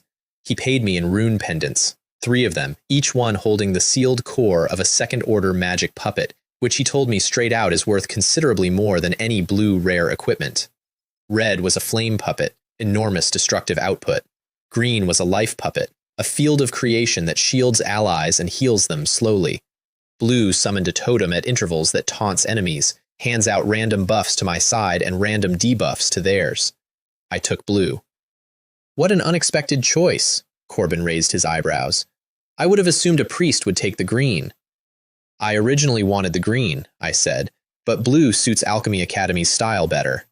I invented that sentence on the spot, out of nothing, and it is meaningless, and he missed the flattery entirely and was pleased anyway. Then the quest resolved in a way I had never seen a quest resolve. Chain quest 2 complete. And then, instead of a third link, Omniscient Corbin acquires Sid's notebook. The unseen impact is unfolding. That is the panel's way of saying I completed something by a route it did not have written down. My methods have now overheated this interface twice. I watched the rest through a mist shadow I had left on a shelf in that room, with a cup of coffee. Corbin waited about 90 seconds after I was gone, then opened the notebook. His eyes rolled straight back, and he went into a convulsion. His divinity is under 14. The esteemed omniscient of the Alchemy Academy, 4-fold path, does not have 14 points of divinity. He has spent an entire lifetime accumulating knowledge, and he cannot look at a book. Corbin. Delicious. He recovered, put on a great deal of rune equipment to prop up his divinity, and read it properly. And I watched his face travel from excitement to a small frown to something quite unhappy. Something is off. Something is missing here. This page is still collecting materials, and the next page is already drawing a black devouring asher. Good. Because now an omniscient of the Alchemy Academy has a puzzle with pieces missing, and he is going to look for who has them, and the obvious answer is Asher's remaining associates, bandits, heretics, and I had already decided who those were going to be. That night I cleared the furniture out of my room and pushed the bed against the wall. Fenrir, come here. He came out of the shadow with his tail going and his eyes full of anticipation, which is the part I want on the record because he was a very good dog about a very unpleasant thing. 5 second path souls out of the ring. His shadow body expanded and took all 5 at once. Black and red mist thickened around him until it was a physical cocoon, and something inside it started howling in a register I felt in my back teeth rather than heard. Then obsidian claws came through it from the inside. Nightmare Wolf Fenrir, level 26. Threat level, twisted. 320 health, 42 physical attack, twice the size he had been. The dark flame patterns on him had gone from crimson to abyss purple. The gold in his eyes now had dark red and a green like something in a jar behind it. And the half of him that used to be solid was gone. All of him is mist now. The pressure that came off him made me, the person he belongs to, take a step back. New ascension skill, Nightmare. It hunts creatures of fear. It can completely possess a target's body, and while it is in that form, it keeps generating nightmares that keep generating fear, and it cannot be purified or dispelled while it is in there.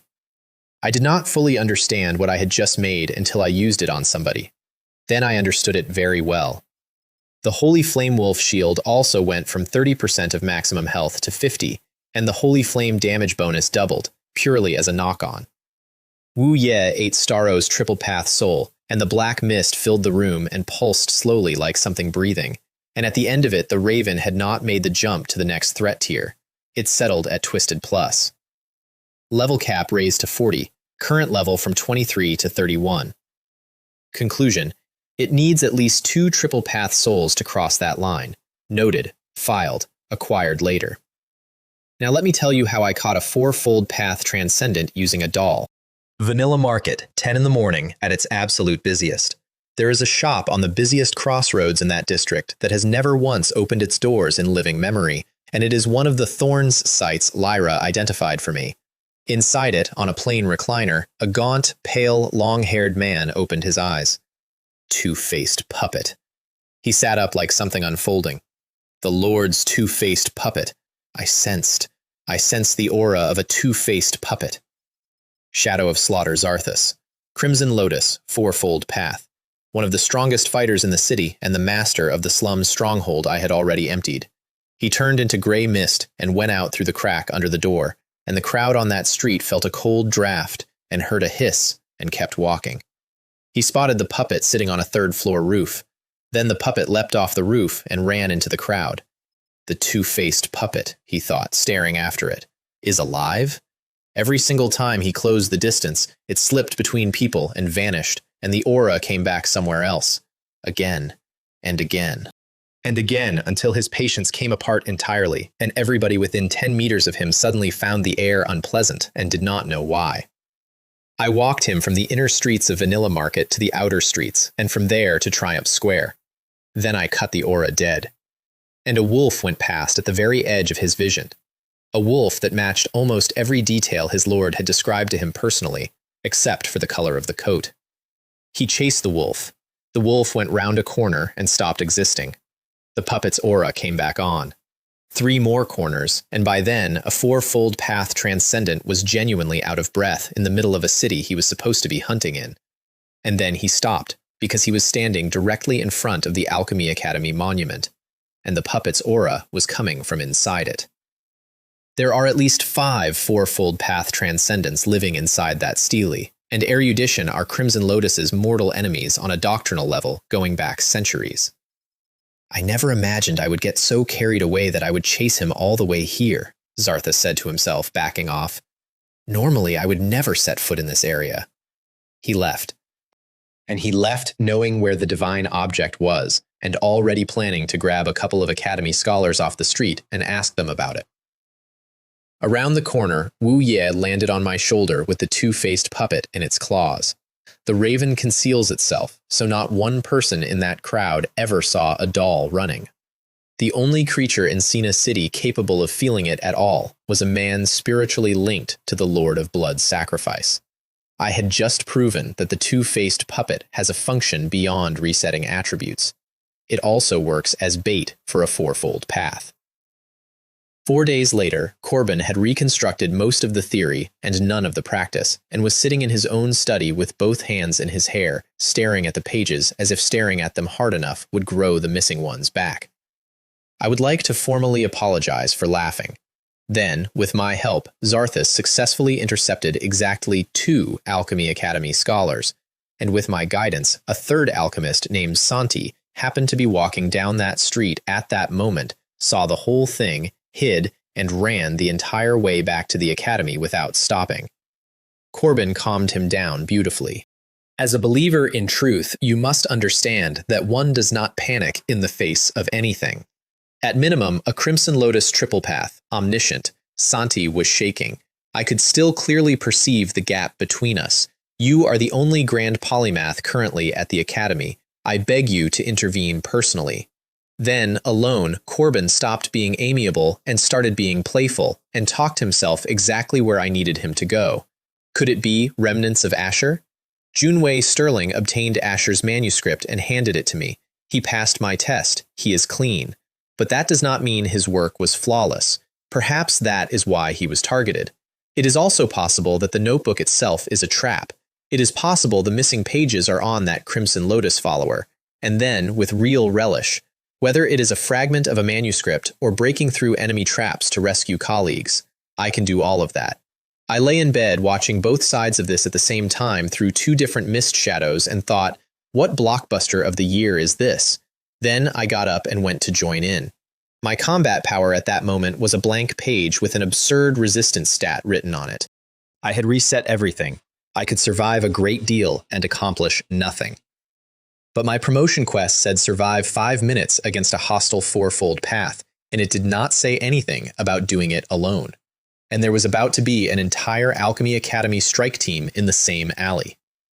I intercepted Corbin's column in the street, entirely by coincidence. Please allow me to join your operation. As a holy arbiter, judging heretics is my duty. The perception web opened and closed once and found nothing at all. You may join us. He did not look at me. But remember, if you hold us back, the people of Alchemy Academy will not be there to save you. The alley was one of the worst places in Sina City, and it had a reason. Decades ago, a sudden plague filled it with bodies inside a single week. Both the law hall and the church suspected supernatural causes, and neither found any trace of a heretic. The survivors moved out, and it never came back. Soot up the walls, a ditch running down the middle of it that I will not describe. If you had not come here in person, you would never imagine that under the beautiful surface of that city there was a place like that.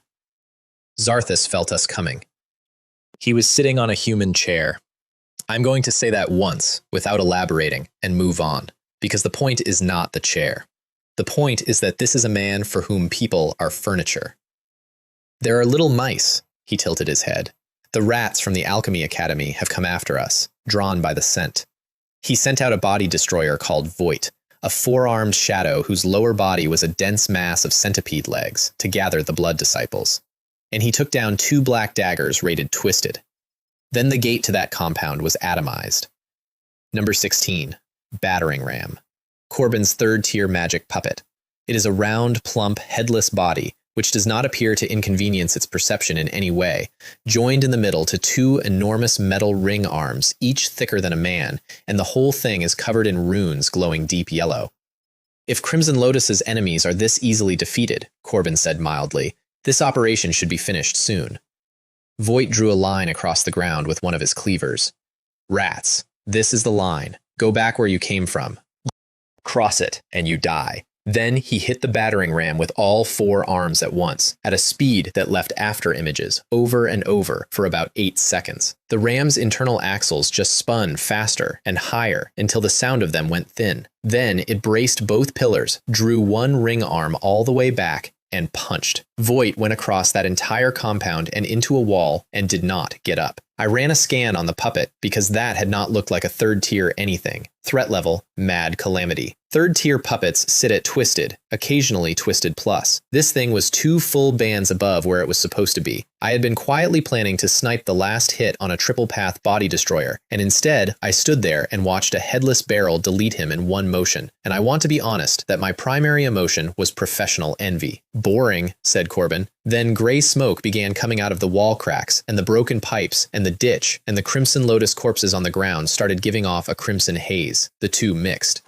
Let me tell you what Shadow of Slaughter actually is, because I have mentioned the name about 9 times, and it deserves the explanation. It is a hidden class. Fourfold Path is the first tier at which hidden classes exist at all, which our strategy team worked out over about 6 months of multi-account experiments and then published, because we were like that. To unlock it, you must satisfy 2 conditions at the same time. Walk Crimson Lotus and master the techniques called Flesh Sacrifice and Flesh Stitching. And survive at least 10 separate battles in which your health went below 1%. 10 times. That is not a build, that is a biography. Its inherent skill turns transcendent corpses within range into a haze, combines that with the user's own, and produces remains of slaughter, and each remain carries half of his attributes and half of his skills. He primed it with 2 of his own blood disciples. He did that in front of the rest of them, and none of them ran, and that is the actual truth about Thorns of Blood. Voight was material. The blood disciples were material. Every captive in every cellar in that city is material. There is no inner circle that is exempt. There is only the Lord and inventory. Lord Corbin, I kept my voice down. I suggest you have your people pull back to you. Something seems wrong here. That was genuine advice, incidentally, and it was correct. Scattered second path warlocks against remains that each carry half of a fourfold path would have been picked apart one at a time.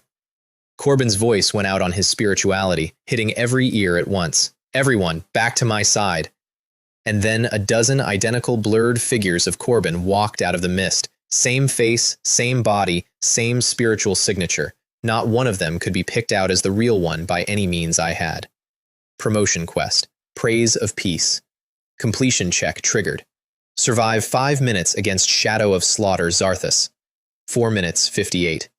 Corbin summoned 2 more puppets, both Twisted Plus, and gave them 1 order each. 7:28. Fortify the city. Raise the shields. One of them unfolded into a ring-shaped fortress around the warlocks. The other became a rolling circular shield that ran the perimeter of it continuously.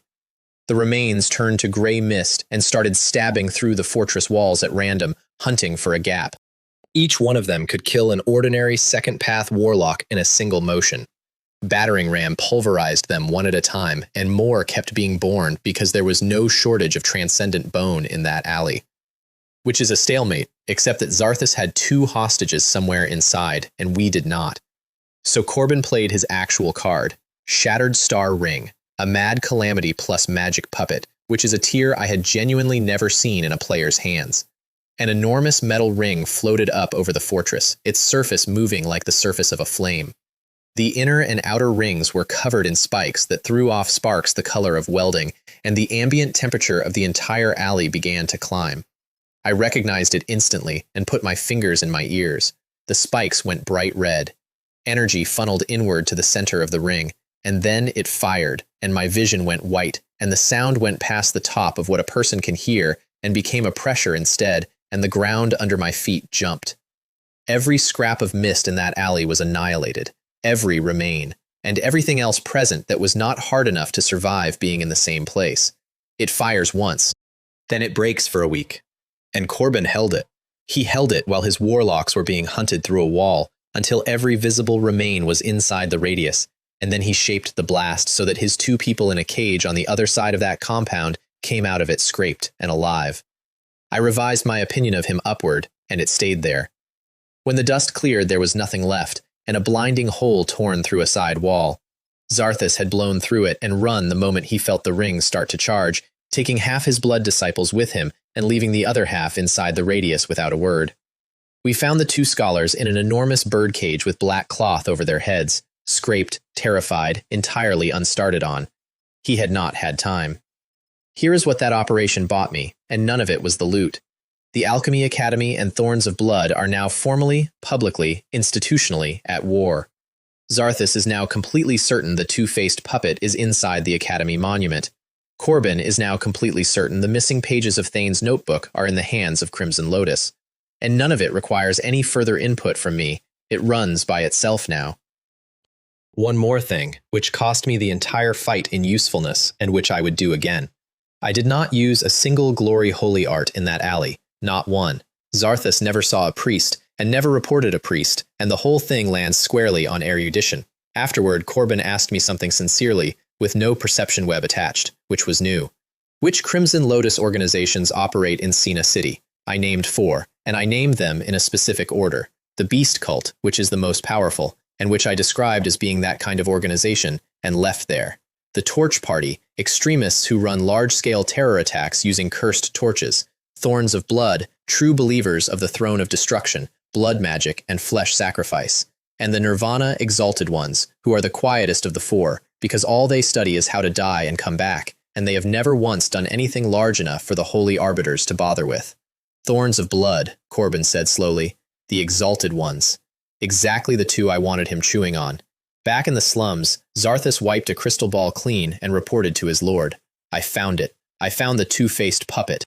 Right here in Sina City, at the Erudition Alchemy Academy Monument. Promotion quest complete. I survived 5 minutes against a fourfold path, mostly by standing behind a metal fortress and having a truly ridiculous resistance stat. 10,300 experience, 3 skill slots, 10 skill points. And then the Sea of Spirituality again, and this one was different from either of the ones before it. It was calm, the stars were steady. Golden glory ran through the black in long ribbons like something poured, and there was singing, an actual hymn, clear and slow, full of longing and something like reverence, and I stood on that staircase and listened to it for longer than I needed to. The Silver Gate is flanked by 2 silver-plated statues of angelic women, one playing a harp and one singing, and they are the source of the hymn, and they are carved so finely that you keep expecting them to unfold their wings and come down. There was nothing like that at the Bronze Gate. Nobody sings for the second path. Level cap 30. Radiance Inscription to level 3. Holy Light Affinity to level 2.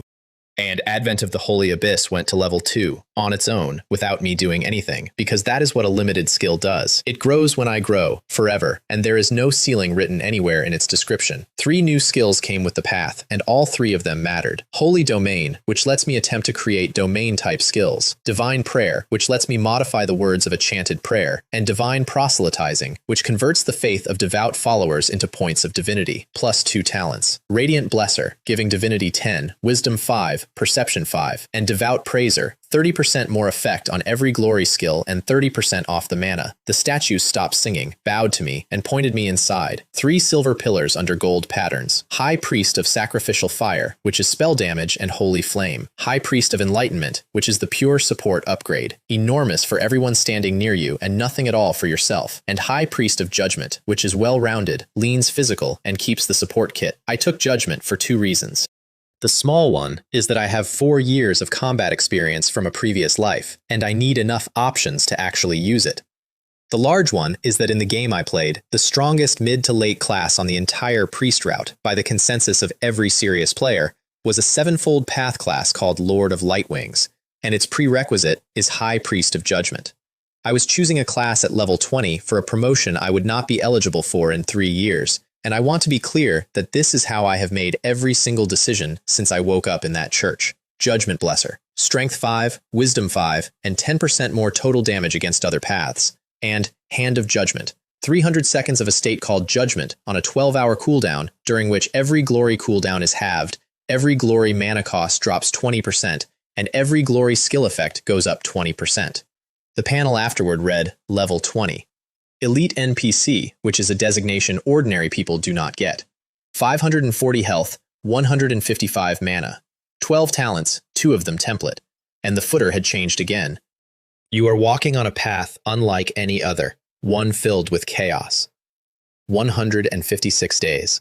I had 8 blank scrolls, about 20,000 experience, and, as a triple path, enough control to delay a scroll detonation long enough to get it out of the window rather than through the wall.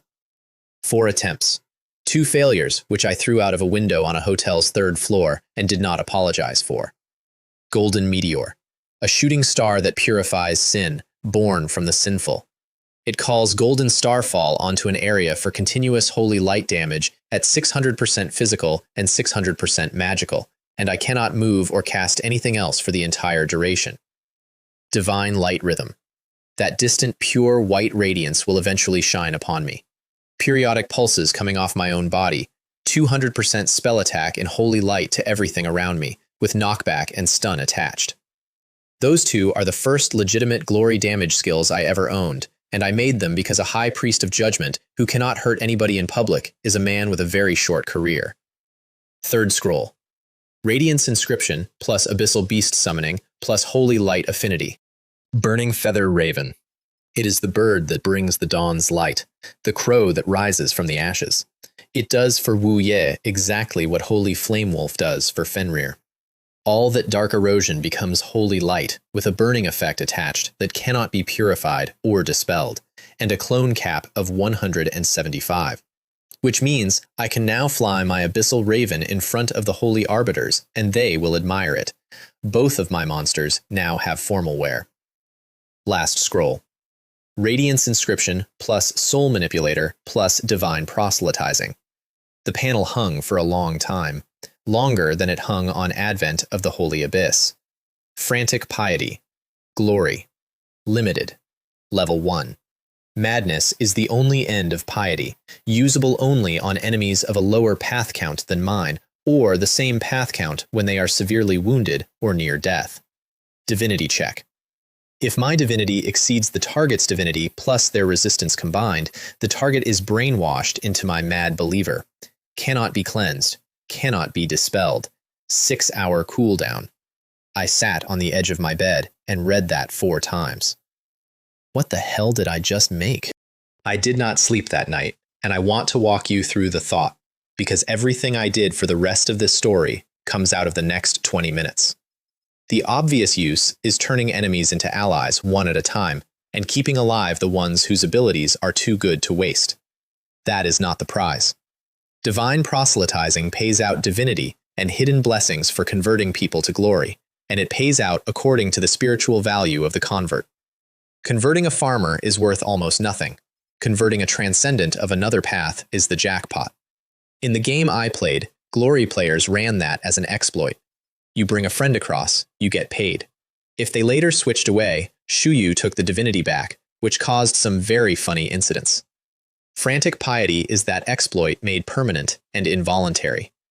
I could feel the shape of the thing settling into place while I sat there, and it was not a strategy. It was an institution.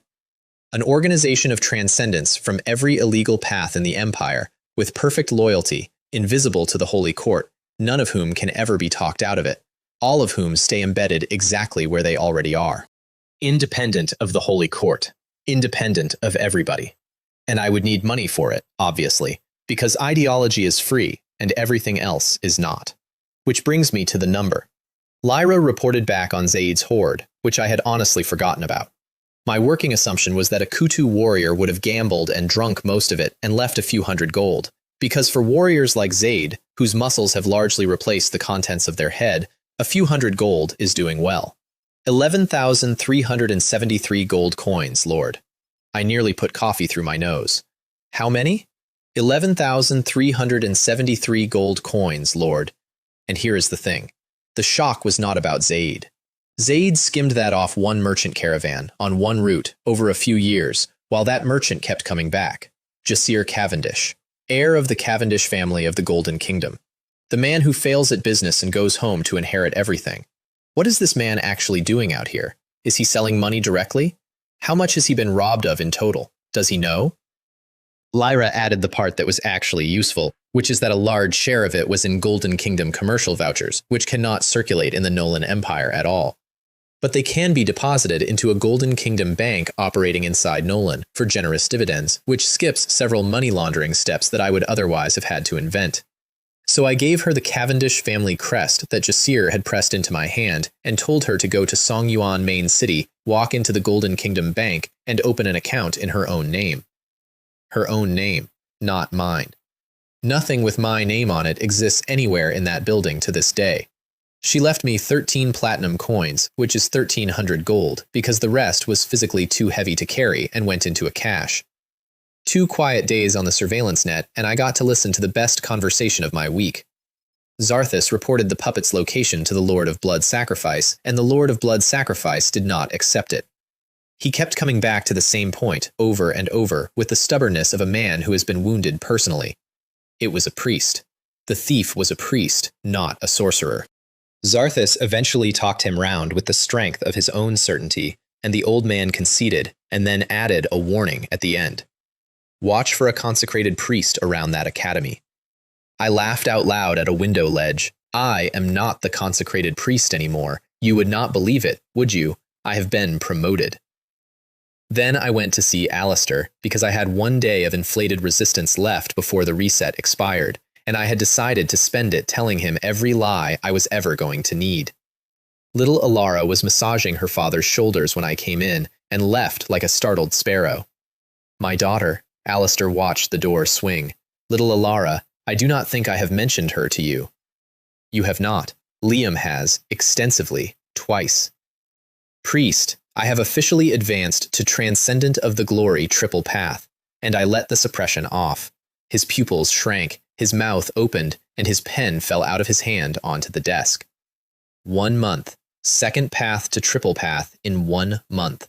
In the entire recorded history of glory, the number of people who have managed that can be counted on 2 hands, and every one of those people has a statue somewhere. He had assumed I wanted the silver key for storage.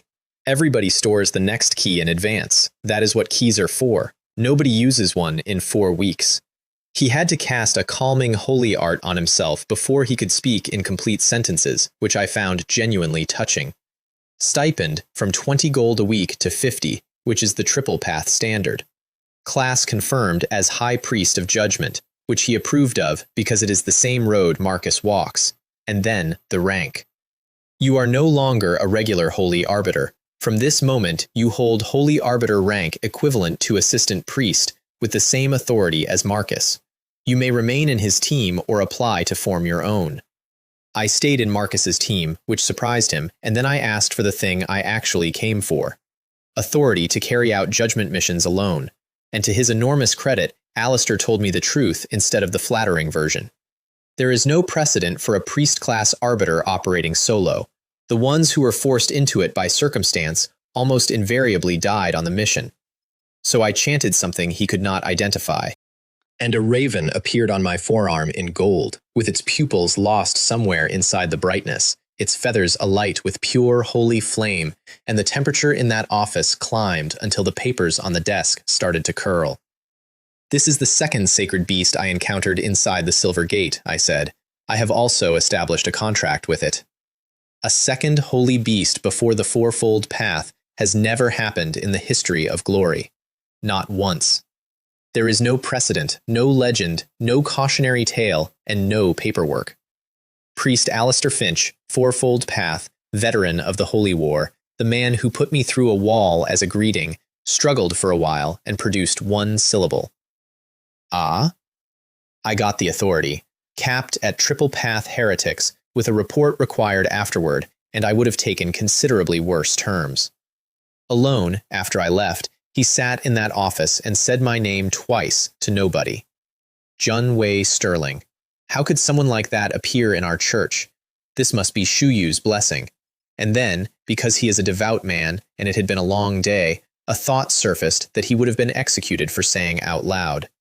He might even be Shu Yu's illegitimate son, or the reincarnation of his will. Meanwhile, 20 meters away, the reincarnation of his will was walking down the steps working out how much experience he could farm with a solo judgment license. Because that is what that permission actually is. It means I can take my own people out on judgment missions, credit their kills to myself, harvest experience like a field of leeks, and bank church merit at the same time, in the same afternoon, with the paperwork provided. This is a win-win situation, which is to say, I win twice. Then I went back to Thrain, and Thrain opened the door already annoyed. Why is it you? Thrain had spent almost a month eating dirt. Selling me the moon-slicing scythe at cost had been his only transaction, and his poverty had gotten severe enough that he told me, unprompted, that it had recently caused him to briefly experience the illusion of being a Kutu believer. He owns the shop outright. If he did not, he informed me, he would currently be under a bridge. He swore, out loud, in advance, that this time he would hold his price. Then he showed me the Ghost Face scale armor, blue, rare plus. Forged from the scales of a ghost-faced king serpent, which is a mad calamity monster distantly related to dragons. It takes hundreds of scales to make one, and the Grey Name adventurers who brought down the serpent were hurt badly enough that they handed him every scrap of it and went home. It was his masterpiece, and it had no runes on it yet. 100 gold, he said, bracing. Cash on delivery. Deal. Ah? He had prepared an argument, and there was nothing to argue with. I watched him stand there holding it. Then he made a small noise that I believe was the phrase, he even raised the price. I paid a platinum coin and 20 gold on one condition. The runes get drawn my way. He accepted that smugly, and I know exactly what he was thinking, because it was written on his beard. He was going to nod along and then do whatever he liked, because what could a glory cleric possibly know about runes? 6 hours later, Thrain was lying on the floor of his own workshop, too spent to crawl to his bed, staring with bloodshot eyes at a young holy arbiter stroking a suit of armor. 8 complete redraws. Runes at the difficulty tier of a senior Asher sorcerer, any single one of which normally costs more than the entire premium he had tried to charge me. Techniques he had never heard of, and by the end of it, 1 rune slot had become 2.5, and I had filled the half with something that made him ask, quietly, what that was, twice, and get no answer either time. Let me explain, because I have been sitting on this for a while. In my previous life, I leveled an erudition alt and took Rune Master myself, purely because paying runesmiths was ruining me. The natives of this world argue about Rune Chimera as a serious academic discipline, with papers. Players call it rune slot utilization, and the goal is to fill as many cells as possible to open more slots, and every single one of us thought about it the same way. It is Tetris. Except that we are not trying to clear the blocks, we are trying to pack them, and the half slot got filled by something out of Thane's notebook, the Black Devouring Asher, Alienation and Sublimation, which sacrifices a piece of an item's attributes to force its quality up a tier and buy a new slot. Final result, Ghostface Scale Armor, Purple Master minus 25% less damage taken, Constitution and Resistance up 8 each, at a cost of 5 each. A poison enchantment from the Serpent's Fang, immunity to all poison and a shield worth 10% of my maximum health every 5 minutes. King Serpent's Shedding. If I take a single hit worth more than half my maximum health, I am immune to it, once per day. And Ghostface Fear, which passively frightens anything with limited intelligence within 3 meters. My first master quality item, for 120 gold. Thrain told me afterward that he felt he had been a ruthless tool for the drawing of runes, and that he had begun to question the meaning of life. I let him lie there for a bit because I had exhausted him on purpose, and now I needed him too tired to be careful. I would like to buy 2 treasures from you, I said, the Dragon Flame Magic Sword and the Dragon Breath Scepter. His eyes went hard immediately. All the exhaustion left his face. Where did you learn about those? I have other dwarf friends. This is not about money. He sat up. Those are sacred artifacts. They are not for sale. That is the rule. Which is exactly the answer I came for, because it confirmed he has them. Here is why I asked. Before the Judgment War, before players exist, before anybody else on this continent has the faintest idea. On the main battlefield of the Judgment War, the executioner of the Pitch Black Duchy unleashes an ancient dragon named Quisanx on the Imperial Army. Whoever holds both of those artifacts at that moment can reclaim the dragon's mind and turn its fire around. In my previous life, Thrain produced them at the critical moment, became the dragon's friend, and ascended to a 5-fold path hidden class that exists for exactly 1 person in the world. I do not want the weapon. I want the dragon, and I am currently the only person alive who knows it can be taken. What players eventually worked out about Thrain, by the way, and which I already knew going in, he brags about the artifacts a little once you are friendly. He never sells them. He kills anybody who tries to take them, and where they are dies with him. Spend over 200 gold, and he starts talking. Spend 3,000, and he offers a hell difficulty hidden quest for them, which exactly 1 player on the entire server ever triggered and then refused to explain. My total spend at that shop had just crossed 200, which is why not for sale was as far as the refusal went. I also bought a mithril ring with a much larger soul capacity, a rune storage bracelet so I could stop carrying bags like a farmer, a black-veined puppet mask, and a stack of potions and enhancement stones, another 2 platinum. Total spend past 300 gold. And no, I never used frantic piety on Thrain, and I thought about it seriously for about 4 seconds. A mad believer's potential is capped by what they were when you took them, and I would have lost the hidden quest and the dragon along with it.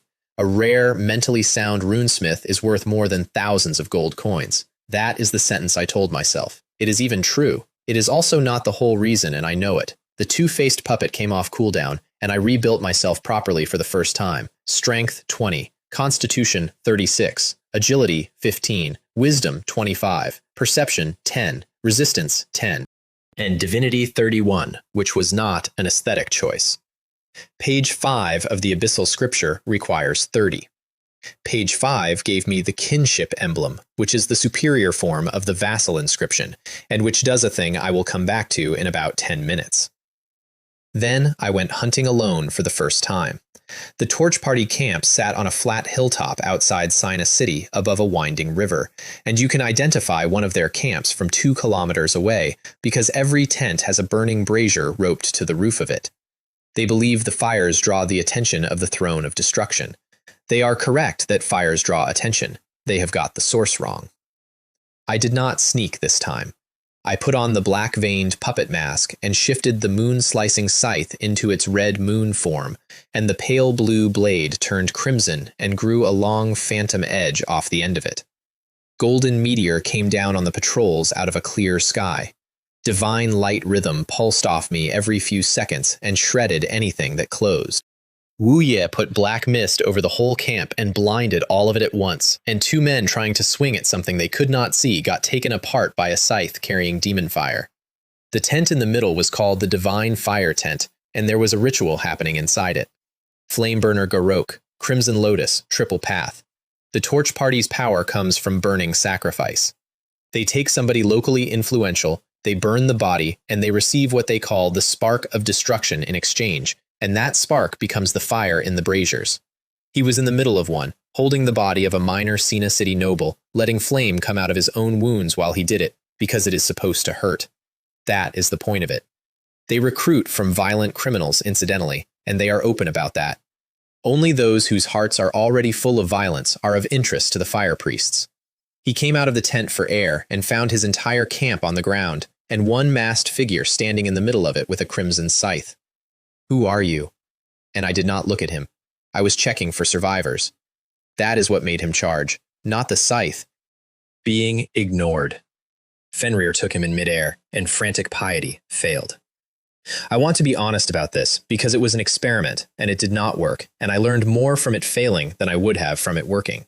He was at full health and the same path count as me, so he still had resistance to spare, and he broke the nightmare's grip by putting his own dagger into his own chest. The pain bought his mind back.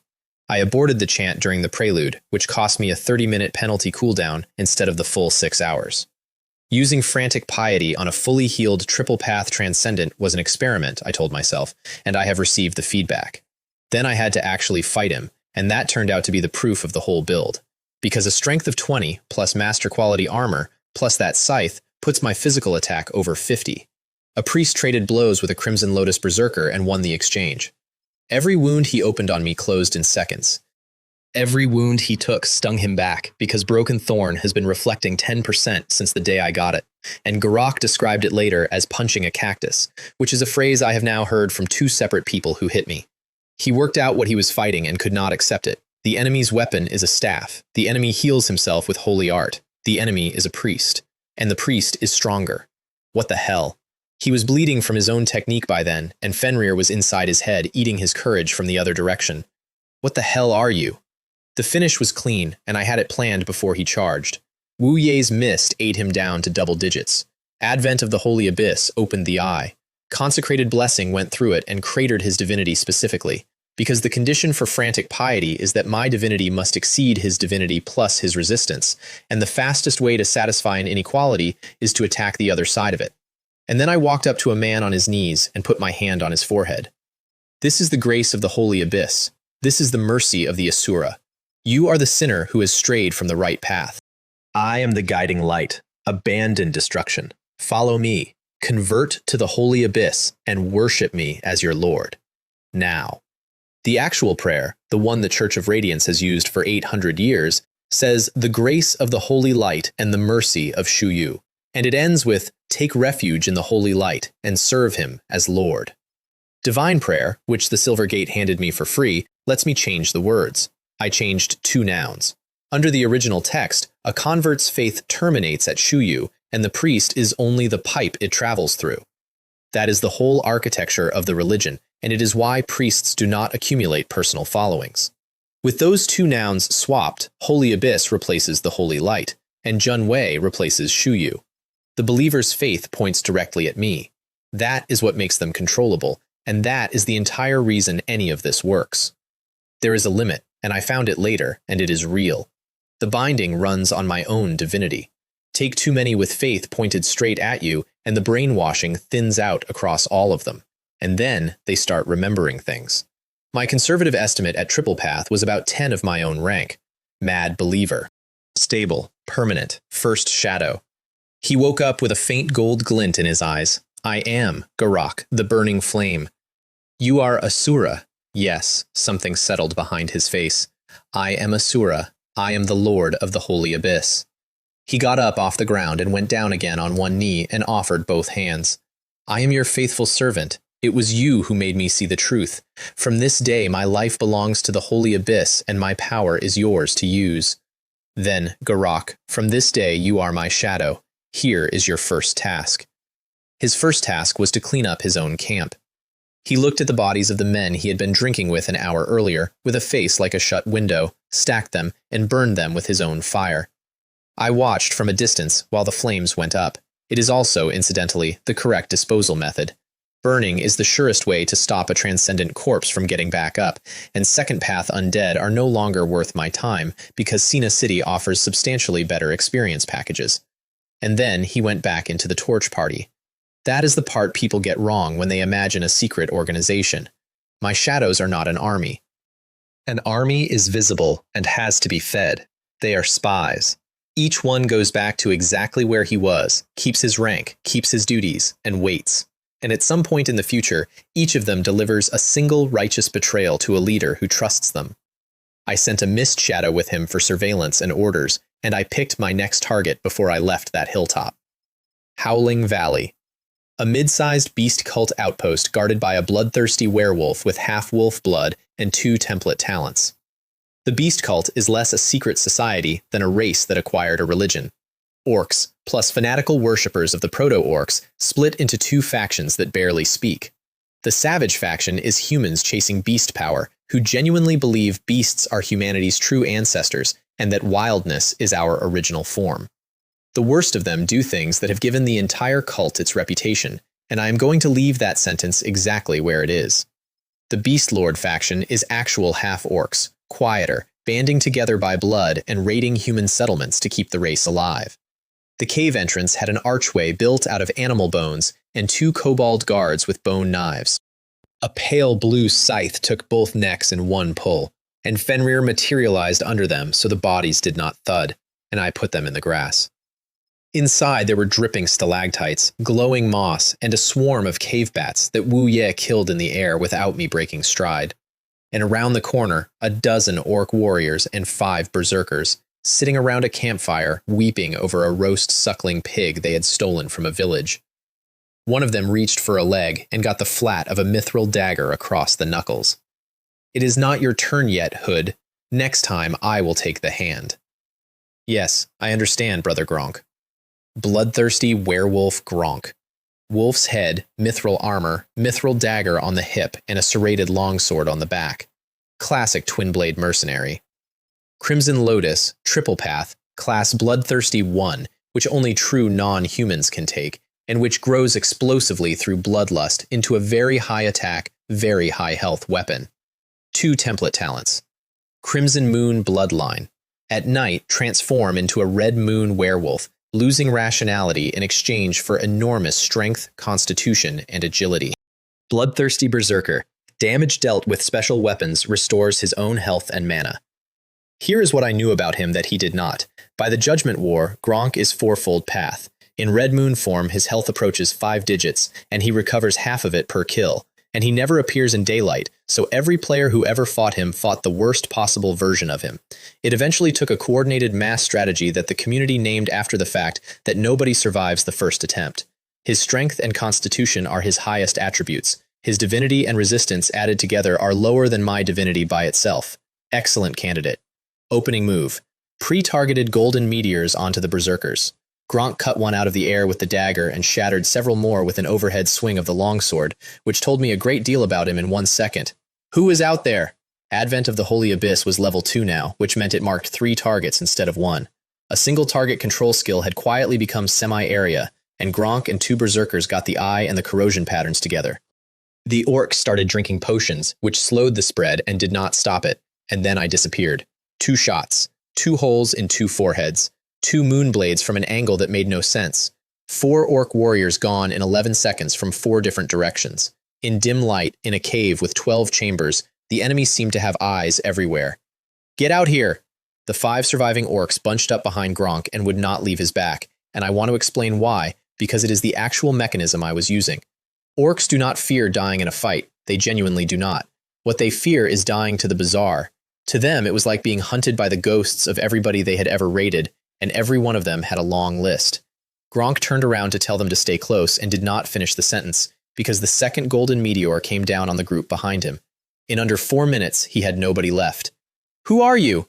And this time I answered him from the dark. Asura, you plundered the villages nearby, You slaughtered human beings. I am the Asura who judges your sins.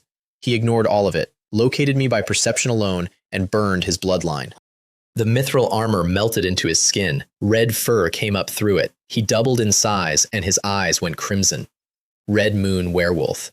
I want to describe the next part carefully because it is the single most effective and least pleasant thing I have ever done, and I have done a number of things.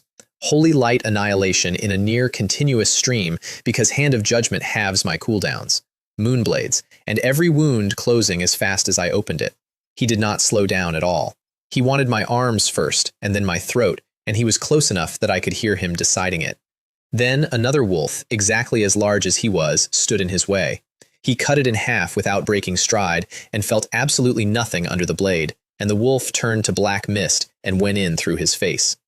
Inside, Fenrir found what he described to me afterward, in the way that he describes things, as a red ocean. A soul completely unlike a normal transcendence, full of chaos and killing intent with nothing organized in it at all. He wove a nightmare in it anyway. The nightmare happened in Gronk's own subconscious, where a red moon werewolf keeps most of the reason he has given up. The world went black, and his own dead orcs came out of it, limping, silent, each one holding a bone knife. He raised his weapons and saw that his arms were the same as theirs. In that dream, he had no werewolf power at all. He was an ordinary orc, crippled, unable to stand, and they came in slowly, and there was nothing in that dream he could do about any of it. He woke up, soaked through, still in red moon form, with the physical reality of the pain buying back a thin slice of his mind. Then the dark came down again.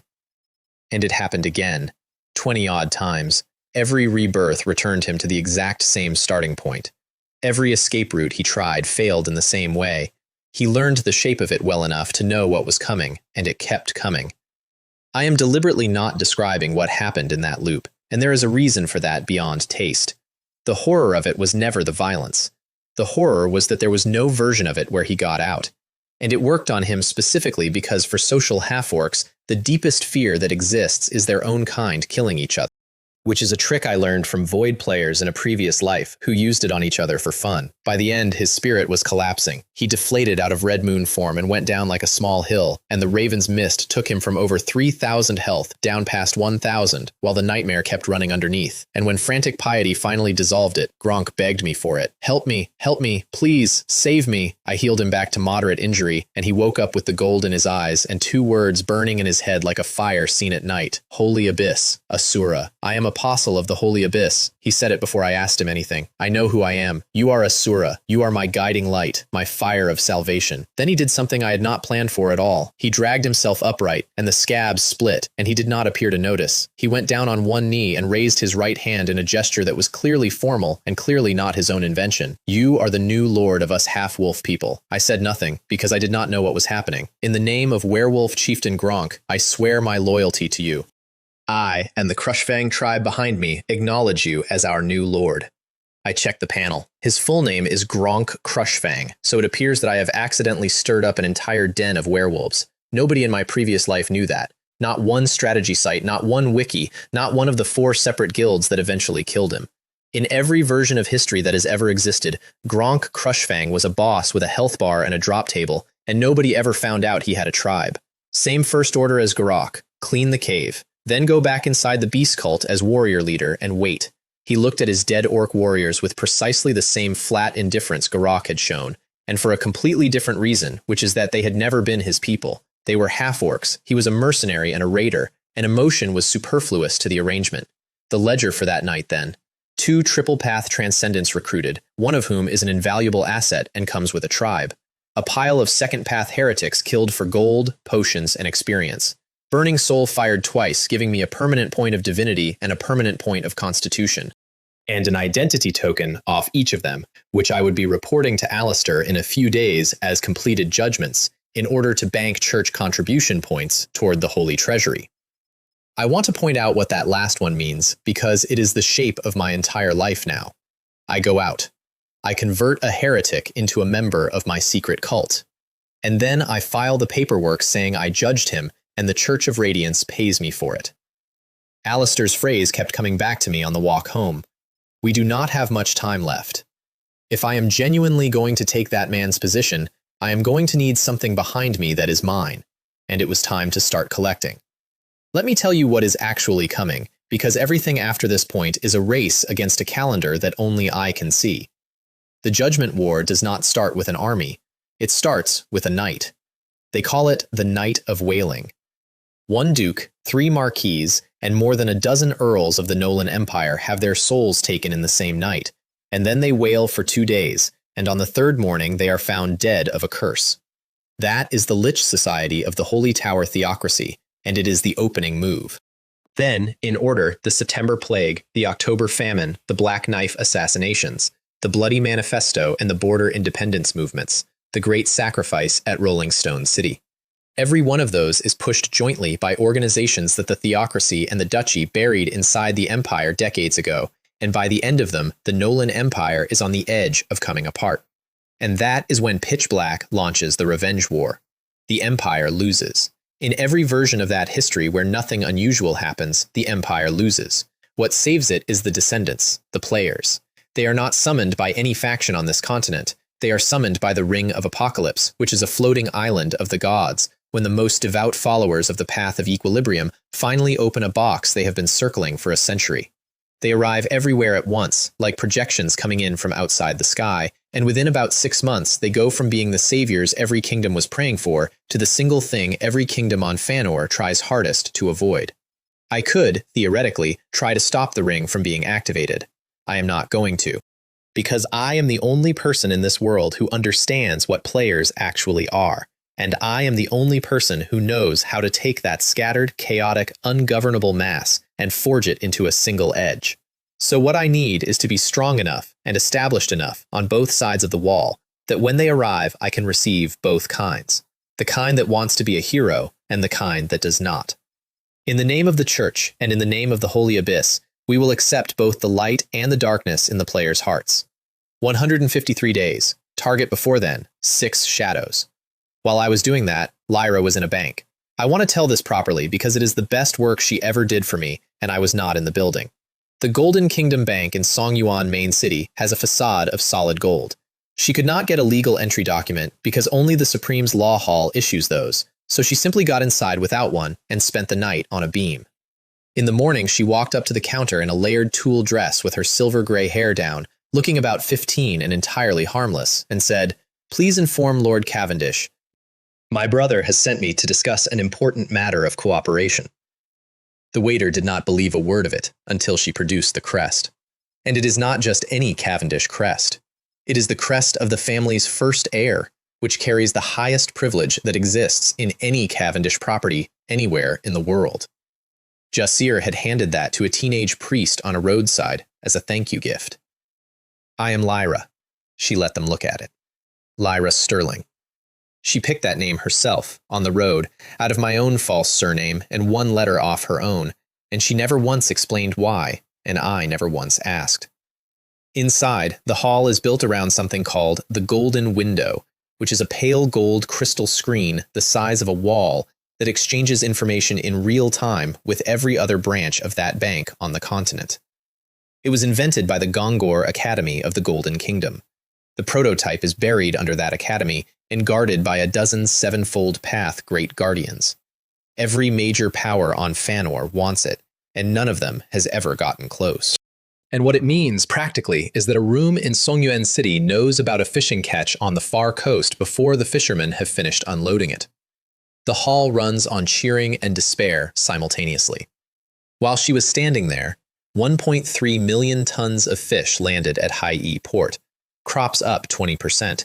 A new dragon crystal vein found in the Tama Desert, the Empire increasing medical investment. And against the far wall, men with bloodshot eyes talking to themselves. Why did dragon crystal drop? I bought everything after the depletion news. Why is the Empire investing in healthcare? What is there to save about the lives of the poor?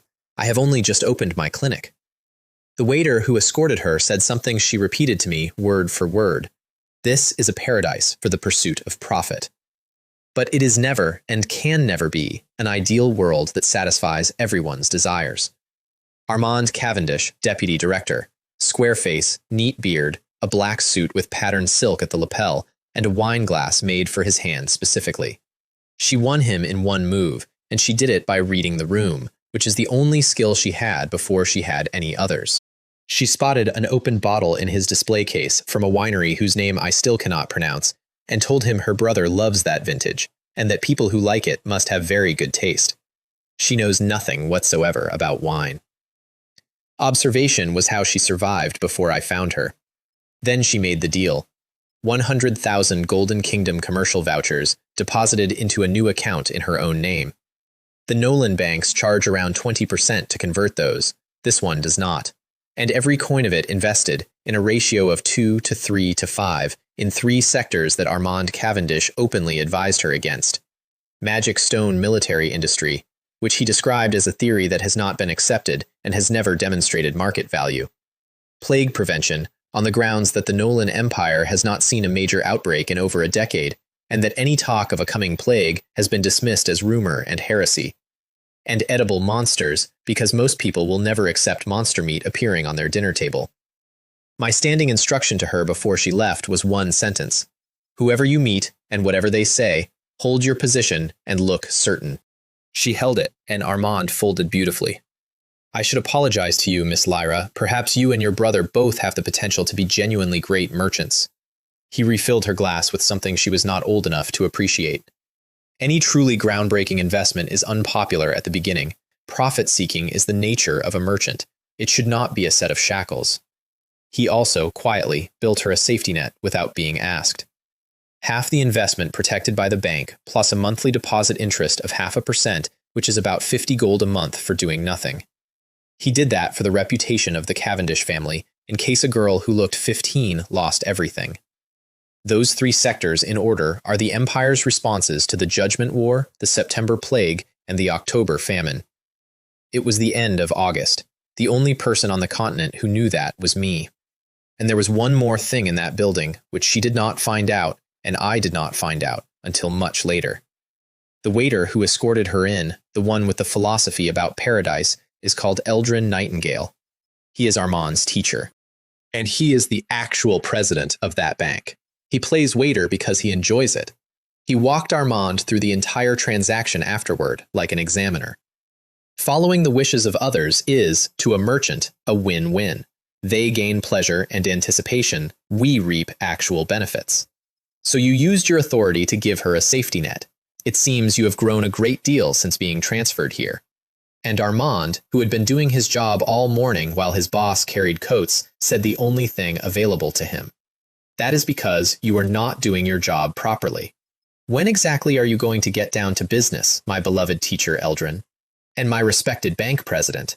Over the next 2 days, I converted 4 more. The original 6 apostles of the Holy Abyss. Gorok Stonefist, Flameburner of Crimson Lotus. Gronk Crushfang, Bloodthirsty One of Crimson Lotus. And behind him, a tribe. The Shadow Weaver, called Tomb Shadow, a hunting blade of Kutu. Isolde Winters, Nature's Favored, of Lost. Elena Winters, her younger sister, Life Favored, of Lost.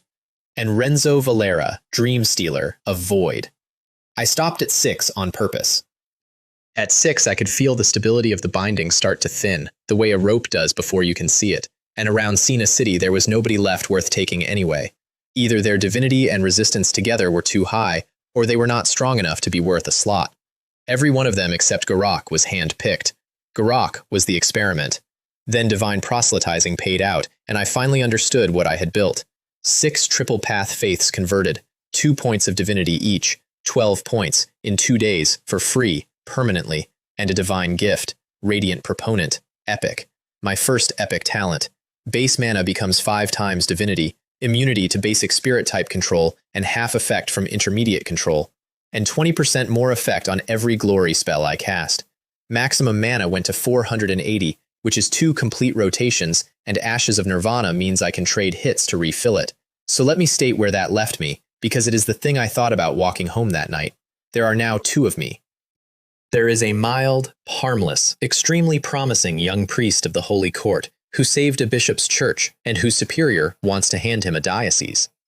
And there is Asura, the masked head of a secret order, who has already taken a great many lives and is currently recruiting. And I understood, with total clarity, that at some point in the near future, Those two are going to be assigned to the same incident. I am going to be sent to hunt myself. I reported 6 judgments to Alistair 4 days later. On the way in, a novice at the church gate bowed to me, and I greeted him by name and by rank, and wished him a swift ascension to Holy Light Priest. I read both off his panel on a whim, purely to build an image. He stood frozen in the gateway behind me, and I heard him say it to himself. The new assistant priest remembers my name. He even knows I am an apprentice priest. Alistair was buried in files. I looked at the size of that stack and thought, with real feeling, refuse to be a dog, starting with me. He passed on Corbin's praise for the Thorns operation, then asked what brought me in. Priest, I have come to report on the recent progress of my judgment of heretics. You have been a high priest of judgment for less than a week. You have already begun carrying out judgment missions alone? Yes. I put 6 identity tokens on his desk in a row, and it should be quite well done. A divine fire token, a werewolf mane, a shadow hunter's dagger, a natural spirit's molt, and 2 more.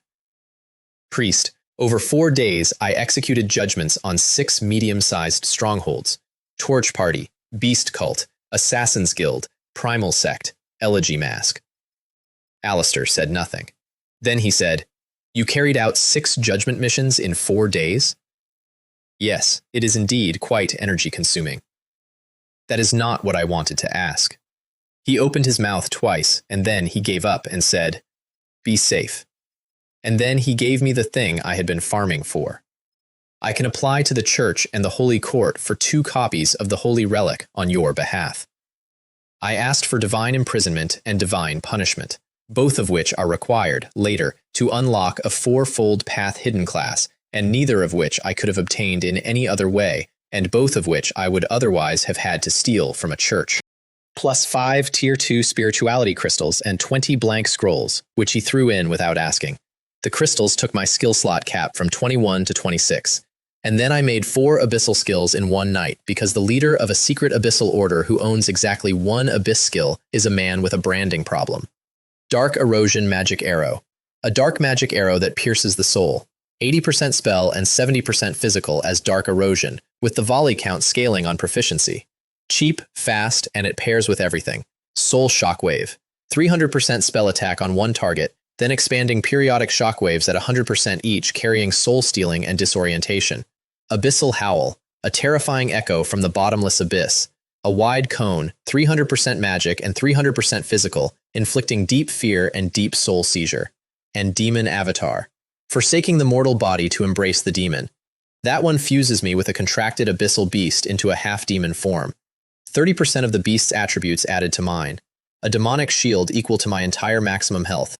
All damage converted to Dark Erosion. 30% more abyss damage. 30% off cooldowns. 30% off mana. That is my trump card, and I did not use it for a long time. Lyra came home and reported the bank in full, and then she asked me the question she had clearly been carrying up the stairs. What do you need this money for? I did not answer immediately. Among the clerics I have met, most do not hoard money. Pursuing worldly gain runs against the doctrine of the Holy Court. She kept her eyes down and said it anyway. So forgive my presumption, Lord. Are you planning something longer? Something that goes beyond the Holy Court? I answered by putting on the black-veined mask and letting out a triple-path surge in a small room. She stopped breathing properly for a second, and I watched her recalculate everything, including the night I killed Gareth and Kale when I had been an apprentice priest with 50 health, less than 2 months ago. Lyra, you are my first vassal and your instinct is correct. I took the mask off. I do intend to establish a secret assembly outside the Holy Court, and it is called the Holy Abyss. And you will be the agent of my will inside it. You will be the faceless one who controls the other shadows. Then I put my right hand on her forehead and gave her the kinship emblem. A dark 7-pointed star surfaced in her mind, and something came through my hand into her that she described afterward as viscous and hot and very old. It hurt her a great deal. She took it without a sound. What that emblem does is force abyss knowledge and abyss power into a vassal, capped at the vassal's own level. Second path, Abyss, first level. Secondary profession, Abyss attendant. Abyssal engraving. dark erosion, magic arrow. And here is why that mattered to her specifically, rather than to me. Every scrap of power Lyra had ever possessed came from a spirit cat magic core that somebody else implanted in her body while she was a captive. It was power she had not earned, could not develop, and could never exceed. She had a ceiling, and she had known about it for years. This was different, and she could feel that it was different. A ghostly purple flame came up off her fingertips, and she stared at it. "This is my new power." Her voice shook. It is the only time I ever heard it do that. "This is the power of the Holy Abyss. It cannot be attributed to any of the 8 paths. Only I truly possess it, control it, and understand it." I let her look at her own hand. "It is given to you as a reward for loyalty. Prove to me that you are worth more, and I will give you more." She went down on her knees. "Please wait and witness. I will prove that I am irreplaceable to you, by anyone." From that day, she was the second transcendent on the continent of Feanor to hold abyss power, and she held it entirely at my discretion. And, because the kinship emblem works both ways, I could now replace her soul with a projection of my own will and act through her body at any distance. In my previous life, there was a word for that. Shamans called it inviting the god in. Her first order as Faceless One was to summon every shadow to a place of agreement that night, secretly and undetected, and to choose the place herself. Garak was in the middle of a burning sacrifice at a new, smaller camp when he heard me. His superiors had not punished him for losing his men. They had simply moved him. "Kneel before me and welcome my agent." Blue light, mist, and a sound of wind chimes. He did not dare look higher than a pair of bare white feet under a pale blue skirt. "You are the first shadow of the Holy Abyss, chosen by the Lord." Her voice came from above him. At the ruins of Windstill Village outside Sina City, at its center, the desolate church, is the place of agreement. At midnight, every shadow attends. Do not be late. Do not be seen. Gronk got it in a cave, staring at a cold blue moon. The Shadow Weaver got it hanging upside down from the rafters of an Assassin's Guild dormitory, stroking a patterned dagger and immediately beginning to plan how to leave his own headquarters unnoticed. Isolde and Alina got it in a primal sect outpost, sitting together with their arms around each other. They dismissed every holy servant in the building so that nobody would see them go. And Renzo Valera got it in a watch shop on Triumph Square. He was wearing a silk top hat and a double-breasted suit and checking a wall clock. The watch shop is his secular cover. His actual post is one of the elegy masks many faces in this city. He picked up a cane with silver inlay, checked himself in a full-length mirror, adjusted the hat, and left. Windstill Village is older than Sina City. It sits on flat, open ground where the wind, from any direction, always seems to go around it. That is where the name came from, and nobody has ever explained it. Everything in it is ruins, except one building at the center, and that building is called the Desolate Church, and I had liked the sound of that before I ever saw it. I sat on the bishop's stone seat in a jet-black cloak with dark purple patterns woven along the edges that moved like water when the light hit them, and the mask on, and Lyra stood behind my left shoulder with her perception spread out over the whole village. The Shadow Weaver arrived first because he has the highest agility of any of them, and he was simply in the room before anybody sensed him coming. "My blade will slit the throats of all who stand in your way." Gronk and Garak came in together and looked at each other with open suspicion, and then both of them felt the attention from the throne at the same moment and went very quiet. When Garak stepped back to stand beside the Shadow Weaver, he shivered, and the Shadow Weaver looked him up and down and delivered a one-word assessment. "Scrap." Garak swallowed the reply, and I watched him swallow it, because he could feel that it was true. He was the weakest thing in that room, and he knew it. The twins came in hand, both in white, and half knelt together with one hand each raised. "I give you everything, Lord." Isolde is the elder, with long, slightly wavy white hair and azure trim. Alina is the younger, light gold hair and turquoise. Neither of them looked at any of the others, not once, the entire evening. Then time passed, and Dreamstealer Renzo had not arrived. I let a surge of spirituality out across the room, which put a throbbing headache into the head of every mad believer present. "He has 5 minutes." He arrived with 4 to spare, in his best formal suit and the silk top hat, looking exactly like a bard who has been invited to a noble's banquet. 6 pairs of extremely unfriendly eyes turned toward him. You still have a chance to explain, Renzo. What is your reason for being late? I thought there was plenty of time. He had the hat in both hands. I felt I should come before you in the most appropriate attire, with the most elegant demeanor and appearance. The truth, which I learned later from a mist shadow, is that he got lost and badly misjudged the walk. But the excuse he chose does genuinely fit the doctrine of the path of nihilism, which is that meaning is a decoration, so he was not even lying about who he was. And it was precisely the opening I needed, because I had 6 people in a room who had never seen me enforce anything. Renzo, you should understand something. I have not gathered you here to host a dinner or a dance. I did not raise my voice. Set those thoughts aside. You will be punished by the holy abyss for your negligence. The nightmare wolf came up out of Renzo's own shadow into his face. He did not dodge. That is the part the others noticed. He understood what an apostle is, and he understood that this was the price, and he stood still for it. He went down, curled on the floor of that church, screaming and begging, and every one of them watched in silence, and something settled over that room that I could not have manufactured with a speech. It also happens that Renzo is hard countered by that wolf specifically. He is a dream class support and debuffer, and the same wolf had soloed him in his own clock shop about 30 hours earlier, which is how he came to be an apostle in the first place. I let him up. That was a rather mild punishment, Renzo. I do not want to see this happen again. And then frantic piety did the rest of the work for me, the way it always does. It whispered in 6 heads at once. This is your common Lord. This is the one you follow and revere from the base of your soul. Never disobey, never betray. The will of the Lord cannot be defied. Then I gave them their first decree. I want you to prove your worth to me. I let that sit. Thorns of blood. That is my enemy, and the enemy of the holy abyss, and therefore your enemy. Go and wipe out every thorn stronghold inside Triumph Square, and leave traces of your original organizations inside each one. Every head came up at that last part. I will go with you. I will witness whether you are qualified to serve the holy abyss, and whether you have value to be used by me. 2 reasons for thorns first. The obvious one is that my hell difficulty quest requires a 30% destruction rate across the entire order. Semu's stronghold plus the one Corbin raised put me at 1.1%, which tells me Thorns has roughly 200 medium outposts across the Empire and more than a dozen in this city. Step 1 is clearing Cena City completely. The other reason is the reward waiting at the end of that number. 72,000 experience, and 1 random skill, 1 random ability, and 1 random talent taken directly from the Lord of Blood Sacrifice himself. Thrain made a mask for each of them, all different colors, all blocking detection.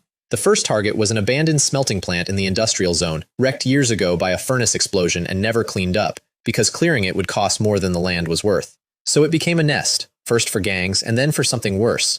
A large thorn stronghold sits at the heart of it and feeds on the gangs around it. 3 triple-path body destroyers, plus blood disciples, plus captives. Garak took the gate off. The Shadow Weaver turned to black smoke and ran down the ones who fled. A throat, then a back, then another, ghosting between them, and 6 blood disciples were dead before anybody reached the corridor. Through spiritual vision, his spirituality reads as deep black with a thin white edge on it. The blood disciples read crimson, and the crimson goes colorless the instant he touches them. Gronk picked up the bodies and carried them on his shoulders because the blood left in a blood disciple is his health potion. Then he drank, and the mithril armor sank into his muscles, and crimson fur came up through it. Red Moon Werewolf. And this time with his mind intact. I had Fenrir weave a mild nightmare in him beforehand, on purpose, so that a thread of fear would survive the bloodlust. That fear is the thing that keeps him rational. I made him afraid of me so that he could think. Inside the plant, a woman called Morwen could feel every step we took because she had strung the entire building with silk and she was standing at the center of it. She wanted to run. I know that because of what she did instead.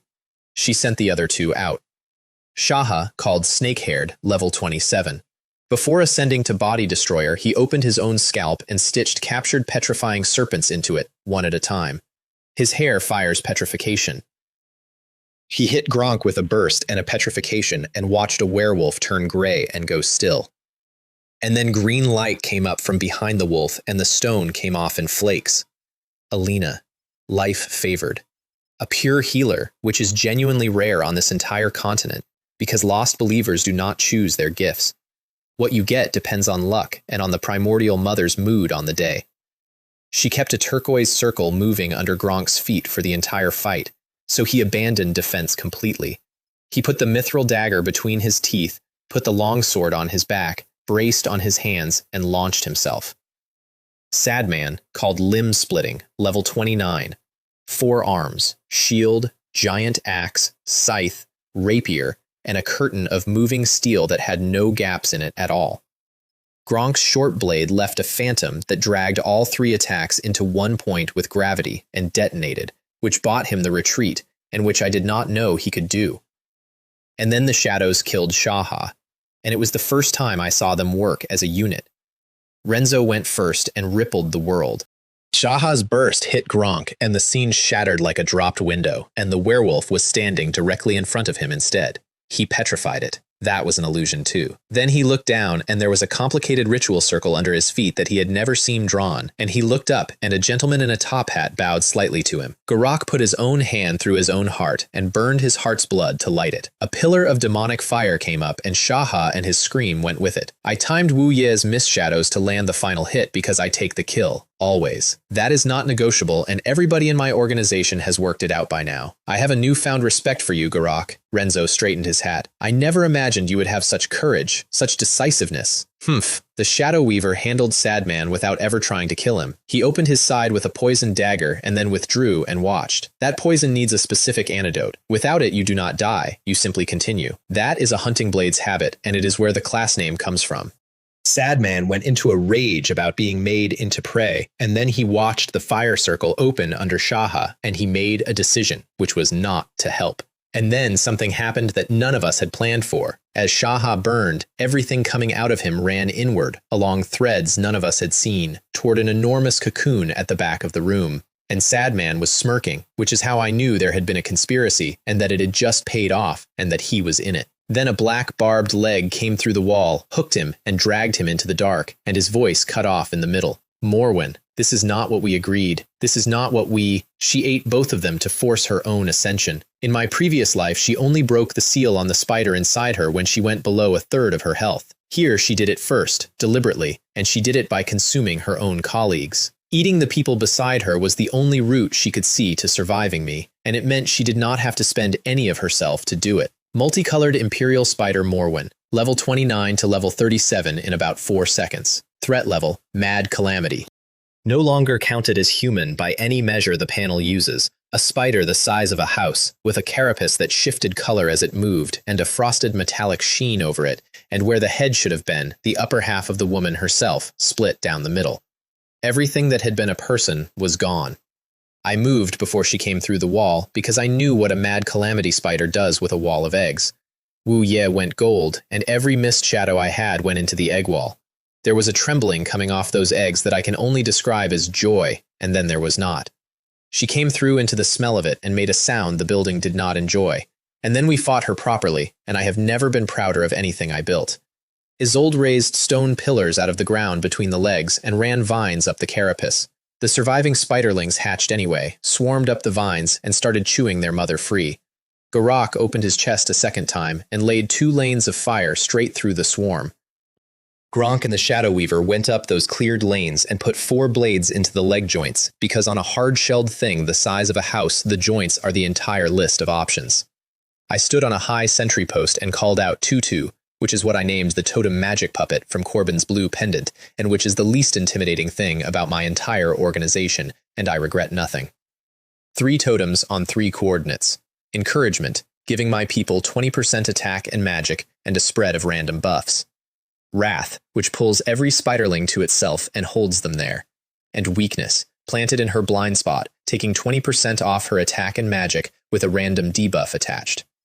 The spiderlings killed the Wrath totem, which is exactly what it is for, and while they were bunched around the corpse of it, Garak's second circle took the entire brood at once. Isolde rebound her. Weakened, she needed twice as long to break out, and the legs with blades through the joints snapped under her own weight, and a Mad Calamity monster went through the factory floor. Then Renzo stole her web. Dream stealing lets him enter a target's dream and take 1 ability out of it as memory essence. The target temporarily loses it, he temporarily has it. Her silk dissolved in midair, an instant before it reached Isolde. She felt the memory being taken out of her head. She looked up and saw a gentleman smiling at her with dark red mist coiled around his hand, and she abandoned everything else to go for him. He bound 2 of her legs with her own silk and drained her with it. At 500 health, she went for self-destruction. The carapace turned dark green, the eyes went crimson, and the pressure spiked in a way that meant she intended to take the entire building and everybody in it. The shadows scattered on their own, which I noted with approval. I sent Fenrir into her soul at the exact instant her mental defense was thinnest, which broke her focus and contracted the surge inward. Then, soul shockwave detonated inside her, with soul stealing and disorientation, and every function she had stalled at once. Then, abyssal howl finished it. The drop was a flawless, deep green dodecahedron, multicolored imperial spider, madness calamity magic crystal, pink epic, monster material.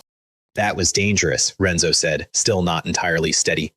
If the Lord had not used the power of the holy abyss at the last moment, and every face in that room turned toward me and went hungry. Which is the exact reaction I had been fishing for all night. The Shadow Weaver said something else, quietly, to Garak. My opinion of you has changed.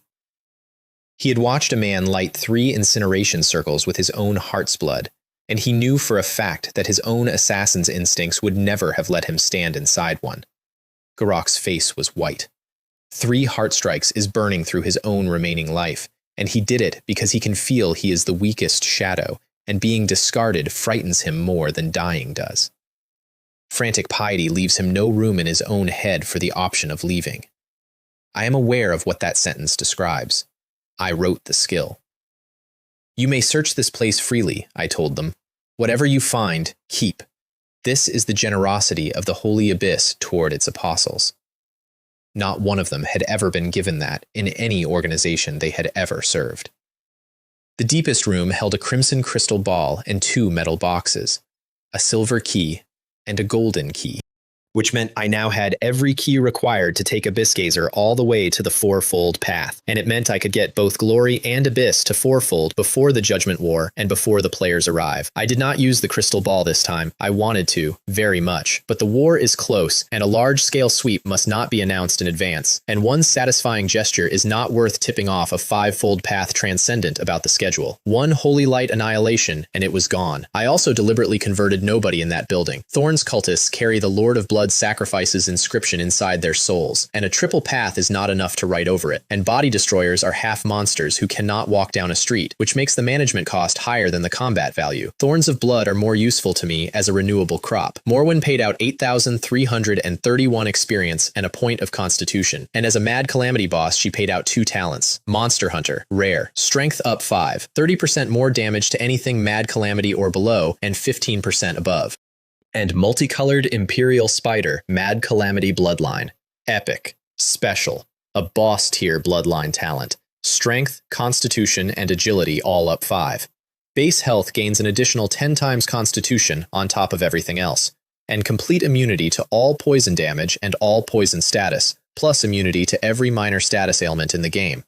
Constitution 43. Health 1075 at triple path, which is a number that makes me a serious problem even among the classes that exist specifically to have large numbers there.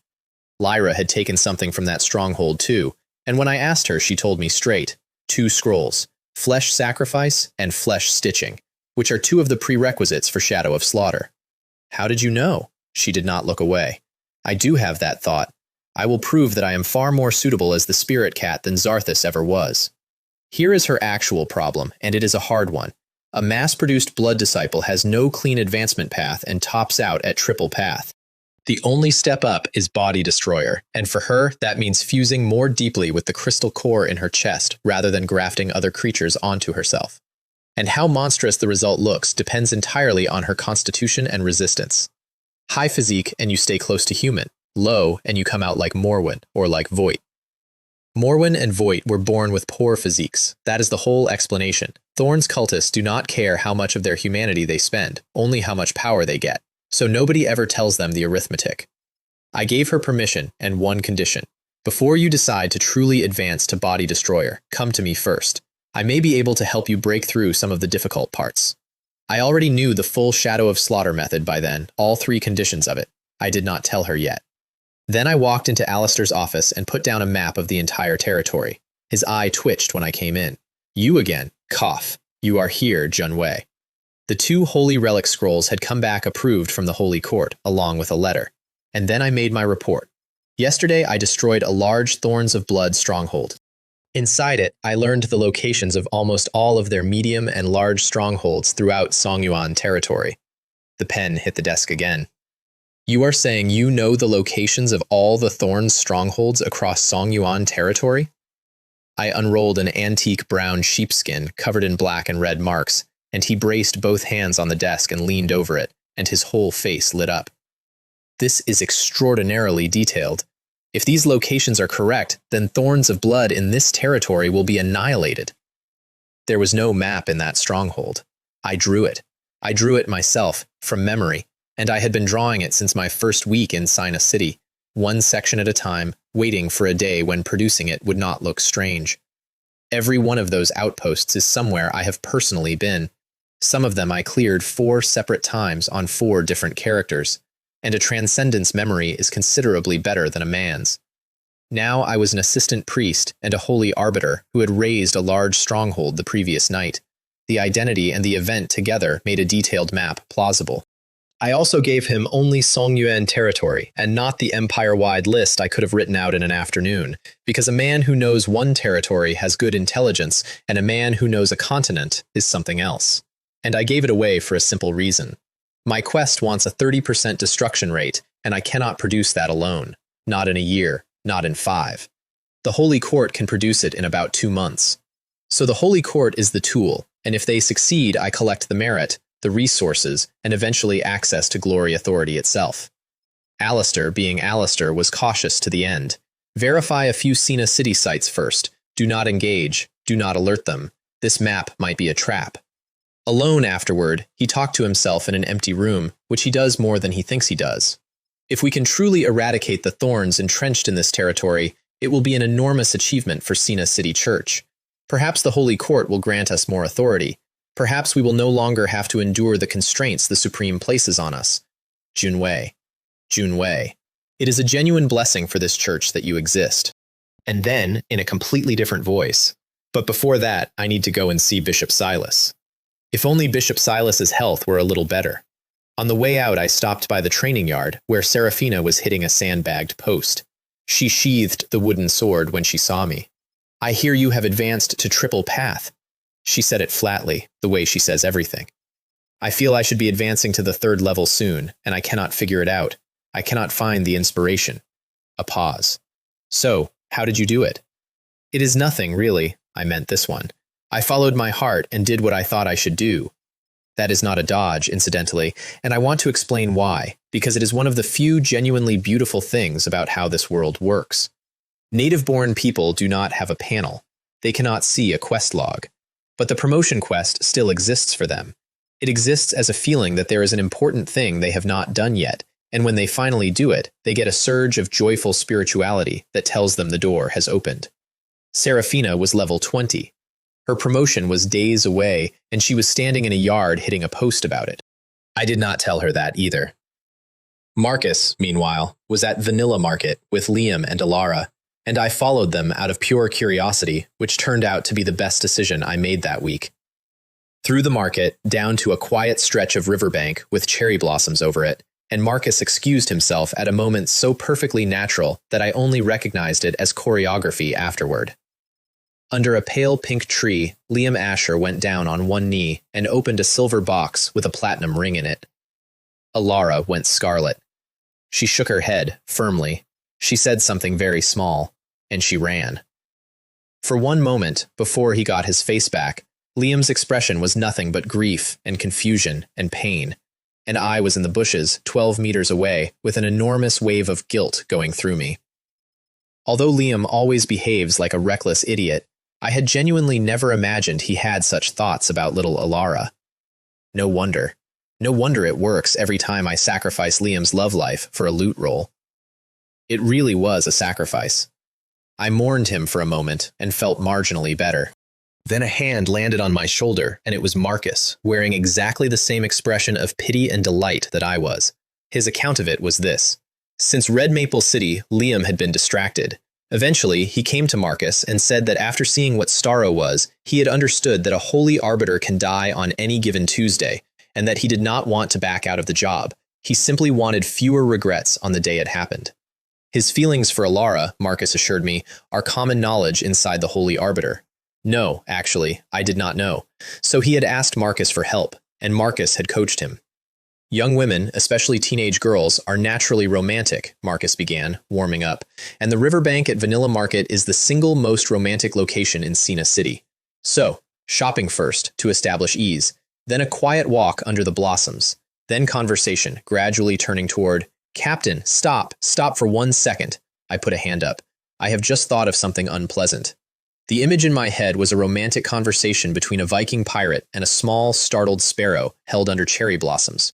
I think Liam, with his face and his personality, would be considerably more effective if he simply said what he felt."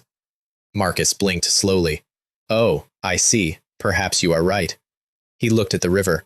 "So that is why Liam frightened little Alara away. He also told me, unprompted, that I should not let his appearance fool him because he is quite popular among his female followers. And after a second of resistance, I had to concede the point. Curly light brown hair, deep blue eyes, the settled calm of a man who writes poetry. That is precisely the taste of upper-middle-class young women in this empire. The same is true of Kalen, incidentally, provided somebody makes him groom himself first. I have seen the evidence. Then I walked Alara back to the church and simply listened, which is a technique. Mr. Liam invited me and Mr. Marcus to Vanilla Market to buy church supplies. I did need alchemy materials, so I agreed. She was holding her basket with both hands. Then Mr. Marcus suddenly said he had to leave, and I sensed that Mr. Liam was trembling. As an alchemist whose major was pharmacy, my first thought was that Mr. Liam might be unwell. She said this with total sincerity. But before I could ask, he suddenly knelt down. I was terrified. That is understandable. Back then, Mr. Liam was really quite frightening. He kept telling me that he liked me. She frowned at the pavement, working to be accurate. And he kept saying things. "Till death do us part, the only hope, the Sparrow Princess, eternally faithful love." She looked up. Those are all love poems left behind by bards. Mr. Liam recited love poems at me. Ah, that was a completely different person. The Mr. Liam I know would absolutely never say such things. He is a more genuine person, more cheerful, more straightforward. A pause. He is not as gentlemanly as Mr. Marcus, but I think that Liam is the most authentic and the most reliable one. She said the next part quite firmly. That was not Mr. Liam. That was a stranger who looked like him, so I ran away. What did you teach him, Captain Marcus? And my guilt rerouted itself entirely, and with great relief, onto a middle-aged man with a warhammer. So, little Alara, I could not help myself. In your heart, what sort of person is Liam Asher, really? She thought about it seriously. For a long time. Then she looked up with completely clear eyes. Mr. Liam is a good man. He got the friend card. In front of me. At the church door. This has nothing to do with me, Liam Asher. And I want to formally record the finding, because it matters to my ongoing procedure. The confession failed because of Marcus's coaching, and the friend card was Alara's own conclusion. Therefore, sacrificing Liam's love life to the loot gods remains ethically clean. This is what is known as a sustainable sacrifice. I went back to Thrain with a silver box. It is you again. He got the door about a third of the way closed, and then said, preemptively, that there would be no more loss-making sales and no more free rune work. So I turned around and started walking. In that case, I will go. A pity. I was hoping you might forge me an epic quality staff. Since you are unwilling, I will find somebody else. 3, 2, 1. Wait a moment. He was flushed and would not look directly at me. You said an epic staff. Then, awkwardly, the truth. He had no epic material and no money to buy any. He would need 1,500 gold up front just for procurement, which is more money than he had seen in a year. I put the box on the counter and opened it. His eyes went completely flat and fixed. I have thought a lot about that expression. To a blacksmith, a flawless dodecahedral crystal in deep emerald green is not a material. It is the most beautiful object that exists, and it beats any landscape. And Thrain looked at that thing the way I have seen exactly nobody look at anything. My God. His voice had gone quiet. This is a remarkably complete madness calamity crystal. Just looking at it, I can imagine how beautiful the finished piece would be. Trust me, this is more than enough. Believe me. He did not take his eyes off it. In the entirety of Sina City, you will not find a second person more suited to forge this than me. I also put down 5 platinum coins for auxiliary materials, up front, without haggling. That stunned him more than the crystal did. It was more than every previous visit combined. Come back around this time next week. He was practically vibrating. I will show you what real art looks like. 2 reasons for that commission, and neither of them is the staff. In my previous life, that exact crystal became an epic dagger called Blight Venom, and the assassin who carried it dominated the regional rankings for an entire season by converting all of his damage into poison, and then, through the weapon, converting all poison damage into origin damage, true damage. It ignores every shield in the game and one-shots anything of its own level that is not built to tank. I have both the plan and the means to copy that assassin, and my armor already carries a poison enchantment. And the second reason. In my previous life, successfully forging this material was Thrain's own promotion quest to the Fourfold Path. A weapon forged as somebody's promotion piece gets a special affix. A regular epic becomes a special epic. I was not buying a staff. I was promoting a blacksmith and taking a cut. My total spend in that shop had passed 1,000 gold and was closing on 3,000, and I want you to remember the number 3,000 because it is the number at which he offers a hidden quest. And then, at the hotel, there was a letter waiting for me with an intact seal on it and handwriting like a fence falling over. To Jun Wei Sterling, I have received your letter regarding the Lord of Red Maple City, Lodith. At this moment, the only thing I want to say is, Luo Shu, you are truly my good student. You did the right thing. Ha ha ha. This is absolutely gratifying. Who would have thought? The usually arrogant and haughty Lord Lodith was actually a cripple with no brains. Serves him right. Serves him right. Jun Wei, thank you for giving me a day, no, 3 days, of good cheer. By the way, about recent events, I am doing well in Dawn Town. It is only that without you to drink with, I sometimes feel a little bored. But it is all right. These days I have Miss Sigvi to drink with most of the time, so do not worry about me. Oh, and one more thing. I have news that I think will surprise you. Mayor Alaric has converted to our Church of Radiance and has become one of the most devout followers of the sun-forging moment. Thinking back on how awful he used to be to us, I find it genuinely astonishing. And at last, in case you do not have enough money, I am enclosing 20 gold coins with this letter. May you be forever bathed in holy light, and may all things go well for you. Kalen Blackwood. And a handprint under it. I shook the envelope and 20 gold coins came out onto the table.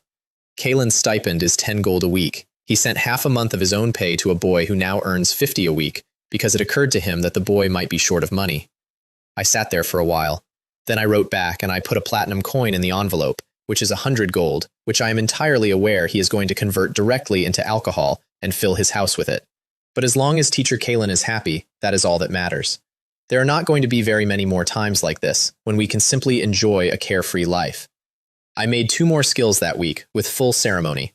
I sacrificed 20 years of Liam Asher's single life this time, because the tariff had gone up, and because after what I had witnessed at that riverbank, it seemed only fair to acknowledge the increased cost of materials. Radiance Inscription, plus Divine Imprisonment, plus Holy Domain. Holy Sanctuary of Evil Imprisonment. Those who commit evil and perpetuate sin are eternally imprisoned in the cage of the sanctuary. A large field that summons a cage of holy light onto every enemy inside it whose divinity is below mine, with the duration scaling on my divinity and on how many I have caught.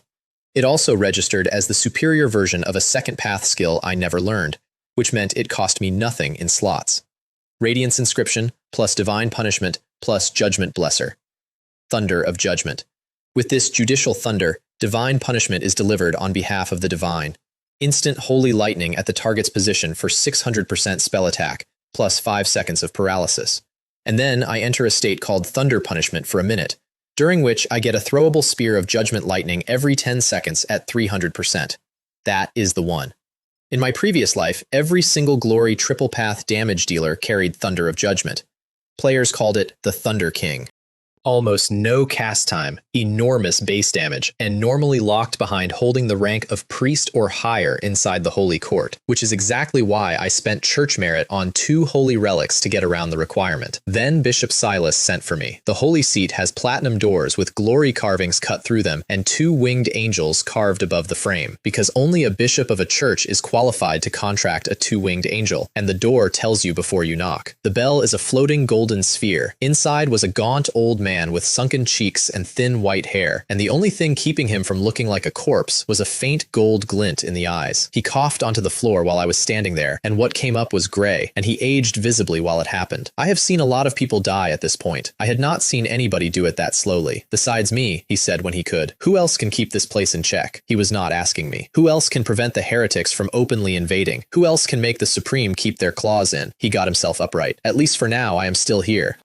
As long as I am not dead, Sina City Church still has a chance to turn things around. Then he told me the other half of the Holy War, from his side of it. A century ago, the Lord of Blood Sacrifice was sent into the Nolan Empire by the executioner of the Pitch Black Duchy, specifically to escalate the war. He fought Bishop Alfonso. He lost an arm, and he ran. But not before Alfonso branded him with the spirit-sealing Holy Seal, which is an application of glory authority that caps a non-glory heretic's spirituality, so that anything he accumulates above the cap turns on him and tears him apart from the inside. Running, he collided with Silas, who was then only a 4-fold path priest, and they fought to a draw.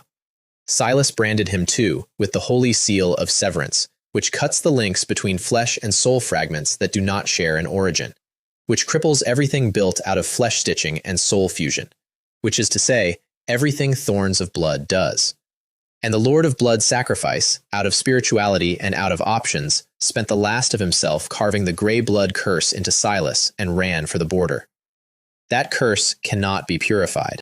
It is an ancient inheritance, and it takes a same origin ancient inheritance to break, and the only 2 holders of that origin are the Lord of Blood Sacrifice himself and the primal sect. It turns his blood gray and dead, and it has been eating him for 100 years. If nothing unexpected happens, Silas said, in exactly the tone you would use about somebody else, I should have about 6 months left. Alistair had to look at the window. And the thing Silas was actually worried about was not dying. It was succession. Only a consecrated priest promoted from priest can become a bishop and hold glory authority. Alistair is a temple knight. Marquez is a patriarch. Neither of them can take it. And the Holy Court is currently drowning in a terrible plague sweeping the Empire's southwest, whose source they cannot locate, and has no attention to spare for one coastal city. I knew where that plague came from. I knew what month it would reach here. I did not say anything, because there is no version of that sentence that does not end with me in a cell. Then Alistair confessed. During the time you entrusted the church to me, I discovered a priest with a very promising future. He would not look at Silas. He is now a triple path high priest of judgment, and he has already made a pact with a sacred beast. Silas did not react the way Alistair had, and you did not report it. If the Holy Court learned of such a person, the archbishops and the cardinals would transfer him to the capital immediately to be trained as a chosen one. Alistair's voice went hard. We cannot afford to wait for him to become the Son of God and then give something back to us. By then, Sina City Church will have lost everything. Silas understood it perfectly and said the honest thing, which is why I liked him. For that priest, staying in Sina City is not good for his development. He should have the right to know the whole story. A long breath. It is only that Sina City Church needs him, Alistair. Does he even know that? I asked him what he wanted. He is in favor of staying. I see. A pause. Then there is no problem. Find a suitable time. I want to see him. Also, in passing, at the end of that conversation, Alistair mentioned that little Ilara had walked past her own father in a daze that morning and would not say why. He had been a father for 15 years. He had never met this particular problem and had no idea what to do about it. 2 nights later, we went out to check 5 marked strongholds. Marcus led with his perception wide open and walked us around every patrol in the city, and it went incredibly smoothly. And the reason it went incredibly smoothly is that I had a mist shadow 200 meters ahead of him the entire time. 4 confirmed. Then the 5th, which was in the slums, and where I got the worst news of my life to that point. There were bodies along the gravel road on both sides that nobody had moved. Marcus stopped and looked at them, and then he gave a speech that is the exact measure of the man, and I have never been able to decide how I feel about it. This is the shadow of Sina City. This is the prosperity that the people of the Supreme boast about. His jaw was tight. They have hidden away everything that spoils the appearance of prosperity, but it is ultimately just an illusion. And then, immediately, without a breath between, but is this not also a kind of survival of the fittest? The poor are mostly born poor. That the law hall gives them even a small piece of land is already the greatest mercy. The empire can hardly give them more, and they should not ask for more. I did not say anything. What I thought was that in about 5 months, these people will take weapons from the enemy and turn around and use them on the empire, and that not one person standing in that alley with me would ever understand why. And then, through the mist shadow, I saw what was actually inside that stronghold. Not just Shadow of Slaughter Zarthus, 2 five-fold path transcendents, the bishop of ancestral spirits of the primal sect, and an executioner of the pitch-black duchy. I want to explain what an executioner is, because there is very little intelligence on them, and every scrap of it is bad. Only a 5-fold path Asher can be one. Each commands a secret force or an army. They surface at the worst events on the continent, and very few people who have seen one have then gone on to describe it. The Nolan Empire treats them, in official documents, as blades hidden in fog. And on a low table between them, a crimson crystal sphere with the Lord of Blood sacrifice projected inside it. 3 separate powers in one room, with the duchy running the meeting. I had cold sweat down my back, and a problem, which was that I could see them, and I could not hear them. So I manufactured a way. I grabbed Marcus's arm at the correct moment. Team leader, I feel. Something is not right. That is the one lie that has never failed on him, because it worked in Red Maple City, and he has been treating it as a proven instrument ever since. Asked what I sensed, I gave him the second half. That was my sacred beast warning me. It says something terrifying is deeper in, but it is not looking at us. Serafina read the room herself and took Liam out without being asked, because she is not triple path yet, and she knew that staying would only make her a liability and raise our exposure risk. She resented it visibly, and she did not argue for 1 second. Then Marcus became my listening device. We got into a burned-out ruin as close as we dared, both of us suppressing our spirituality down to nothing, and he opened his perception in stages. Wind first, then grass, then breathing, then, barely, words. Everyone, I feel. We have no war. Revenge. This is Pitch Black Grand Duke's Sacrifice, Fabi, Vessel, Restart, the Twilight Ritual. His shirt was soaked through by the end of it. I got the rest later, in full, from a mist shadow I had left inside the room, and I am going to give it to you straight, because it is the hinge everything else turns on. Drakon, the Executioner. High voice, sharp, and completely in charge. The Twilight Ritual certainly needs to be restarted. However, regarding this container you mentioned, this Silas, how confident are you that you can capture him and control him? A pause. Do not underestimate the vengefulness of the Holy Court. We have all suffered greatly at their hands, especially you, Thorns of Blood. And the Lord of Blood Sacrifice, humbly, which is a register I had never heard from him. Lord Drakon. I was seriously injured by the bishop. In the past. Now things are different. The container. Do not worry. Gray blood curse.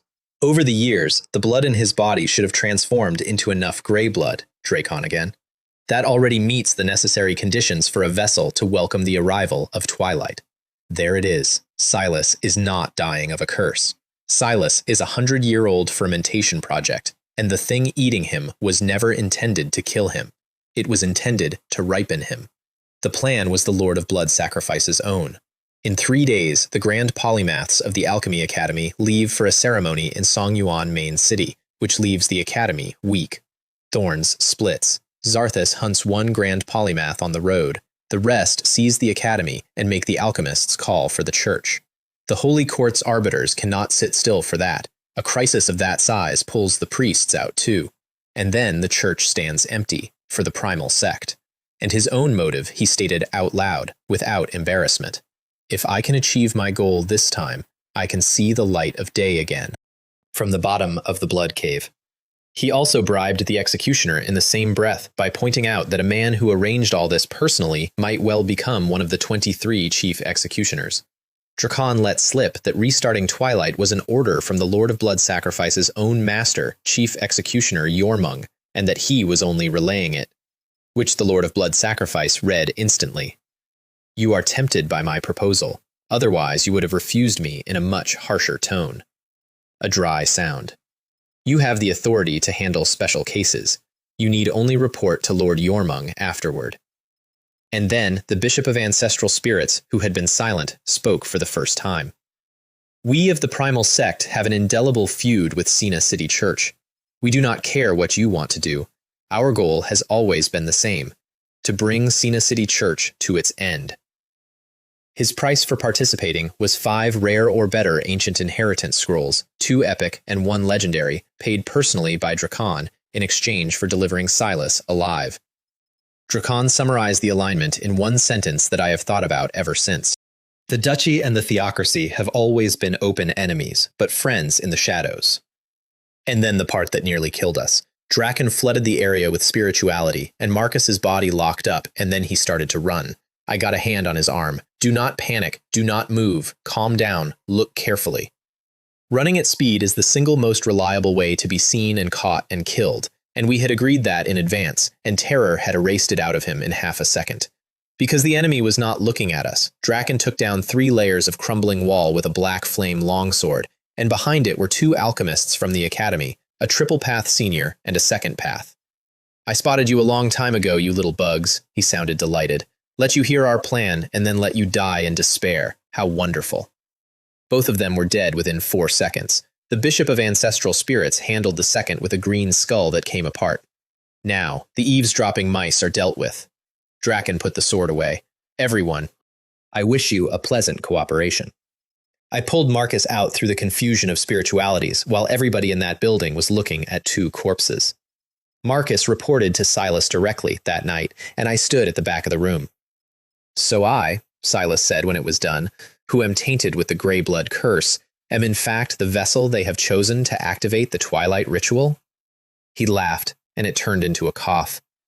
That is truly hard to explain. The Academy had genuinely invited him to their ceremony. His condition made it impossible. That is the only reason he was still in the city at all. And then he made the decision that shaped everything after it. Waiting is meaningless. Nipping the enemy's actions in the bud is the correct thing to do. Contact the surrounding churches, warn the Academy, and strike first. Alone afterward, he said the rest of it to an empty room, and I know because I had left something on a shelf. I never imagined that the grey blood curse that the Lord of Blood Sacrifice etched into me during the Holy War a century ago would end this way. However, this is for the best. Let us put an end to all of it at once. Lord of Blood Sacrifice. As long as I live, your twilight will never come. And if Alistair and the others fail, I will pray to Shuyu for the blessing of martyrdom so that this body will never fall into your hands. Then the ring on his hand lit up. My name is Silas Novalon, and I am the wielder of the 2-winged authority. I hereby proclaim. His voice went out across 4 cities at once. Hear my decree. All holy arbiters in Sina City, Trier City, Red Maple City, and Salem City. Get to Sina City within 2 days. The moment of judgment has arrived. Now here is my private arithmetic, and it is cold, and I am going to give it to you exactly as I did it. Silas must not die. Not out of affection, although I did like him. If a 5-fold path bishop dies, the Holy Court sends a stranger to sit in that chair. A stranger who knows nobody, owes nobody, and has no reason at all to let an 18-year-old assistant priest do whatever he likes. I would lose every inch of room I currently have. Worse than that. With the Judgment War coming, with the Supreme's appetite, with heretics circling a bishop's empty chair, Sina City Church might not survive long enough for the replacement to arrive. So the answer to keeping Silas alive is the same as the quest I already have. Kill the Lord of Blood Sacrifice, and the curse loses its source, and the old man gets his years back. And I also understood, sitting in the back of that room, why all of this was happening 2 months early. In my previous life, none of this happened on this schedule. It is happening now because I told the Lord of Blood Sacrifice, through a doll and a raven and a chase across 3 districts, that his two-faced puppet was inside the Alchemy Academy. I pointed a 5-fold path transcended at that building myself, and he brought an executioner with him. Zarthus set his ambush on a ridge above a boardwalk, with dozens of blood disciples in the grass, and 7 triple-path body destroyers on the outside of them, and the slaughtering remains incantation already prepared and waiting for the first transcendent to fall. He had even pre-stored flesh well outside the blast radius of the shattered star ring, having learned from the smelting plant that it fires exactly once. He was lying there in the grass, talking to himself. Come on, Corbin, use your shattered star ring. Then I can kill you without any scruples at all. He had no idea how he could possibly lose. Then Corbin's escort of sorcerers threw off their blue-striped cloaks, and every single one of them was a holy arbiter, 8 of them triple path, and golden lightning started falling on that ridge. Priest Alistair summoned us, one of them told me afterward, cheerfully. We fooled those cultists by wearing Alchemy Academy cloaks. It seems Thorns of Blood are not all that great. Corbin brought out Battering Ram and a new Mad Calamity puppet called Stonefire that I had never seen, and I recognized what it was built from immediately. Black Devouring Asher and Bone Rot Alchemy. He had reconstructed both out of an incomplete notebook, because a grand polymath has methods for filling in gaps, and it had taken him about 3 weeks. A crimson beam came out of a black void and erased entire lanes of blood disciples and went through a body destroyer without slowing down. 5 of the 7 were dead in minutes, and critically, the holy arbiters were killing with thunder of judgment and holy flame, which annihilates the body entirely and leaves nothing behind. Zarthus lay in the grass and watched his own class stop functioning. Where exactly did this go wrong? He decided to burn his pre-stored flesh and felt a sharp pain in his back. A dagger had gone through his chest from behind. He turned around, made his arm into a mist blade, and knocked a dark figure 10 meters back. And then he did the calm and correct thing, which is that he checked himself. He has more than one heart. The strike had not touched his spirit. Therefore, the attacker was below him. Who are you? The shadow did not answer, and simply was not there anymore. He turned back, and a wolf wrapped in deep purple flame was in his face. He raised both arms, and it went through them. Let me explain what the Shadow Weaver had just done, because it is the most important 5 seconds of that entire battle, and it looked like nothing. A 4-fold path transcendent with 1 foot in sainthood cannot be entered head-on by a triple path abyssal beast. His soul barrier simply does not admit anything of that grade, and Fenrir would have bounced. The dagger is a soul piercer. It pierces the soul as well as the body, and it tears a gap in the barrier. The Shadow Weaver's entire job that night was to open a door and leave. As you wish, Shadow of Slaughter has been tainted by the soul piercer. You did very well. I was on the next ridge with a mask on. Next is Dream Stealer Renzo's turn. Zarthus had a bodyguard. A body destroyer called Grimlock, fused with a hurricane falcon, kept specifically for his eyesight. And what Renzo did to Grimlock is the single best piece of work anybody in my organization has ever produced, and I did not instruct any of it. Grimlock watched, in a mirror in the dark, his own master turn around and be taken by the wolf. Then the mirror broke, and Zarthus's crimson eyes were on him. He was killed, and he woke up. And he was killed again, differently, and he woke up. 20-odd times, always returning to the same starting point, always by Zarthus, and every escape route failing in the same way. And here is the difference between what Fenrir does and what Renzo does, and it is the reason I stopped underestimating him. Fenrir breaks people. Renzo waited. He let Grimlock keep entering the illusion until the terror had gone all the way down and something underneath it finally moved. And at the exact moment a spark of resistance came up in that man's chest, he pulled him back into reality. Hey, the Shadow Weaver was watching from beside me. This is really, I did not realize before that Renzo would be such a nasty person. Dream Stealer just awakened the beast lurking inside him. After the 20th death, Grimlock's eyes emptied and then focused, and he had worked out the only rule that made sense to him. As long as I do not kill Zarthus, I will never get out of this. And he believed, absolutely, that he could always come back. He grew falcon feathers, drew a pale claw knife, and attacked his own master for the first time in his life, saying the same thing over and over. Anyway, I can be resurrected. Anyway, I can be resurrected. Meanwhile, inside Zarthus's head, Fenrir was having his own lord kill him on a loop, and unlike Grimlock, the inscription in Zarthus's soul forbids him from even forming the thought of rebelling against the Lord of Blood Sacrifice. So his mind ground itself between instinct and inscription with no exit available in either direction and started coming apart properly. The pale claw knife opened deep scars along his blade arms that would not close. I almost forgot. He looked at his own arm with genuine surprise. Grimlock, you possess such a thing. Then Renzo came in from the side with a crimson blade growing off his own arm, stolen from Zarthus 2 minutes earlier.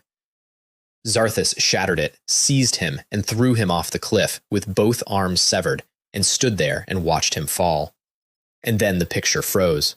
A black border crept in from the edges, the image shattered like glass, and Renzo was standing in front of him, entirely unharmed, holding his top hat against his chest, bowing. Hello, sir.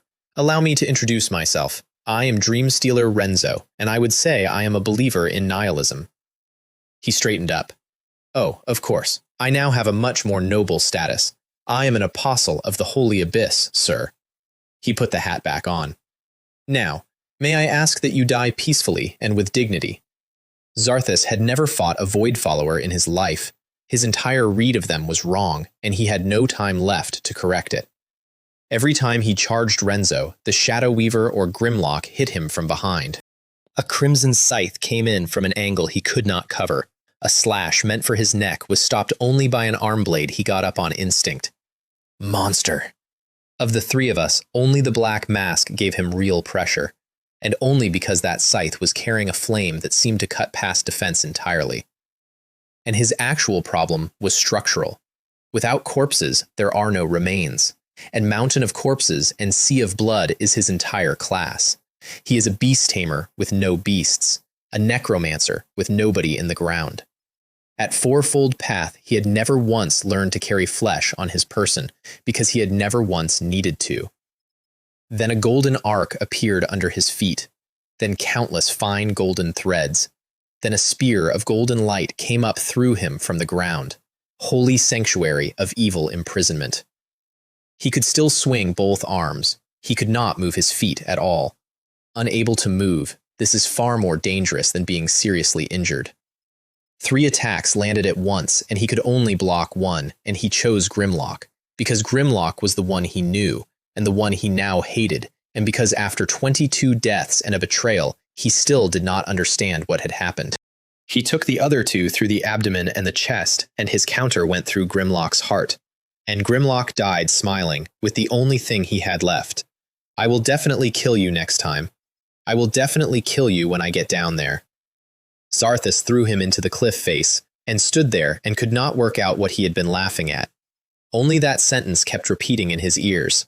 Poisoned, hold, one arm ruined, and his spirituality draining, he cut off his own left arm, set it alight, and raised it. Flesh sacrifice. To shortcut the slaughtering remains ritual and convert Grimlock's body. I know his kit better than he does. I had already reduced Grimlock's corpse to ash with Thunder of Judgment before he finished the chant, and Fenrir, still inside his head, blocked his perception so that he never saw it happen. He completed a forbidden technique. He felt the link open, and there was nothing on the other end of it. He had spent his arm on nothing. Stay here, I told the other 2. Do not follow. Nobody steals that last hit. He poured out every remaining drop of spirituality as a weapon. Layer on layer of near-tangible barrier. Air gone heavy and stagnant. Waves of tearing pressure. It is the desperate last resort of his path, and it kills you by exhaustion if nothing else gets there first. Scythe against arm blade. And the triple path did not get knocked back. You are clearly, he was staring at the mask, you are clearly just a triple path. Then, Eye of the Abyss. The pupils under the mask flared dark purple, and Shadow of Slaughter Zarthus saw something that his body then refused to obey him about. A lightning spear at point-blank range. Black mist, and several hundred hidden eyes inside it. And when the mist finally thinned, and the dark, gloomy world seemed strangely bright, he looked up at a golden meteor coming down as bright as a second sun. Ah. The meteors buried him against the cliff, and there was nothing left afterward, which was deliberate, because a Shadow of Slaughter can turn his own corpse into remains, and I was not giving him the chance. Fenrir ate his soul from inside before the body finished dying and carried it home. The Shadow Weaver and Renzo stood at the edge of that crater and looked at it. Same path count as them. And he had crushed a fourfold path head on. Their worship hardened into something I could not have bought. The Holy Court investigated the site afterward, and a high priest of purgation read the spiritual residue for Corbin. Right here, the scent of crimson lotus is strongest. Then came Kutu, and void, he frowned, and glory. There are other spiritualities mixed in as well, but I cannot identify which paths they come from. Glory. And a holy arbiter standing beside him offered the explanation that every single person in that circle immediately preferred. We cannot rule out the pure order. Members of the pure order use followers of other paths to kill the order's enemies, and then they kill those followers in turn. Corbin frowned at the crater for a long time. It is the pure order. They have joined in as well. Kutu, void, and now the pure order. He shook his head. Thorns of blood. Their schemes are far more profound than I imagined. The trap the church set for the primal sect was built on one condition, and Silas built it correctly. The bishop of ancestral spirits had told Dracon he would only attack once he confirmed that Sina City's own holy arbiters had left. So Sina City's arbiters all stayed inside the church. Every one of them, except me. The arbiters sent to help Corbin were all from other cities, in borrowed cloaks, and they only ever touched thorns, so that the primal sect's watchers saw exactly the picture they had been promised. Silas sat up in bed and read his ring, and it showed him images. Holy arbiter squads finishing strongholds across the territory, one after another, off my map, and the Alchemy Academy monument, with bodies at the door of it. The Academy's grand polymaths had deliberately kept the ordinary sorcerers uninformed, on the grounds that some sacrifices are inevitable, and had quietly unlocked war alchemy weapons those sorcerers had never been authorized to touch. The survivors used them and gutted the first wave. Thorns took the ground floor and were fighting for the second in waves. Then a veteran sorcerer called Finn arrived at our gate with his azure robe torn in a dozen places, having to stop between words. They appeared suddenly. One of our colleagues was torn apart, and then the crystal statue at the entrance was blasted to pieces. He got his breath. Several colleagues tried to break through with me. In the end, only I escaped that place. Marcus, following Alistair's script exactly, agreed to send help, and got his actual orders privately. Your goal is not to wipe them out. Your goal is to kill their body destroyer leader quickly. After that, you return immediately. Sina City Church still needs you. Alistair's room was unusually full that afternoon. 3 priests and every transcendent the church had. Letting them leave the church is for their protection. He was not looking at anybody. The enemies we will be facing shortly are not something those children can handle. A pause. We are all people who lived through the Holy War, Marquez and I especially. We have both seen real suffering. Then he put his hands into the triangle. May the holy light shine upon us forever, and may Shuyu be with us. I passed Marcus's column on the road out and got one word from him. Careful. Alistair saw me coming back in. Junwei, what are you doing back here? Do you not know how dangerous? He stopped himself. Never mind. Since you are here, find something you can do. Then he took my shoulder. But remember this. When the enemy appears, even if you are the son of radiance, never rashly approach the bishop of ancestral spirits. Please rest assured, priest, I will not do anything beyond my capabilities. That is the last lie I told him before the fighting started, and it was the biggest one. A wall came in, and crimson cloaks came through the gap, throwing ceiling crystals that filled the church with a dark, ominous aura.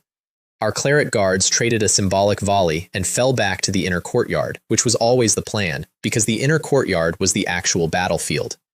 Behind the heretics, an old man in a patterned bishop's robe, leaning on a staff lit green, looked at the hole he had just made in a church. There is no barrier, and not much resistance, he sounded almost disappointed. As expected, it seems the Lord of Blood Sacrifice's plan will proceed smoothly. Then dark green wandering spirits poured out of him and coiled themselves around his body. Silas, it has been a long time.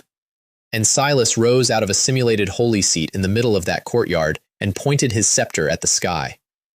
Supreme and majestic Shuyu, you proclaim all good and you punish all evil.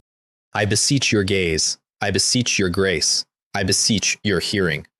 The sun went out. I beg you to send down the cage of lightlessness. An invisible gauze closed over the entire Church of Radiance. Light cannot cross it. Sight cannot cross it.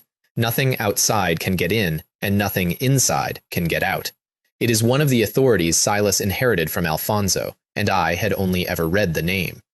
Cage of Lightlessness. The Bishop of Ancestral Spirits laughed. That is a true blasphemy against the holy light. Now, Silas said, only if one of us dies can this prison be broken. Then he turned and spoke to Alistair without looking at him. I want you to witness this. If I perish, and I cannot render him incapable before the final moment, then you take every survivor and you get out of Sina City. And he walked out onto a translucent golden staircase in the air and opened with an annihilation meteor. It went into a barrier of wandering spirits and stopped. Silas, is this how you welcome an old friend? And Silas answered him with the prayer, and I have heard a lot of prayers by now, and that one is the only one that ever made the hair go up on my arms. My heart is devoted to the light, and I am the ashes. My body is offered to the fire, and I am the fuel. His voice was not weak anymore. I will wear chains, for this is atonement. I will bear blasphemy, for this is mercy. Astrid, the two wings, I beseech you to descend. Something enormous came awake above that courtyard.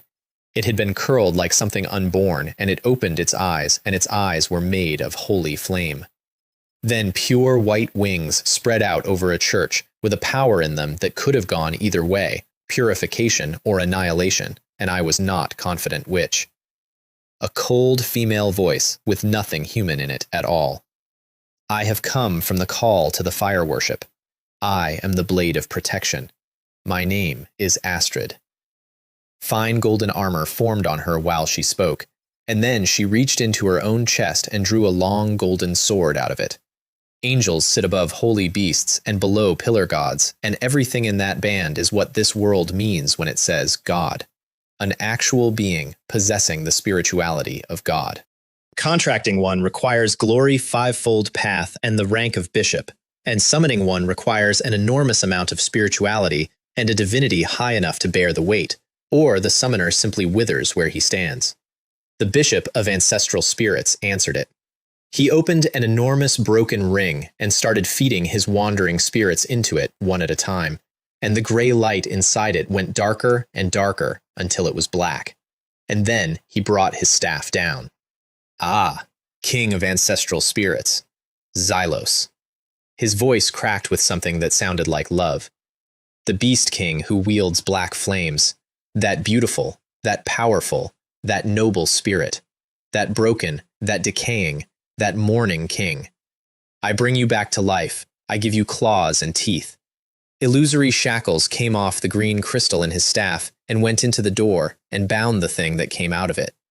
A colossal beast that stood like a man, in jet-black armor with nothing showing except crimson through the eye gaps, and it flew, and its chains rang the entire time. Two gods started trading blows over the roof of a church, and two bishops traded underneath them. And Silas started losing ground almost immediately because every holy art he cast deepened the curse in his own body. Then a small smile appeared on his face while it was happening. That is how I knew he had planned to die there from the start. If this continues, Bishop Silas will die. So let me tell you what I was calculating, standing in a bell tower with a mask in my pocket. Silas had already spent everything he had. The Holy Court was too far away, and recalling every priest and arbiter in 4 cities was the entirety of Sina City's resources. The Bishop of Ancestral Spirits had committed everything too, knowing that his own primal sect altar was being raised by the Law Hall while he attacked. For him, it was do or die, and he had chosen die. And I could not farm anything else on that battlefield while a 5-fold path Asher was standing on it. So he had to go.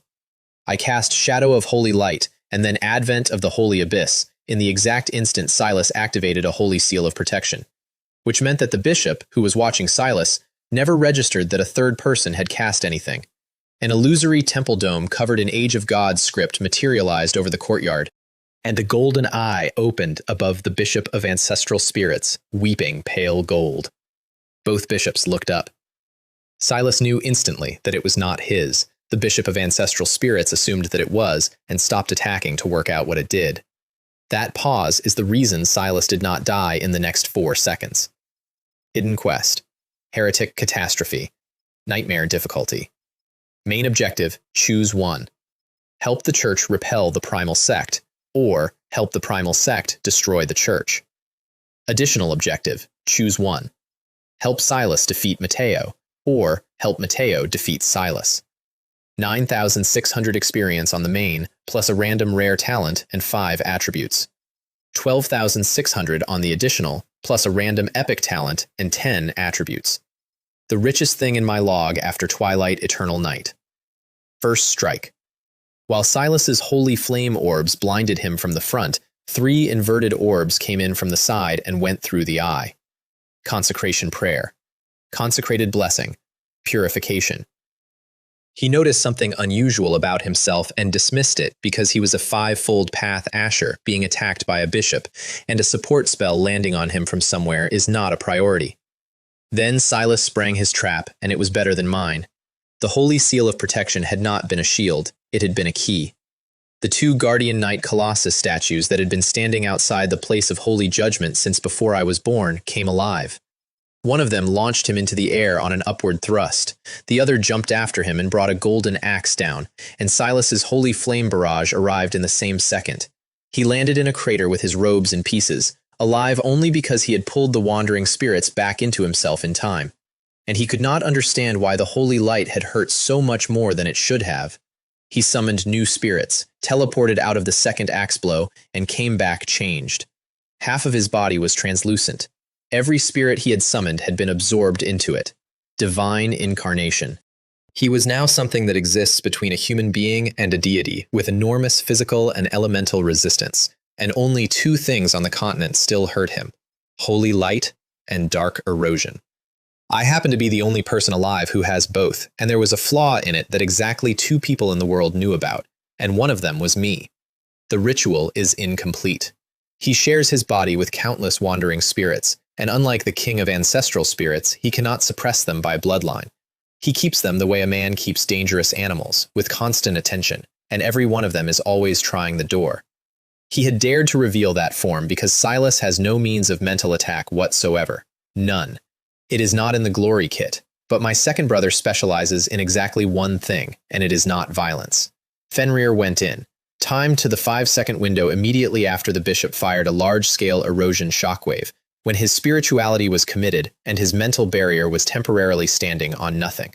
That window is the only way a triple path beast gets inside a 5-fold path soul, and it does not come twice. The bishop grabbed his own head. Purple flame came out of the corners of his eyes. Black mist crawled across his spirit half and started moving toward the rest. And he could not cry out, and he could not explain, because the instant he lost focus, the spirits would take the body, and a body they own is not a person anymore. Silas saw it and said one word: backlash. Then he traced it. He followed the wolf back through the courtyard to a bell tower and found a triple path transcendent standing in it whose spirituality shared an origin with his own. He withdrew his perception, and he said nothing, not then, and not afterward, and not ever. Then 4 more inverted orbs came in off that bell tower: blessing, prayer, purification, healing, and the bishop of ancestral spirits saw them coming and sneered. A triple path priest, and only support spells at that. No thunder of judgment, nothing that could possibly matter. He decided to eat them rather than interrupt his own expulsion of the nightmare. Such a petty trick. He never worked out why anybody would aim a support spell at him. Ugh. Ah! Pure gold corrosion patterns spread out from where the eye was weeping and ran across his entire body. What have you done? Half mad and eroding from 2 directions at once, he decided the priest had to die first, and teleported to my bell tower with an ancestral spirit phantom blade loaded with a poison strong enough to kill a triple path instantly. The blade went through me and tore my robe and came out the other side pale and useless. Because the ghost face scale armor grants poison immunity, and the multicolored imperial spider bloodline grants poison immunity, I have 2, stacked. For no reason other than that I took both of them for other purposes and never bothered to consider it wasteful. I put the crimson scythe into his shoulder. Why is it not working? He said it like a man reading a broken instrument. Why is it not working? Second attempt, from behind, through the back and out the chest, and the wound rippled like the surface of water and closed. King Serpent's shedding. Any single hit above half my maximum health is negated entirely, once per day, and that was the first time in my life it had ever triggered. I turned around with a green rare flintlock already at his forehead and put 300 damage through it, which is that weapon's cap.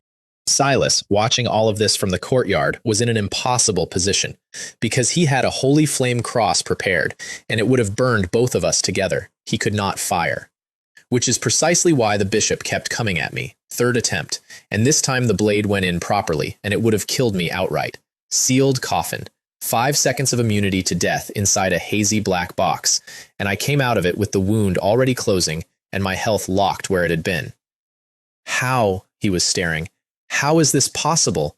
Then thunder of judgment and golden meteor, and neither of them aimed at killing him. They were aimed at wrecking his internal spirituality, because that is the only thing holding several hundred wandering spirits in a jar.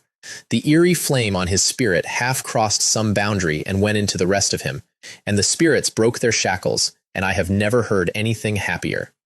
No, no, no! Fenrir got out a heartbeat before the end. The body swelled and came apart into materialized spirits that ate their own maker and cheered while they did it.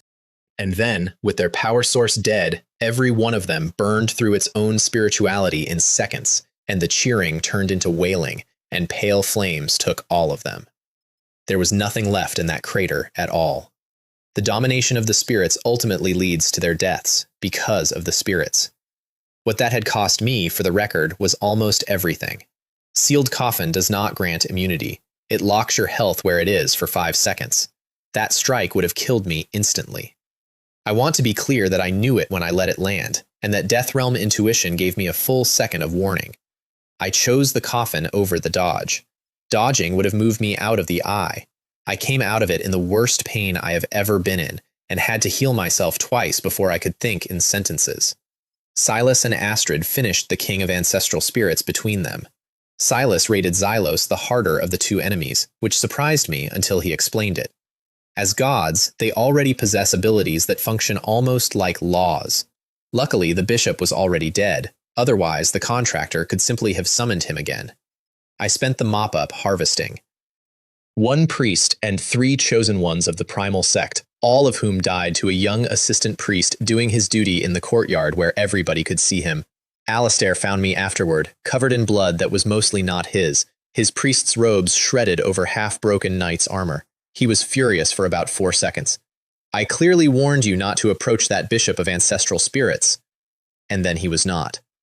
But it is good that you are all right. He put a hand on my head.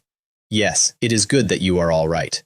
The church had won, and the casualties were severe, and the count, when it came, was chilling. Silas forced a smile at me from his chair. You and Marcus came to see me before. He had to stop and breathe. I am sorry. I did not recognize you then. A bishop apologizing to me.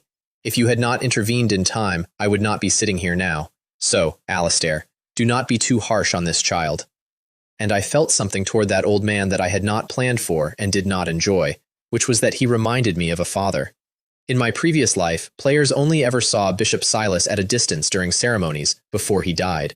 His entire story is a blank space in the community's records. Nobody ever found out any of this. Nobody ever will. We talked privately at the Holy Seat afterward, and I crushed 5 crimson magic crystals beforehand. No pressure came. He did not probe me at all. He just asked, "Was that Holy Flame Wolf?" A pause. "Child, may I see it?" Fenrir came out in gold, and Silas studied him for a long time in silence, and then said the thing nobody else had. No wonder. No wonder. He was smiling faintly. "Child, it is also a sacred beast, and it is almost a spirit. That is a life made entirely of spirituality. They have no fixed form, like those wandering spirits." He tilted his head. "But the beast you contracted seems a little special. I can identify that it is also a spirit, which is why it was able to enter the bishop of ancestral spirits without hindrance. However, it can also take the form of a wolf, and it does possess concrete and realistic characteristics. He could not resolve it, and after a while, he let it go. Child, cherish it." I took a great deal out of that conversation, and none of it was what he intended to give me.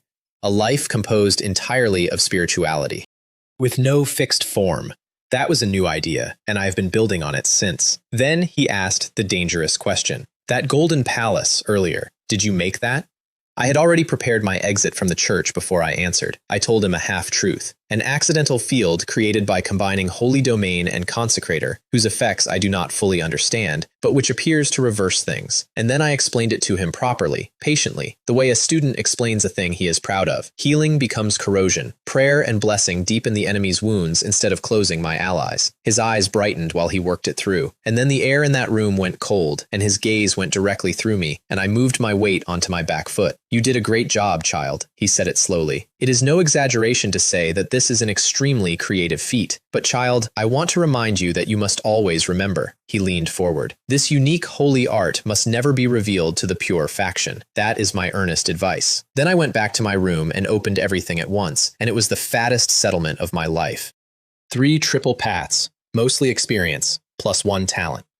The one who gazes at the ancient gods. Rare, divinity up 3, resistance up 3, and natural resistance and immunity against the malice of certain unknown entities. Certain unknown entities, thank you, very specific. Then Spirit Summoner Syra, level 38, a mad calamity boss, for 9,639 experience, and this. God's favorite, epic. You are favored and blessed by the gods. A certain god considers you an indispensable part of him. Divinity, constitution, and perception up 4 each, with an extra multiplier on the health and mana those produce. And a footnote at the bottom. You are more likely to attract the attention of unknown entities. Are all the followers of Lost like this? First came the warriors who gaze upon the ancient gods. Then came the men that the gods consider indispensable. I opened 3 boxes in a row expecting loot, and got 3 separate omens instead, and every single one of them ends with the phrase, unknown entities, and not one of them tells me which one. Then the quest itself, both objectives. 22,200 experience, 15 free attributes, and 2 talents. Light of Revelation, rare, 20% more glory skill effect, and after every glory holy art I recover half of the mana I spent as health, and half of any excess healing becomes a holy light shield. And Executor of Divine Punishment, epic. You are the sharpest sword of the Shuyu of the Sun Forging, and you will carry out divine punishment on his behalf for sinners. Strength up 8, wisdom up 8, and an extra 1-to-1 conversion on the physical and magic attack those produce, which means both of my attack values went up by half again in one motion. I want to note that the God of Glory has now personally handed me a talent for punishing sinners, on the basis of a battle in which I used forbidden power to kill a Asher while running a secret cult in his name. I have no explanation. I have stopped looking for one. And then the bishop, Mateo, level 47, 27 levels above me, 11,328 base, plus 270% for the gap, plus 20% from Burning Soul, 44,180 experience from 1 man, and a cataclysmic level boss reward, Lord of All Spirits. Legendary. My first legendary talent that I did not wake up with. You are the ruler of the spirits. They respect you, but they fear you more. They obey you, but they desire you more. It grants the qualification to contract a deity and 1 deity contract slot. Divinity, wisdom, perception, and resistance all up 8. And Dominator's Mark, which lets me mark any contracted spirit and take half of its attributes plus weakened versions of its inherent skills. Footnote, you have attracted the attention of an unknown entity. That one dropped the word likely. I marked Fenrir. He staggered. His health halved instantly, and something dark came back up the thread into me, and through spiritual vision I could see a double ring branded onto his demon crystal core with lines running to my own chest. I healed him back to full immediately and sent him home to rest, and he did not blame me for it, and I think about that occasionally. Dominator's Mark, Nightmare Wolf Fenrir, granting shadow eating so that an enemy's shadow now counts as the enemy for me as well, and something more. I looked at my own shadow on the moonlit floorboards for a while, then I walked into it and stopped existing. A ripple went across the room, and I stepped out of a different shadow by the wardrobe. I can move through shadows. Short duration, short distance, badly, in a weakened form. Which is more than enough. Then Thrain opened his door, and for the first time in our entire relationship, opened it all the way. Come in, I have finished the epic staff you commissioned. I ran a scan on him in the doorway out of habit. Erudition, 4-fold path. Profession promoted from Asher Smith to Asher Magic Smith, exactly as I had known it would be, because forging an epic was his promotion quest, and I had put the material in his hands specifically to trigger it. To be honest, he said, this is the most satisfying piece of work I have created in my life. It was a half-height staff shaped like a walking stick, The Madness Calamity crystal set at the head in fine, bright gold wire. The shaft carved from a cold, columnar crystal with something green flowing slowly inside it, and other magic crystals set along it to balance the load so the core could run at full output without tearing the frame. Then he volunteered his own promotion, unprompted. Nobody asked him.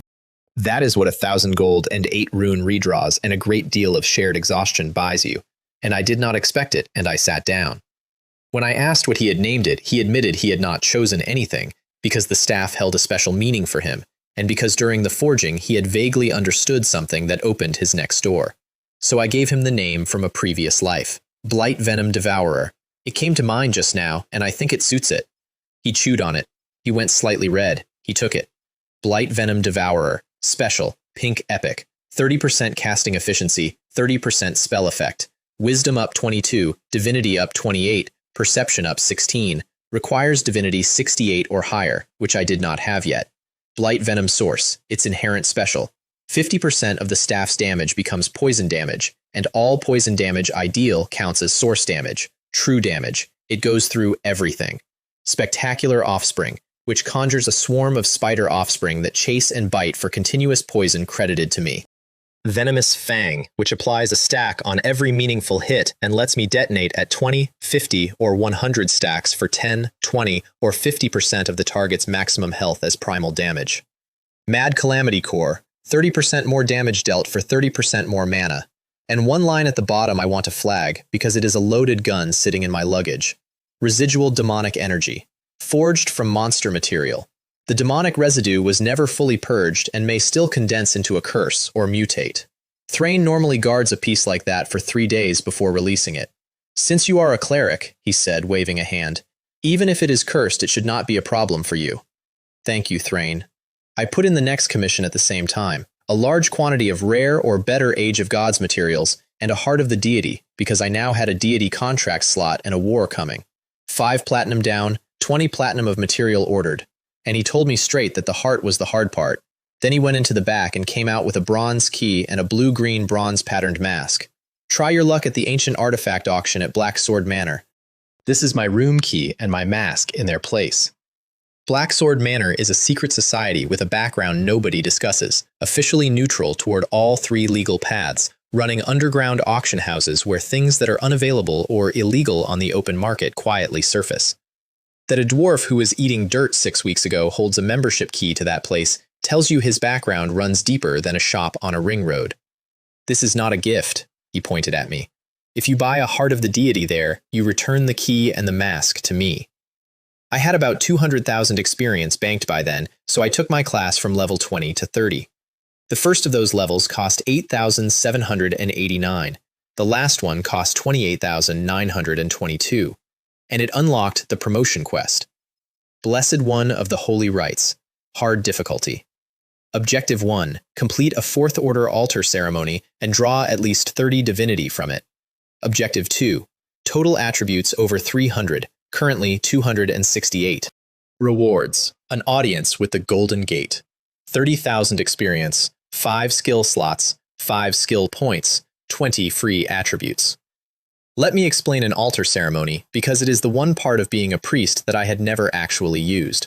The consecrator skill I picked up at Second Path is what qualifies a priest to preside over an altar rite, to genuinely hear Shuyu's oracle, and to receive a divine gift. Normally that gift is an elevation of your divinity, and normally it is temporary, because it is power borrowed from a god. There is a 2-month cooldown after every ceremony, which is exactly why I had never performed one. A cooldown landing on a promotion window would have cost me 2 months of the 156 days I have. I asked Alistair for a golden key. You have already. He put his pen down carefully this time. You have already come into contact with the Golden Gate. Not yet, but it will be soon. He filed that under a genius's intuition and wrote the requisition, which is a filing system I have been exploiting for 2 months. Then I asked for a 4th order ceremony, and he actually said it out loud. You mean 4th order? A 4th order altar corresponds to the 4-fold path, and only a head of ceremony is permitted to preside over one. The higher the order, the more divinity it yields, and the more it demands of the priest standing at the center of it. First-time celebrants always pick their own path count, or one below it, if they are sensible. He had never in his life seen anybody attempt one above their own. I can feel it, priest. I meant this one as well. A fourth-tier ritual is, perhaps, the road I take to a higher level.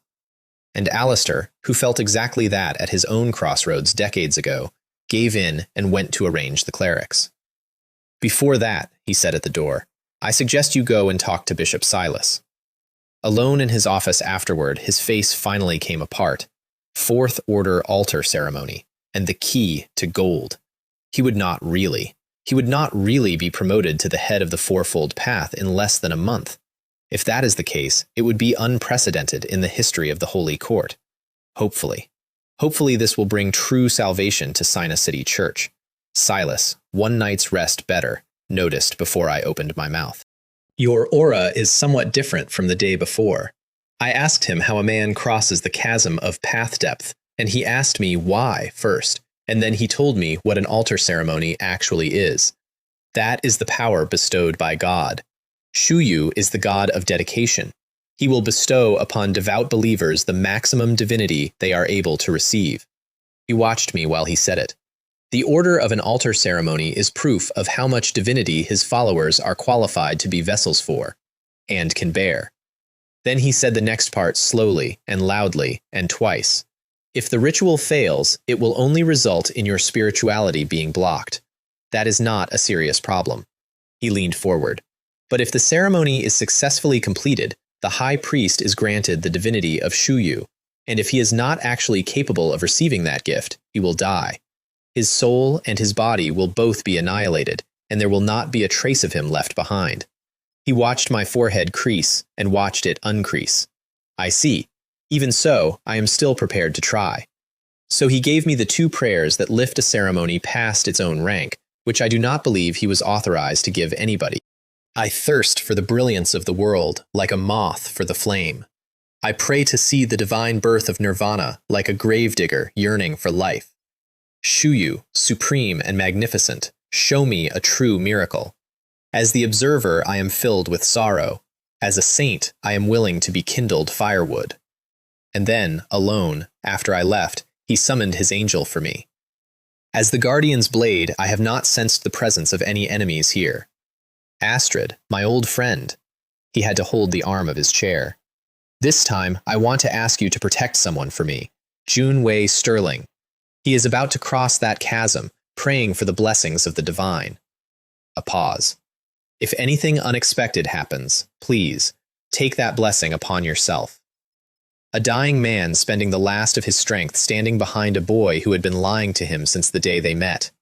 I did not know he had done that until afterward. My own preparation was less noble. I worked out that the real gate on that ceremony is divinity, which is the container, and resistance, which is what survives if the container fails. So I put all 63 of my banked free attributes into divinity in one motion.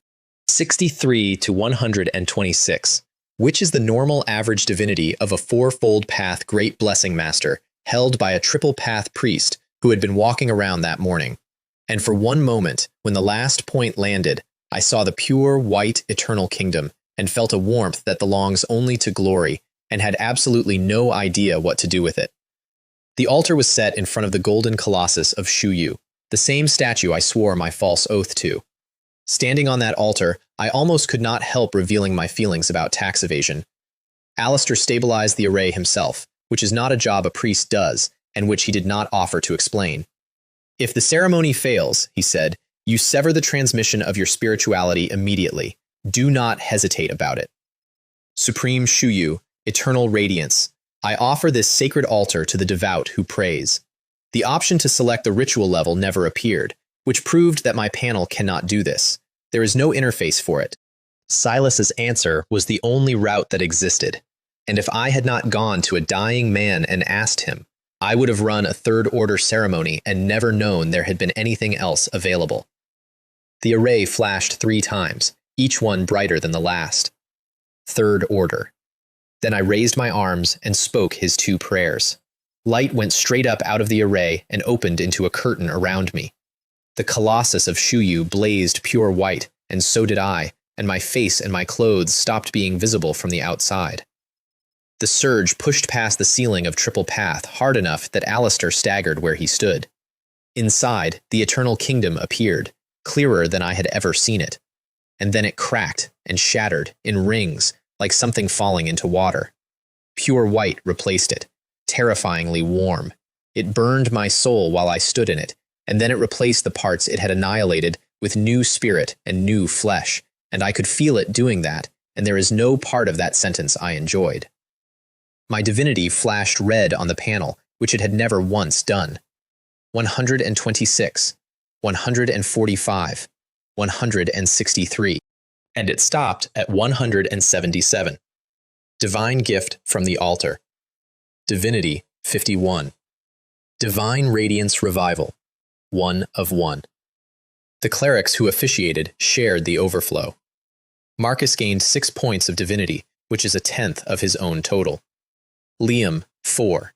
Seraphina 3. I saw it, I said out loud in front of all of them. I saw a real miracle. My ritual is complete. And then my face went white and I went down and Marcus caught me. Alistair was concerned and not frightened, which tells you he had seen it before. It is normal to be weak after attempting a high-level ritual. He still completed the ceremony and received the blessing of that great being. That is all that matters. Alone on the altar afterward, Astrid appeared. You who worship fire, you are wrong. Silas looked up. Jun Wei Sterling, he does not need my protection. And then she said the rest of it, and I would give a great deal to have seen Silas's face. But about him, I do not know why, but I do not like the aura he exudes. Her voice did not change at all. That aura is like a sworn enemy, dark and dangerous, alluring and deadly. Then she talked herself out of it the way people do. Forget it. That is impossible. How could a demon of the void abyss possibly complete the holy radiance ritual? And she drifted away. I slept for a full day. I dreamed about a colorless, flawless ring that filled the entire sky, which was sometimes pitch black and sometimes so bright I could not look at it. And then it shattered from the inside. I woke up into the eyes of little Alara, who yelped and nearly dropped a medicine chest bigger than she was. Mana at a quarter. Status, weak. Status, fatigue. She gave me a vitality potion, and the buff panel came up, fully engaged. Physical attack up 10%, 5 health per minute, 5 hours 59 minutes remaining. And under it, in the flavor text field, in the same font the developers used for everything else, I am about to burst into flames. I made a noise. Mr. Jun Wei, what are you laughing at? I am thinking of something happy. Marcus brought the message from Alistair, which was short. Your altar ceremony completed very smoothly.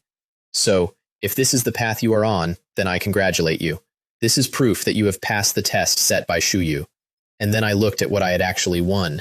51 points of divinity, permanently, which is far past what the quest required.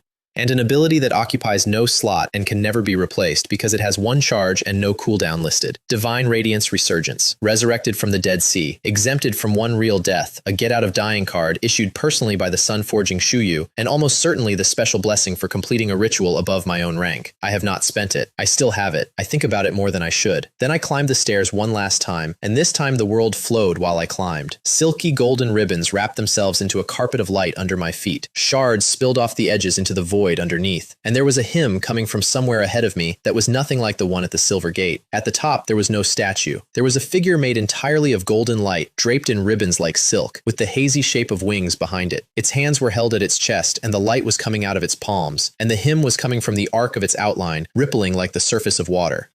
And beside it, the golden gate, engraved in ancient sacred script, sealed with a golden lock and chains. I put the key in. Spirituality Ascension. You have advanced to the fourfold path. Level cap 40. Radiance Inscription level 4. Holy Light Affinity level 3. Holy Beast Divine Covenant, which permits contracting a sacred beast of the Eternal Kingdom. 1 additional contracted beast slot. And a milestone talent. Disciple of the Asher. Epic. You have reached the threshold of sainthood, gaining insight into a deeper origin. Every attribute up 5. Health, mana, physical attack, and spell attack all up 30%. Defense reduction up 50%. Then the Golden Hall, which had only 2 pillars in it. The first offered me my standard promotion, High Priest of Judgment to Chief Condemnation, a perfectly good class that a great many admirable people have taken. I walked past it. The second pillar had no inscription on it at all. Blank stone under a layer of gold dust. I put my hand on it. The dust peeled away and the script underneath it lit up like a sun coming over a hill. Unlocking hidden class. Condition 1. You possess divine punishment and divine imprisonment.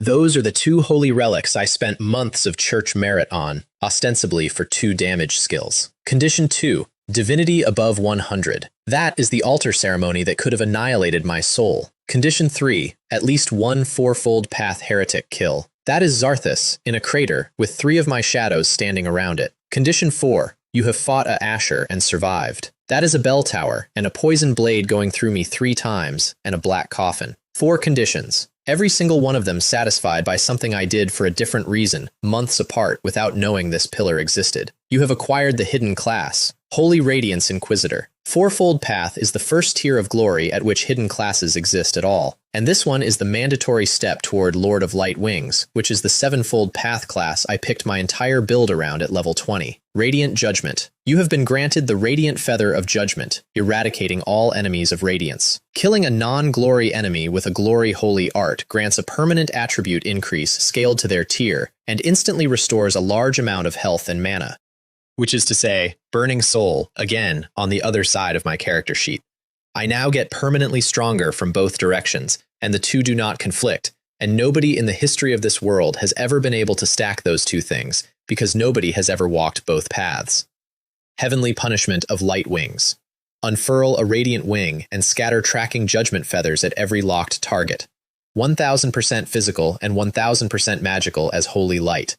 I cannot move while it runs, and I gain a shield equal to 5 times my maximum health plus all of my attributes. And a special adjustment at the bottom, which is the part that actually changed my life. Primary attribute is now Divinity.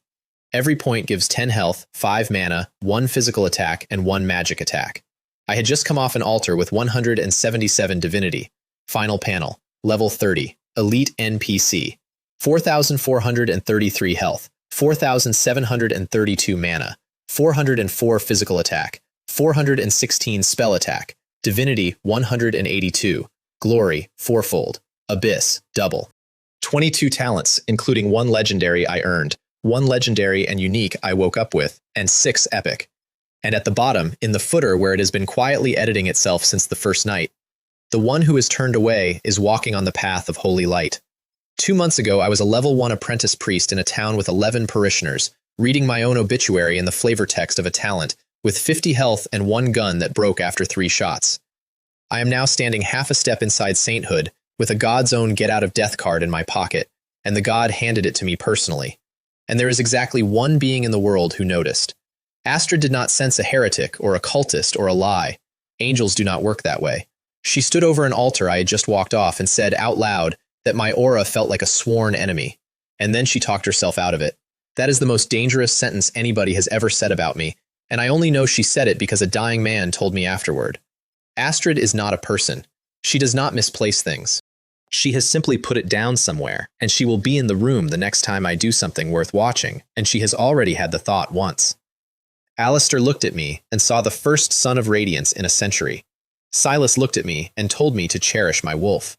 And my surname is Vance, and the last man who carried that name down this exact road got erased from a religion's records for it and traded away for a seat at a table. I have never been a son of radiance. The correct word is the forbidden child. 129 days,